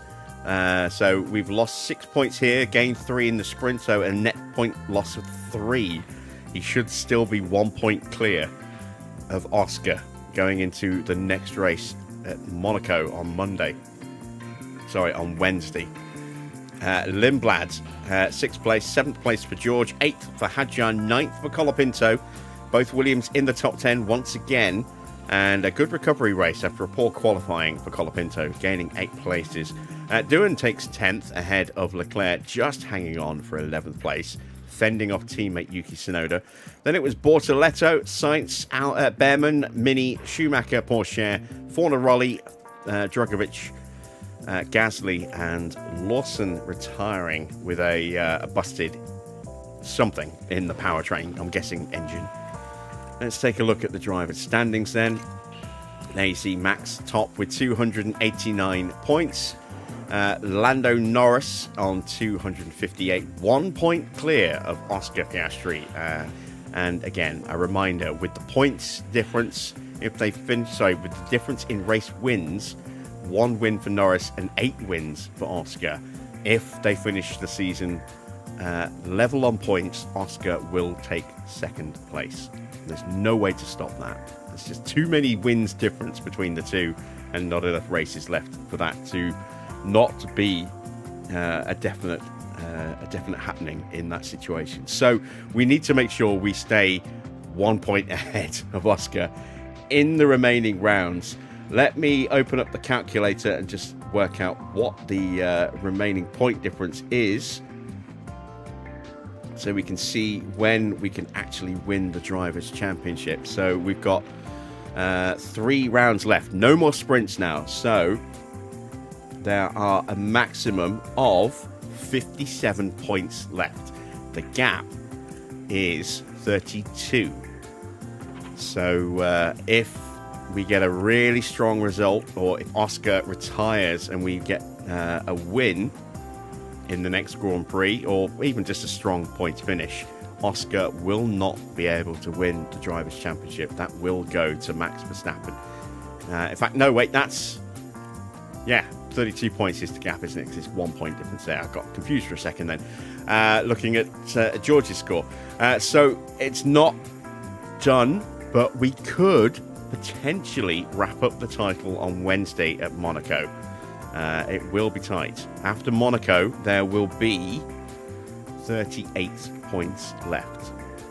So if we can outscore Oscar by just a few points, we could wrap up the Drivers' Championship. Again, we can't let it finish equal on points because I don't think we've got enough pace to win any of the remaining Grand Prix without some kind of safety car situation helping us out massively. So we need to make sure there are no more retirements for Verstappen. He's had 1 DNF this year. Oscar has had 1 DNF. Lando's had 2. Yeah, we need, hopefully, flawless finishing as much as we can in the next Grand Prix to keep Oscar behind Norris and to make Max the world champion. Don't know if we can do it or not, but we will certainly try. Right, constructors' standings. We are comfortably clear. We've already won the championship. The lead is now 213 points there. McLaren cannot catch Ford, so Ford are now confirmed in 2nd place. Honda could catch and overhaul McLaren, although they've lost a bit of ground this weekend. Williams could also catch Honda, but they can't catch McLaren, I don't think. And Ferrari, having moved past Mercedes, could maybe catch Honda, but they would need a lot of fortune because they would need both cars to finish strongly and Honda to not finish very strongly at all in the remaining races. Mercedes are having a bad season. They're down to 7th again, having been overtaken by Ferrari, and under pressure from HiTech, who are just 8 points behind them now. Then Audi, 2 points clear at TGR. That's just a 2-horse private battle between those two teams for 9th and 10th. Minardi not looking like they're going to score any more points this year, but they started well and they have impressed at times this year. Had they a bit more of a mature driver lineup with a bit more experience and a little bit less rashness, then maybe they could have been off the bottom this season. But while Mini has been blisteringly quick at times, he's also been incredibly reckless. If we take a look at the standings, it won't tell the full picture. He's only had 2 DNFs, but the number of cars he's wrecked through practice and qualifying as well is significant. And we can see there, Fornaroli has had 6 DNFs, not counting those cars that have been destroyed or damaged badly in qualifying and practice sessions and sprints as well. So yeah, it's not been a good season in terms of reliability for those two at all. But promise definitely there. You can see Mini only 1 point behind Bortoletto, who has had some pretty good results at times this season. Right, pit stops. How do we do? Got second place. Ford with the quickest stop. We got second. HiTech third and fourth. 5th place for Honda. 6th and 8th for Williams. 7th for TGR in between the two.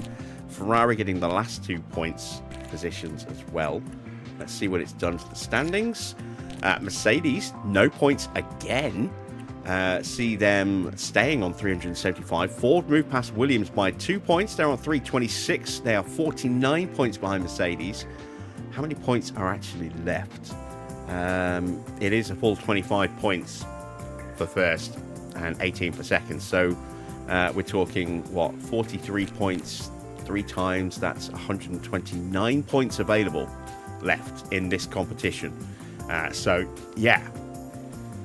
Theoretically, we could still win this. I don't think we will. But if Mercedes continue to really struggle, we're not completely out of it. Ferrari are definitely out of it. But we are looking good for 4th place. We're not secure yet, not quite. But we're not far away from being mathematically secure in 4th. And we're only 30 points behind Ford in second. So we could potentially still end up in a top 3 place this season. It just hasn't been a great consistent season for us in pit stops. We've had some really, really quick stops. I mean, we hit the perfect stop 3 times in a row with Max in the previous race and still only finished 4th in the standings. So, yeah, who knows? These are our stops today. A 1.802, 3,000ths of a second away. Was good enough for second place. That stop not good enough, and Norris is not good enough to get on the board either. What was the slowest stop today? 1.895, so yeah, about 300ths away. Both drivers get their maximum target bonus available at 1.39 each, so just under 2.8 mil to add to the bank. Let's head back to HQ, start prepping for Monaco, and see if any parts of the car have fallen to bits.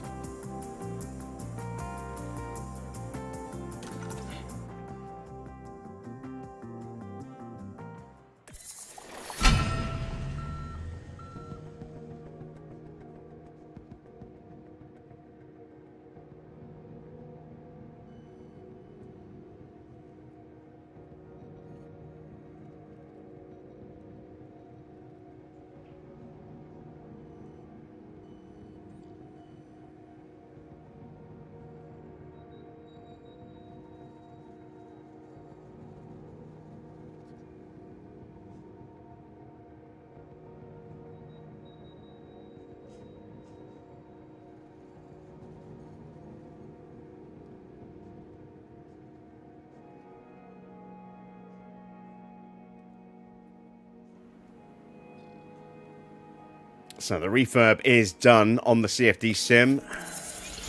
We've got a spare side pod now. That's good. Got an extra spare front wing and rear wing. Nice. We're up to 4.2 mil because we've also started a new month while we were away. So we've got a bit of cash in the bank. Let's take a look how the board wants to come to a race. It's a bit different to the McLaren board wanting to turn up to a race, and they're fine to come. Not the case with McLaren. They can get stuffed if they want to come again. Let's clear off those emails. There we go. Let's take a look at the post-race data. Cars came through... Well, one car came through unscathed. We lost a front wing and a rear wing. Just as well we made those spares, isn't it? Ah, dear. I'm so glad we made those spare parts. Because they're immediately going to go straight into service. We'll have to make more. But we've got money to do that now. And we lost a suspension, but we still got a spare there as well. Let's see. The board want to come? Absolutely, you can come. Let's see what everyone else has been up to through the last month. HiTech, a new chassis, and it's a good one. Not the best, but a good one. And they're working on a front wing, apparently. So they're still developing this late into the season, which is another reason why our car is slipping further and further away. Ford having a tough season. Really? You've won more Grand Prix than anybody else. You've won more Grand Prix with Oscar. I think Gasly's won a race, but Oscar's won more Grand Prix than our two drivers combined. So, yeah, not that tough a season. You're just not winning. Let's... we've already dealt with the updates there. Let's fix the car. So, replace. And replace. Oh, actually, we do have a spare each on those. We've got still. That's good. And spare suspension. Monaco is next. It's 3 weeks away. What? We're not going to see the weather yet, are we? Let's check in with the board. That's finances, not the board. There we go. They were only happy with Shanghai. Again, we didn't get on the podium, so... Finances, disappointed. Once again, we're starting the month with some debt, but then once the other payments go through, we end in a positive situation. It always takes payments out first before it puts payments in, which is why we have this weird debt thing. It's like the payments go out on the end of the month, and then the money comes in to clear a negative balance at the start of the month, which is why it says minus 1.4 mil in November, when we were not in debt going into the Grand Prix. We only had 50 grand, but we weren't in debt. But the payments came out, put us in debt. Payments came in, cleared the debt, but that's why we're seeing that. It's a weird way of doing it. I don't like the way it does it, because it just pisses the board off unnecessarily. Makes us look worse at managing our finances than we actually are, but it is just the way the game works, annoyingly. Right, so if we go to the standings, did Gasly get a win this year? No, he hasn't. He's had a podium, but only one podium. Gasly's really disappointed this season. I thought he would be a really good foil as a partner for Oscar, but he just has not chipped in anywhere near as many points as I thought he would. Oh, well. Shame. Let's clear out the training and plot in for the final sequence.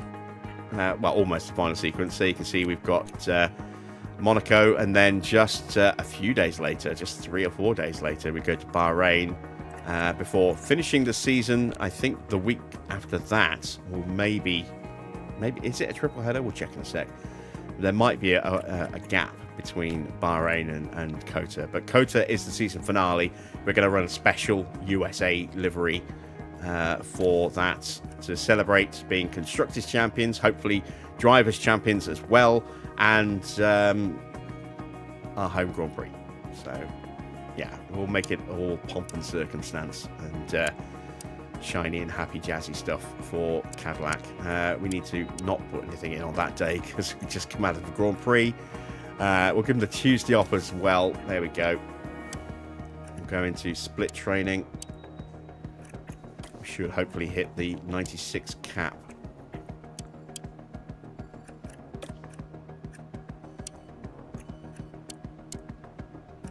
some point this season. Maybe this month.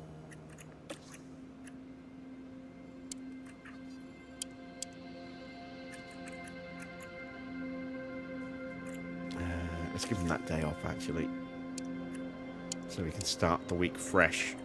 There we go. 8% fatigue. That's good. Once again, we'll go with some splits.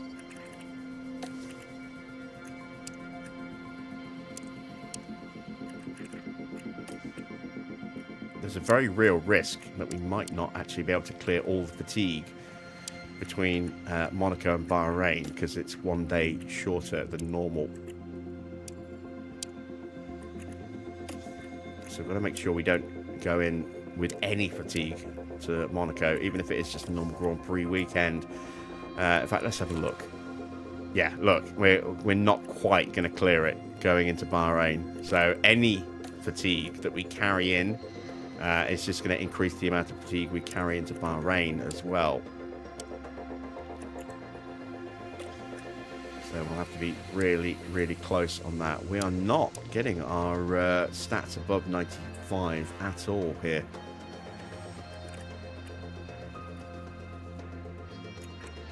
So I'm actually going to change some of these to car building. Let's try and bring the car building stat up a bit more. I think the game is capping us at 95, even though our limit is 96, because that's a boosted 96. I don't know. I might be wrong in that, but yeah, we're not getting up to 96, annoyingly. We should be.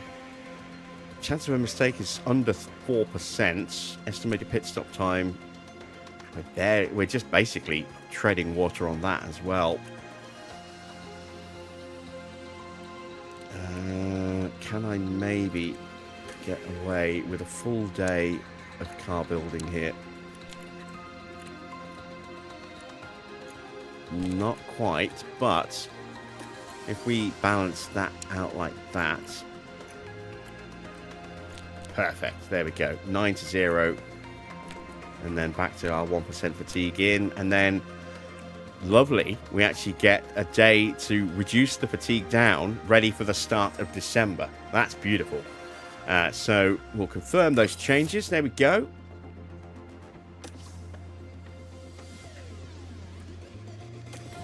And what is left? We've got a refurb a day away. Suspension sim level 2. Very nice. What else is upcoming? Let's check the upcoming events. Boardroom and some manufacturing. Let's go to the actual calendar. We've got some money coming straight after Monaco, which will pay. And there we can see, yeah, it is a triple header to close the season off.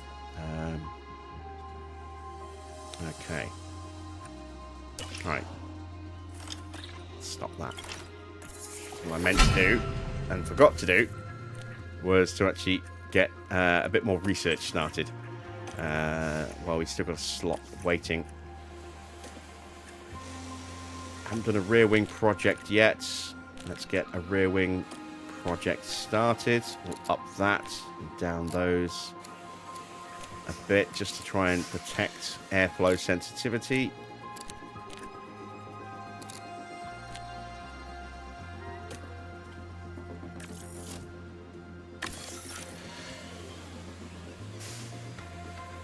Go.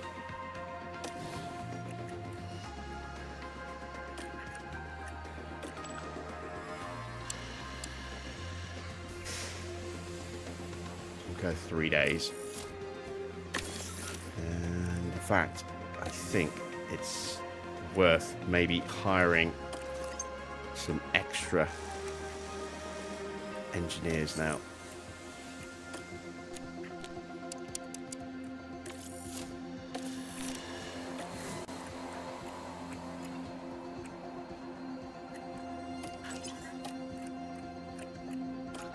To make sure we can get another project in. There we go. That's pushing it, but we should be good. The other projects will finish in time to give us time to get normal parts like a side pod, a suspension, an underfloor, a chassis done. So we can get 3 of those types done, and then we can do whatever's left over out of those 4 when this project finishes as well.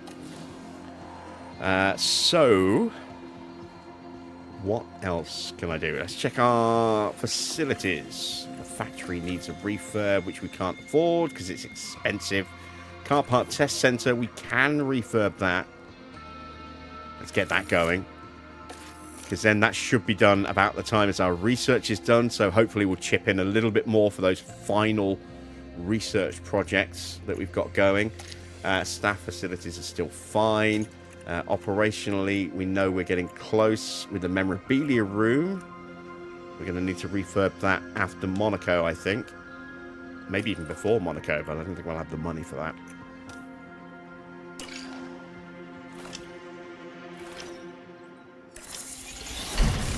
There's a spare chassis. So we now have 2 spare chassis. We've got 1 spare front wing, 1 spare suspension. Let me check the state of the cars. Yeah, we're going to break another suspension. We're going to break an underfloor. And we're going to break a front wing and a rear wing. And we're okay on side pods. We're going to lose that too, but we'll be okay for the remaining races. Underfloor's a risk. But we'll probably stick with that. Chassis fine. Suspension is okay there. I'm going to try and not make any more parts on those, but I am going to make 1 more front wing, because, again, it's the most fragile... Well, not saying the most fragile. It's the most vulnerable part on the car, because it's the easiest to damage in any kind of contact with another car. So we will do that. And then at least we've got an extra spare, just in case. 1 for each driver. Advancing time. Good, that is that spare front wing. So we've got 2 wings again in stock, or we should have. Yes, there we go. 2 spare in the warehouse.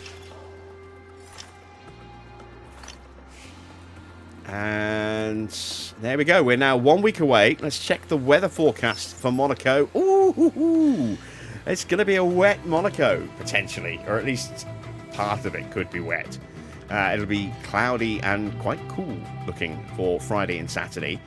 So we'll have to really pay attention to making sure that the tyres are fired up in qualifying, if I remember to do that. Yeah, potentially some wet weather on race day. This is where we're going to end it for tonight. I hope you've enjoyed this Grand Prix. If you have, hit that thumbs up button. Always helps. Don't forget to share amongst your friends. If you're on mobile, drop a bit of hype. Always looking for any way that we can try and boost this to new eyeballs where we can. And hit that subscribe button if you're not yet subscribed. Hit the bell for notifications on when the live streams will actually start. We're not likely to do anything over the weekend because it's the return of a Grand Prix that we've been long waiting for, Miami this weekend. Hopefully you'll enjoy that. I'm hoping it's going to be a good one. And then we'll be back with our 2013 series on Monday for our run with McLaren for Monday and Tuesday. So I look forward to seeing you there on Monday. I believe we're going to Canada on Monday. And then, as I say, next week, instead of just Thursday, Friday, we'll be running this series Wednesday, Thursday, Friday to completely close this series off. So, yeah, that's it from me. Thanks for watching. I am Jim Bob, and I'll be back with some more F1 Manager very soon.